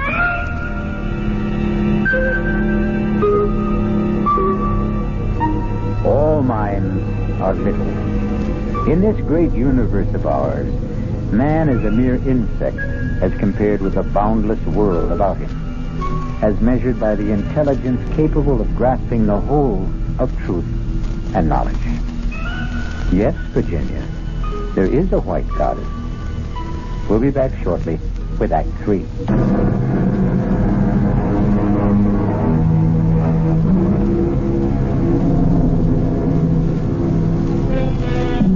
Have you read your Shakespeare lately?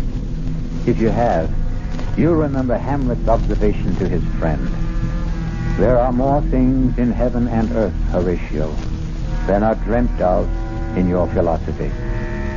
If you haven't read your Shakespeare, now for the third act of The Walls of Jericho. Come eat your breakfast, Timothy. It's on the table. It's ridiculous. It's absolutely absurd. They're trying to ruin me. Oh, he's off again. I never even turned around when I heard them whispering behind my back. Drindle's getting on. Poor Drindle. Drindle's had a drop too much. That part's true, all right. But when they call me a liar, and to my face, I don't have to take that. Who called you a liar? Mr. Amos Winthrop, the president of the club, the highest mucky-muck of all the high mucky-mucks, that's who. Well, what kind of a lie did you tell him? No lie. I told him no lie. I told him the God's own truth. That I had written those notices and put them up on the bulletin board. The one about the devil coming down the chimney and the one about the white goddess running naked across the lounge as well. Why wouldn't he believe you? Because he's a fool. The biggest fool in a pack of fools. I said, why wouldn't he believe you? He says he saw the devil, saw him come down the chimney and stand in the flames, and that most of the others saw him too. All but Mr. Ashley and a few other disbelievers. Oh, you should never have invoked the devil. I told you that at the time. But even Mr. Ashley is saying that he saw the white goddess run across the lounge. Radiant in her nakedness, he says, glowing like mother of pearl. Imagine Mr. Ashley talking like that. He says she brushed up against him, against his shoulder, and then went out through the window and melted into the astral light. Mr. Ashley, of all people. Maybe it happened. How could it have happened when I made it all up? Well, come eat your breakfast. No, well, I can't. I'm too upset. You're more upset than they are. Those fine gentlemen you were going to teach a lesson. Oh, don't you worry. I'll fix them. I'll put up another notice. Oh, now, Timothy, don't start up again. Only this time I'll make it so crazy, so outlandish, they'll see that it's only a joke. They won't be able to help themselves. Yeah, now, let's see. Where's a pen? And a piece of paper. Now, what shall I... I need to get them excited, all worked up, waiting for something, and then they're let down when it doesn't happen. That's what I'm after. Yes, I've got it. On March the 2nd at 5 o'clock, you see, they'll all be having drinks in the lounge about that time. At 5 o'clock, a leopard will enter... No, not a leopard. A tiger will enter the members' lounge. How's that? As long as you don't make it the devil. No, better yet. 3 tigers will enter the members' lounge. No, I don't like enter. It's too sedate sounding, too tame. Will come through the windows. Will crash through the windows. That's good. Crash through the windows of the members' lounge. There. That should put Mr. Winthrop in his place. Somehow, Timothy, I don't think you were born to put Mr. Winthrop in his place. That's where you're wrong, Martha. It's precisely what I was born for, and this'll do it. Wait a minute. I thought of something else.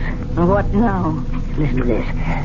On March the 2nd at 5 o'clock, 3 tigers will crash through the windows of the members' lounge, one of them carrying a chicken in his mouth. Oh, How's that, Mother? Huh? How's that? Oh, that's perfect.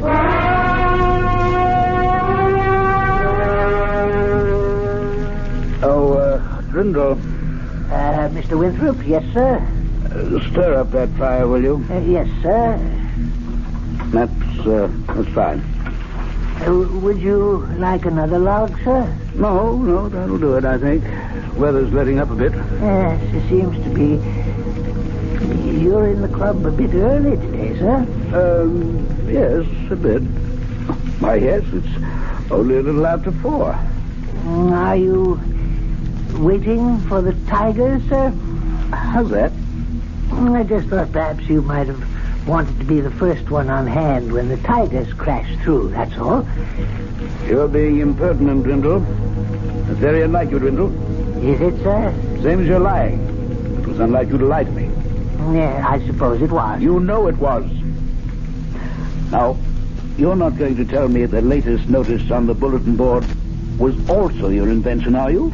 I'm not going to tell you anything, Mr. Winthrop. Well, I'm glad to hear that. I'm sure you'll agree that it's not my place to tell you anything. I most certainly and emphatically do agree. I thought you would. Not that I'm certain that the 3 tigers will crash through the windows. No, I'm not certain at all. It's absurd on the face of it, isn't it? Most absurd. 3 tigers. Well, now. Perfectly ridiculous. And one with a chicken in his mouth. It's laughable. Well, don't laugh.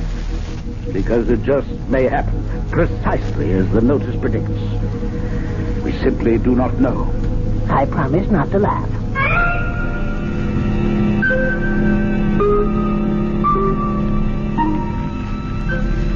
Nervous, Cudworth? A few flutters. It's the uncertainty, of course. I've been here since 4 o'clock. Can you imagine that?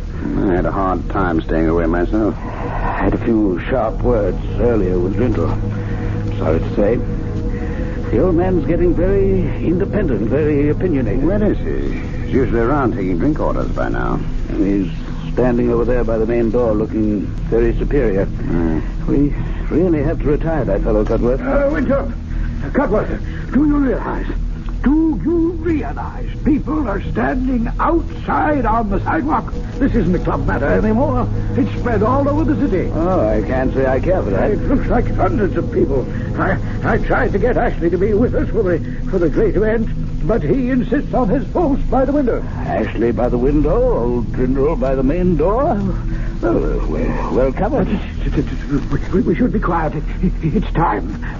I don't think our conversation will either deter or encourage the tigers. All the same, you quiet.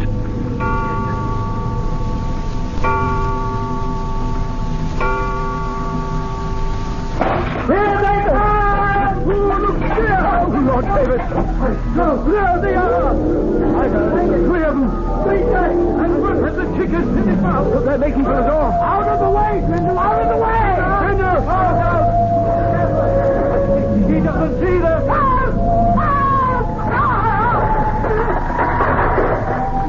Cudworth, did they...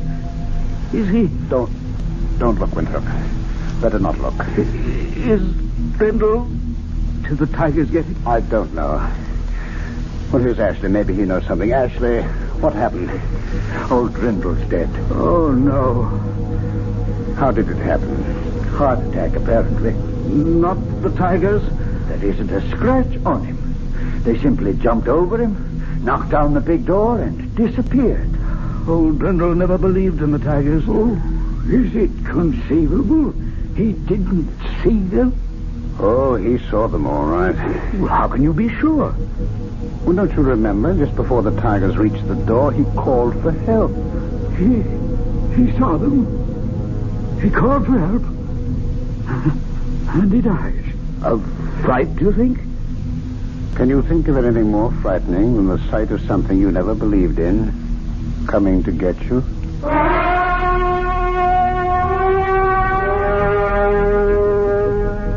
Let's step in here for a few minutes, gentlemen. We won't be disturbing you, Katie, if we use part of the lounge, will we? What happened in here, Mr. Winthrop? Who upset all the furniture? a little fracas, Katie, with some unexpected visitors. Let's set our drinks down here. Pull up chairs, everybody. There's a few that weren't overturned. We'll have a new steward tomorrow.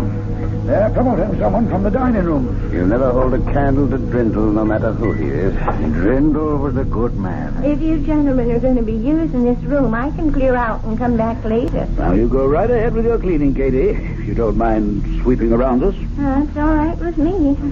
There certainly is a mess. Gentlemen, I asked you to meet with me here because I have a confession to make. I'm sorry I didn't tell you before, but, well, I didn't. But now I must. After the incident of the White Goddess, gentlemen, Brindle told me that he himself had posted those notices on the bulletin board. Brindle? The one about the devil? And the White Goddess, that one too? I didn't believe him. After all, we saw the devil, most of us, and we all saw the White Goddess. And to believe Brindle would be to admit that he had the power to summon them up. What about the 3 tigers? One with a chicken in his mouth? We saw them too. And in all probability, so did Drindle. And the sight killed him. Is it possible that a man like Drindle had the power to invoke such things? Well, I must now concede that he did. There I must take issue with you, Winthrop. Drindle only put up the notices. The power lay within us, the membership. I, for one, claim no such power. You, for one, have no such power, Ashley. Nor have I. Nor has Winthrop or Higgins or any member of the club separately or consciously. But unconsciously and collectively, the power is ours. Together and without knowing it, we can do such astounding things. Together and without knowing it, we are constantly doing astounding things, are we not? And always have. Both for good and for evil. I call your attention to the biblical story of the Battle of Jericho. We all know that stone walls cannot be shattered by a band of men marching round them, a final blast of trumpets and a great shout. We know that. And yet it happened. The walls of Jericho fell. Why did they? Consider the circumstances. The Israelites outside the fortress city, the eagerness, the expectancy, and above all, the desire and the belief. Consider the steady tramp of marching feet. Consider the narrowed concentration of the marchers. No man divided in his mind, and no mind divided from the mind of any other man. Consider the psychic pressure created by such a congregation. Mass hallucination? It was no hallucination that Jericho fell to Joshua. No. I should call it mass projection. And that's what happened here? To us? We, all of us, acting in concert, projected these apparitions by the sheer force of our unconscious minds. Then we weren't wrong. We really saw them. The devil, the White Goddess, 3 tigers, one with a chicken in his mouth. We really saw them, even as the walls of Jericho really fell. I beg your pardon, sir. What is it, Katie? Look what I swept up over by the main door, sir. If I am not mistaken, they're chicken feathers. What's been going on here, sir? And so ends our tale of magic. A magician performs his tricks.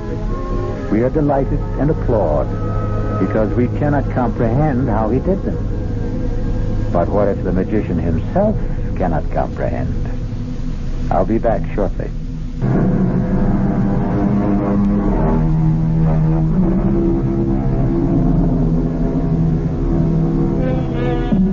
Seek to know the truth, for the truth shall make you free. I believe that. But it's a long search and a weary one. And let's be glad that a lot of mystery remains. And there's a little magic here and there along the way. Our cast included Robert Dryden, Mary Jane Higby, Ian Martin, Ralph Bell, Guy Sorrell, and Sidney Walker. The entire production was under the direction of Hyman Brown. Radio Mystery Theater was sponsored in part by the Kellogg Company, makers of Kellogg's Special K cereal. This is E.G. Marshall inviting you to return to our Mystery Theater for another adventure in the macabre.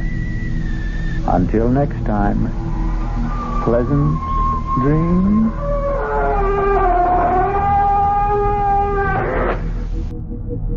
And now, Mystery Theater.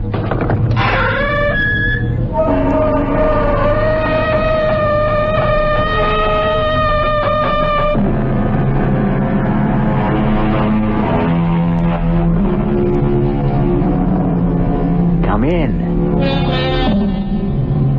Welcome.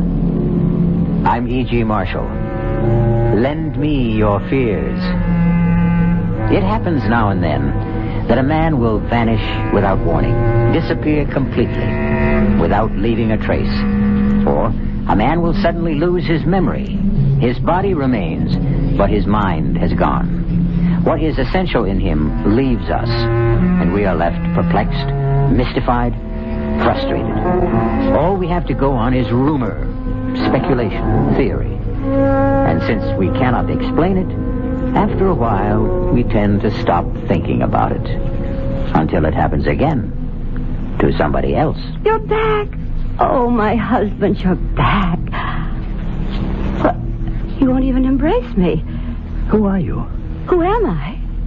What kind of question is that? How can you say you're my wife? We've been married for more than 15 years. No, we haven't. What are you trying to say? I'm trying to say that I'm not your husband. You're not my wife. I don't even know you.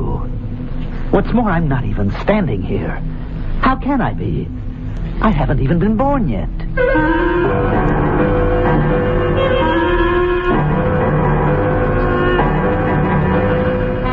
Our mystery drama, A Long Time to Die, was written especially for the Mystery Theater by Sam Dan and stars Mandel Kramer. I'll be back shortly with Act One.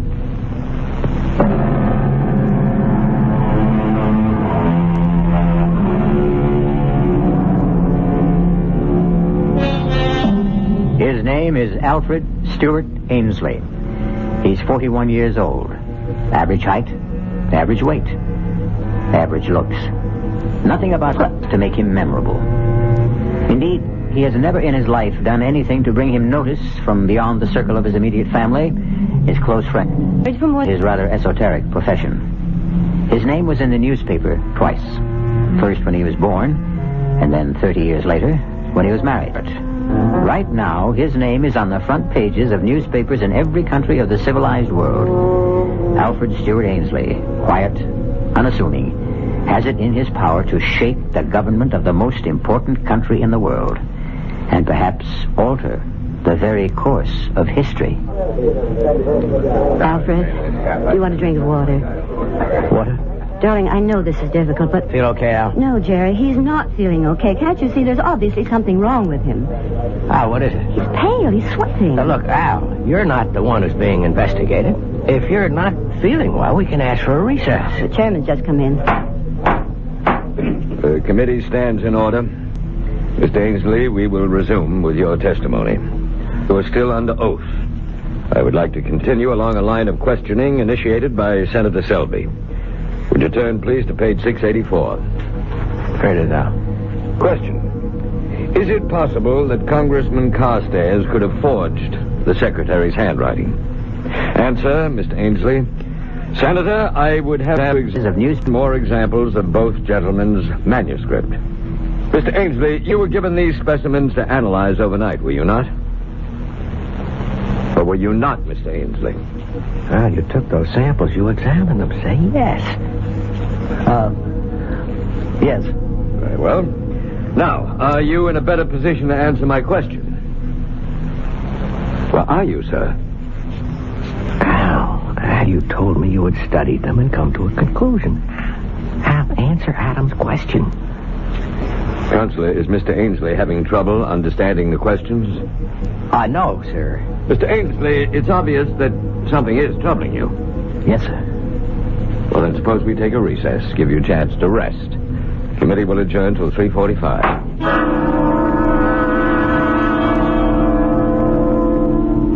Well, Al? You want to talk to me? I never saw that before. Saw what? A man makes smoke. The way you make smoke. Al, are you serious? We have pipes, and we put the tobacco in the pipe, and that's how we smoke. But you're holding something. What's that called? All right. I can play along if that's how you want it. This is called a cigarette. Cigarette? You mean you never heard of it? No. Well, that's odd. Right here in your pocket. Put your hand inside your shirt pocket. You have a pack of cigarettes. How long do you want to play this game? It isn't a game. Tell me what it is then, Al. You call me Al. I'm not Al. You're not Alfred Ainsley? No. All right, who are you? My name is Mahatwiki. Yes? In your language, it would be Running Beaver. That sounds like an Indian name. Indian. That word, Indian. Yes. In this language, in your language, it would be Indian. You claim you're an Indian? Yes. Well. You don't believe me? Just tell me how you got here. I was sent to the north to scout the, you would call them the Iroquois. Scout? Yes, to see if we should make war. War? Make war or become allies. I was on my way home to my tribe. I was at the place where the mist covers the rocks. I walked into the mist, and there was a noise. What kind of noise? Loud thunder. A flash of lightning. It was as if someone had hit me over the head with a club. I knew nothing. Then I was sitting in a strange room in strange clothes, and strange people were talking to me on a subject I know nothing about. You claim to be an Indian. You talk about fighting in wars. Well, that would be before the white men came to this country. I've never seen men like you and these others. There's one small detail that troubles me. How does it happen you speak English? I don't know. You don't know? I don't know. I was returning to my people. They live near the banks of the Great River. The Great River? The Potomac. As I told you, something took place in the mist. I awoke. Now I'm in a strange place. I find that I can speak the language, but I don't know what anything means. Where is this place? Who are you? I'm your doctor, your friend. My name is Carl Stitzer. And who am I? Al Ainsley. You're a collector of and a dealer in autographs, historical papers. You're considered one of the top experts on handwriting. I don't know what any of that is. What is it that you know how to do? To track? To scout? To hunt? All right, Al. I've gone along as far as I can. Now, let me tell you something. Your testimony can destroy Congressman Carstairs. I don't know anything about this Carstairs. If you testify that, in your opinion, Carstairs forged those papers, then not only will Carstairs be destroyed, but the principles he stands for will be discredited. You believe in what Carstairs stands for, Al. I am not Al. You're torn, Al. You don't want to examine those documents. I don't even know what documents are. Because if they are forgeries, you will put an end to Congressman Carstairs' political life. And you can't bring yourself to do that. I am a stranger in a strange land. I need a friend. You're afraid to find out if Carstairs is guilty. You can't face the consequences. When a man finds himself in such an intolerable situation, he tries to escape. You're a doctor. In my language, that means a medicine man, a magician. You've escaped to a remote past, to a long-gone, buried, forgotten world. You don't believe me. You don't believe me. Doctor, what is it? Think, Joan. Think carefully. How long have you and Al been married? 11 years. And how long had you known him before that? We were kids in school together back in first grade. Then you've known him all his life? Just about. Has he ever been interested in Indians? Indians? No, not that I know of. You don't have anything in the house like, handicrafts, weapons, books? That would have to do with Indians? Mm-hmm. Nothing at all. Does Al have a secret life? Doctor, I'm not going to answer any more questions until you tell me what you're driving at. Well, see that he gets plenty of rest. No visitors, no excitement. And please keep in constant touch with me. Doctor, can't you tell me anything at all? No. But I do have to ask you one more question. Does he know how to shoot a bow and arrow? Oh, what kind of a question is Just that? answer it. I would say no. Mm-hmm. Well, maybe we better find out.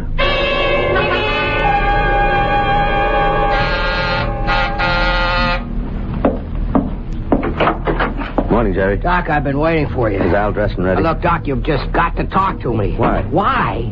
Why? Don't pretend to be living in a world of your own. You read the papers, you hear the news broadcast. Yes? Al has to testify. Yes or no. Whichever way, it no longer matters, but he can't remain quiet. He's not the only handwriting expert in the world. The committee can call another. It's too late for that now. The rumors are out. He's been bought off. He's been scared off, and both sides are under suspicion. I admit it's an unfortunate situation. Now, look, Doc, you can maybe stall the committee another day, maybe two, maybe even through the weekend recess, but that is about as far as you can go. I'm doing the best I can. Why can't he testify? I can't tell you. You can't or you won't? Both. Now, let me tell you what's going to happen. The committee has the right to assign their own doctors to examine Al. I know. Well, how much time do I have? A week? That's really stretching it. I'm ready to go with you, Doctor. Al, how do you feel? Let's go, Al. Now, why can't I come along? Goodbye, Jerry.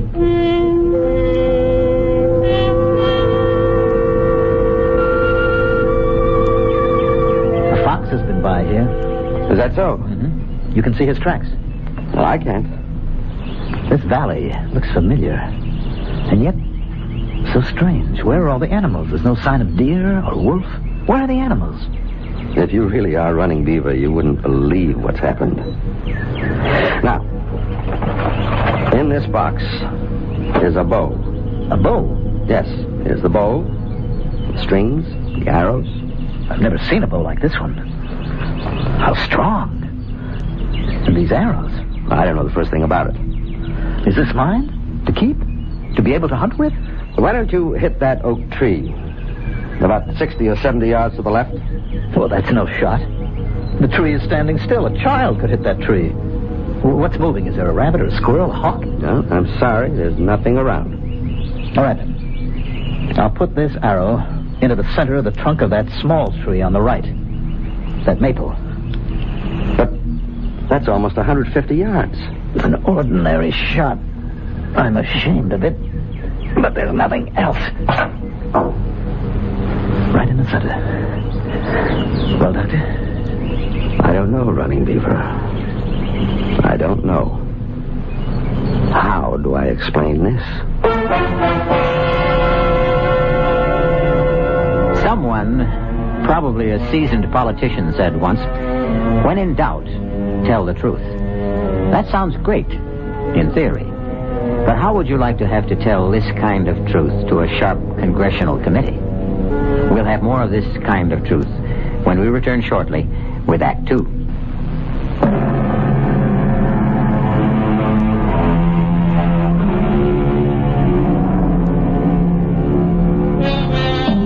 There's a beautiful stretch of countryside running along the boundaries of Washington, D.C. and Maryland.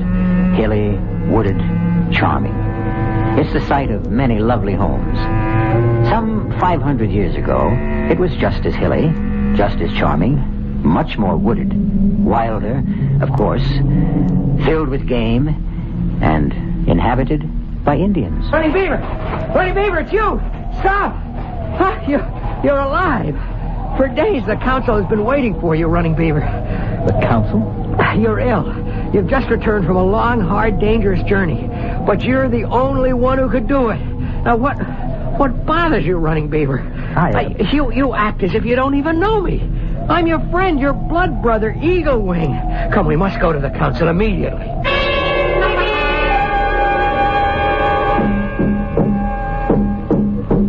Many days ago, the council sent Running Beaver and 3 companions north to the Iroquois Nation to determine peace or war And now Running Beaver returns alone, and we ask him, where are your companions? And shall the Iroquois be our friend or foe? Speak to us, Running Beaver. Running Beaver, say something. I am very tired. Important questions should not be answered by a man who needs sleep and food. Running Beaver shall return to the council after he has eaten and rested.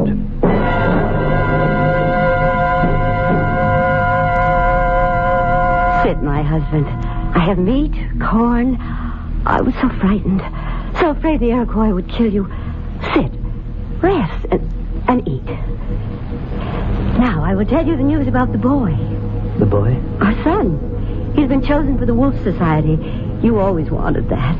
Your mother brought him this bearskin robe. You're not eating. It's not cooked. It's the way you like it. There's something wrong. You don't look right. Perhaps you'd better see the medicine man. The medicine man? Red Bear. He always liked you. There is something wrong. This is not like you. Not to be hungry. To be so quiet. You're frightened. Why are you frightened?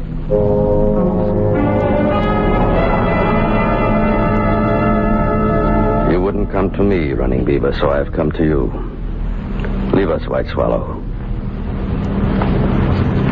Now, what nature of evil spirit is within you? Was there a spell cast upon you in the Iroquois country? I wonder if I can talk to you. You wonder? Your father was my closest friend. I seem to understand. How, I don't know, but I seem to understand this language. Is that a surprise? This is your language. I don't know what I'm doing here. I don't know how I got here.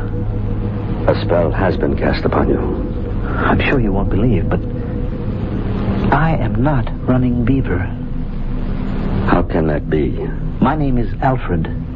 In your language, it would mean a wise elf or wise counsel. Excellent name. I come from, well, perhaps it would be this same land, but I live, or shall live, hundreds of years from now. I could tell you stories of great things, of great ships flying through the air, of enormous buildings. I don't even know where to begin. It must be a time of great magic. Unbelievable magic. What a happy time that must be. I couldn't say that it is all that happy. I find that hard to believe. With all that magic. At any rate, I was going to an important meeting of the committee. Well, never mind what that means. I decided to walk to the bus instead of driving my car. I'll explain to you what they are later. There was a mist near Rockledge. And I walked into it, and something seemed to explode in my head. And when I walked out of it, I was in these clothes. I was somebody else. I was frightened. I began to run. And suddenly someone stopped me. Yes, Eaglewing. He is your friend. You don't believe a word of this. How can I? You are exactly like Running Beaver. Your body is his, your voice is his. I am not Running Beaver. What am I supposed to say to the council? You will have to appear. The tribe has been waiting for days. The life of every man, woman, and child could depend on what you say. What am I supposed to say? The truth. The truth is what I just told you. Can I say that in front of the council? No. Then what can I do? Now, rest. Sleep. Sometimes the spirits speak to us in dreams. I'll need more than a dream to get myself out of this.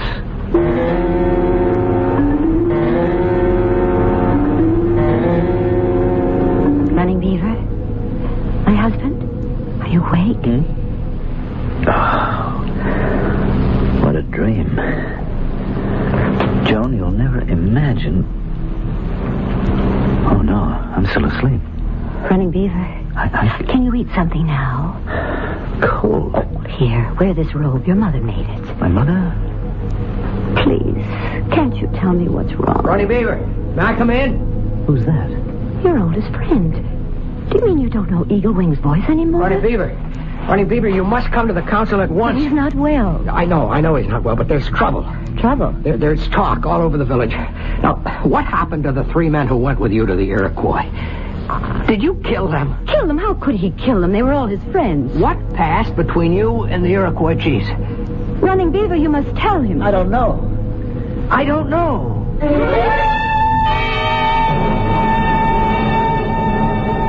I tell you, all of you gathered here. I don't know. Running Beaver, in war and peace, you've been first among us. We sent you as our ambassador to the Iroquois. We entrusted you with the lives of 3 of our bravest young men. Now, where are they? Their families have a right to know. Speak. Chief, I will speak for him. No one can speak for a man before the council. Not even you, Red Bear. Running Beaver is ill. What kind of illness?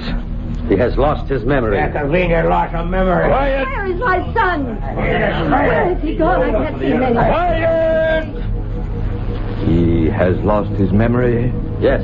Can you cure him, Red Bear? I can try. You have 6 days. At the end of that time, Running Beaver will talk to the council or else submit to justice.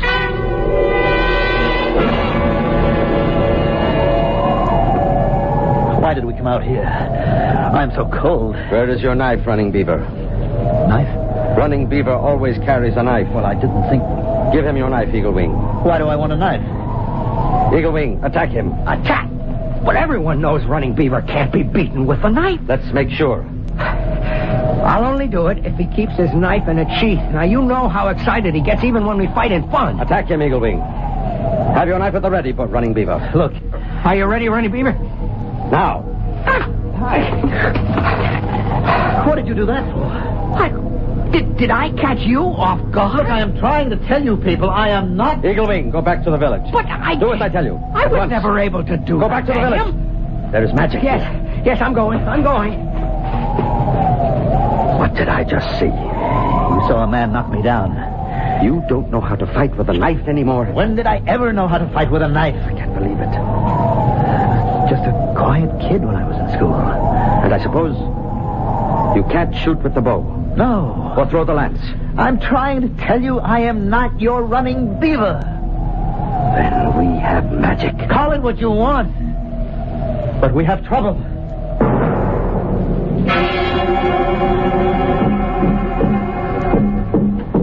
As chief of this council, I call upon Running Beaver to speak. Chief Stark Tracker. I haven't called on you, Red Bear. I called upon Running Beaver. But, Chief... The council has given you 6 days, Red Bear, 6 days to cure Running Beaver. Let me talk. Gentlemen, I don't know how to make you understand. Be quiet. No. Let him talk. But he's mad. Let us judge. I am not who you think I am. I am not Running Beaver. I told you he was mad. You say you are not Running Beaver. No, I am not. I don't know how to convince you because I don't even know how it happened myself. White Swallow, step forward. Yes? Is this man your husband? Yes. She really does... Silence! Why do you deny? Are you tired of me? Is there another woman? Good Lord. You could have been living 500 years from now. You women never change. I thought you loved me. All of you, listen to me, please. I know it's hard to believe, but I am not Running Beaver. Who are you, then? I am a man from a time... I don't know, and it must be hundreds of years from now. Yes, a spirit has captured him. This is the council. We'll have no disorder here. Running Beaver, have you anything more to say? I have plenty more to say, but I don't know how to say it. The council will retire. We shall return with our decision.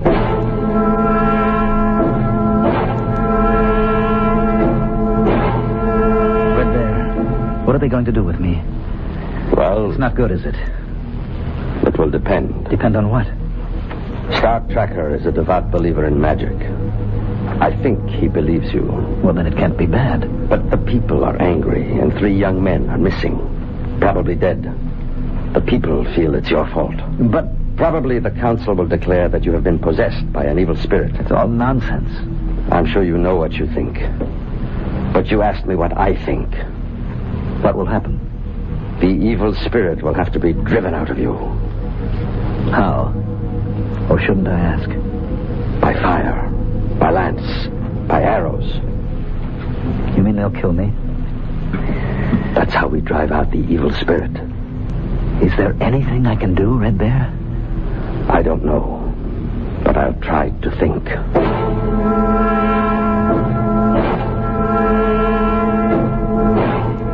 Running Beaver, stand before the council.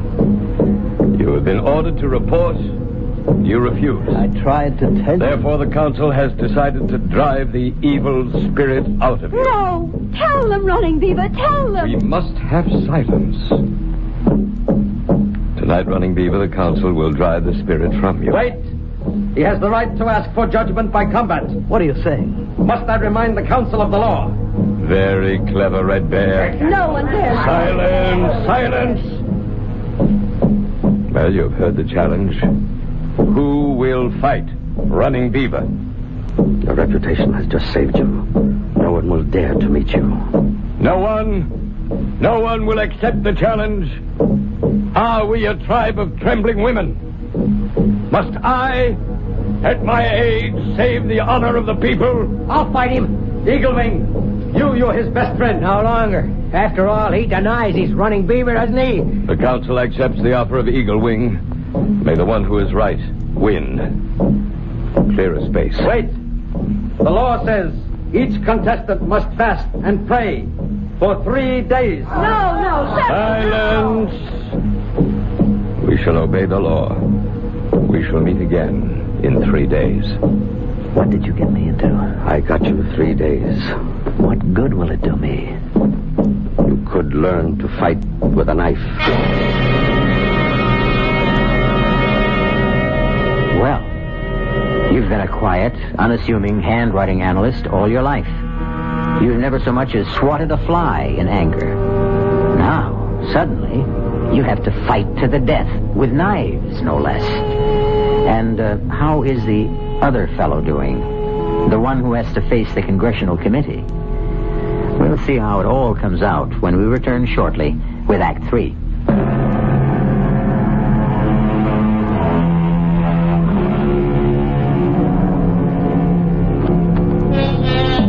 Just as telephone wires can cross when they cover great distance, so can lives when they cover great spans of time. 2 such lives have been disrupted. Running Beaver, an Indian who lived 500 years ago, and Alfred Stewart Ainsley, who is a contemporary of ours. Alfred Ainsley is now talking to his lawyer. That is, his lawyer thinks it's Alfred Ainsley. We know it's Running Beaver. Al, level with me. Is this a stall? I keep telling you, I don't know what you're talking about. I can't help it. I talk to the reporters. I talk to the committee people. Nobody understands you. You keep saying you're a friend of Al Ainsley. Yes, Al. We've been friends since college. Then you should know that I am not Al Ainsley. My name is Running Beaver. I'm an Indian. I lived about 500 years ago. I better get Doc Stitzer back here. Jerry, what are you doing here? I ordered complete rest for Al. You know what Al just told me, Doctor? He thinks he's an Indian. It happens to be true. It happens to be... Oh, I see. Yeah, I think I see. What do you think you see, Jerry? They got to you too, Doc. Who got to me? I don't know. But somebody doesn't want Al to testify. He's been bought off, and so have you. Jerry, I resent that. The 2 of you concocted this ridiculous... It happens to be true. Do you think that you can sell this to Senator Adams, to the committee, to the news media? I only tell you what I perceive as the truth. Oh, they'll skin you alive. What is he saying, Doctor? Something very unpleasant. That's not the worst. You're going to be finished, Dad. Your career will be ruined. You won't have an ounce of credibility left. Jerry, enough for now. No, it's not enough. They'll get you on contempt. They can even pull obstruction of justice, conspiracy. Al, do you realize you can go to jail? Jerry, he doesn't realize anything of the sort. But it should be obvious. It would be, if he were Al Ainsley. Doc, are you crazy, too? Jerry, this is no time for anyone to lose his head. Okay. Let's be calm. Let's be reasonable. How does a thing like this happen? There's no answer. I've done some research, consulted. And the best I can come up with is... Look, at the speed of light, there's no regular sequence of time. The past, the present, the future, everything is mixed and jumbled up.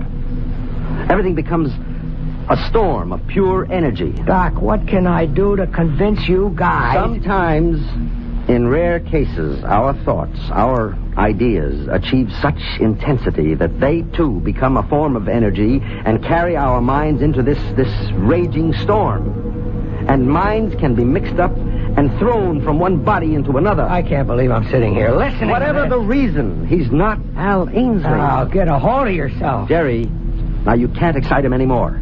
I'll throw you out of here. You may not have to throw me out. I want to leave. Now, Al, in exactly 3 days, you'll have to appear before that committee. If you value your reputation and your freedom, please think up a better story. Or best of all, tell the truth.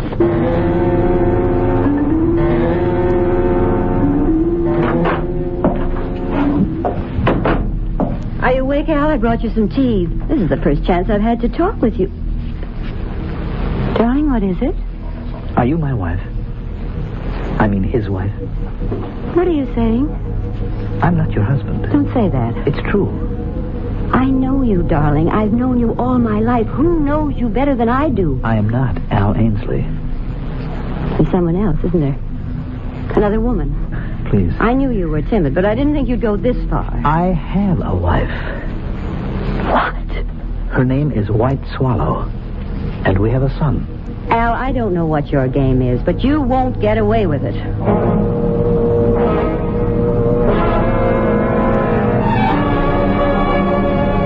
Gentlemen, this visit of yours is most unusual. I know it is, Senator Adams. I have no right to conduct committee business privately. Senator, we just wanted to acquaint you with certain facts. And? Well, please just listen. No matter what you hear, just listen. Then use your own judgment. Go ahead, Al. Senator, I am not Alfred Stewart Ainsley. You're not? I am running bear. I am a Potomac Indian. But this is most unusual.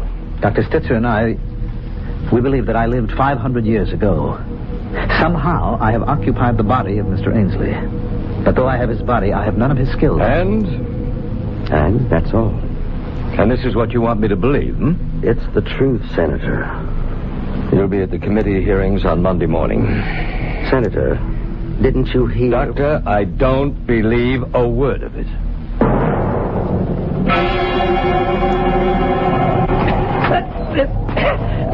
It's no use. It's no use. Watch the knife. Watch it constantly. Don't look at your opponent's eyes. Oh, Red Bear, I'll never learn. You may not be running Beaver, but you have his great body, his strength, his agility. I'll tell you what I don't have, his desire to fight. Are you a coward? No, I just don't believe in violence. Strange. I can't kill anybody.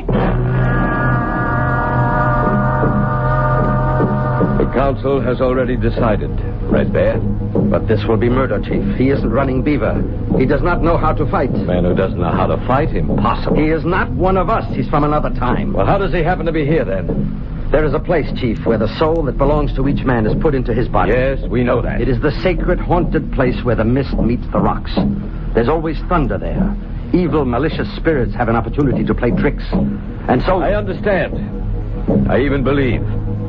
But the council has spoken. He does not know how to fight. He will have to learn. Keep the knife low and moving. It's no use. I just can't kill anybody. Even to save your own life. Suppose I kill Eagle Wing tomorrow. Then what? At least you'll be alive. To do what? To live out my life here in an alien place doing things that I hate? Fighting, hunting, killing? No, I'm better off dead. You'll have to testify before the committee. I can't. You'll be ruined. Well, if that's the only way... Relax. Think. Don't fight against Alfred Ainsley. Accept him. Let his thoughts flow into your brain. Let his knowledge come to you. Why? So you can get past the committee. And then? What do you mean, then? Then what will I do? Live here as Al Ainsley, away from my wife, my son, my friends, my people?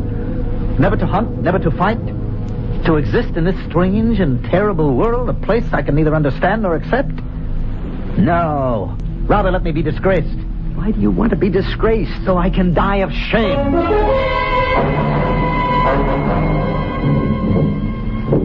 Wake up, Running Beaver. Wake up. It's time to start out for the fighting ground. So early? You still refuse to fight him as Running Beaver would? Yes, I refuse. Why? I told you. I want to die. I know why you would want to die in this life, but I don't understand why you would want to die in your other life. What are you saying? What troubled you? You are a man of trouble. I see that.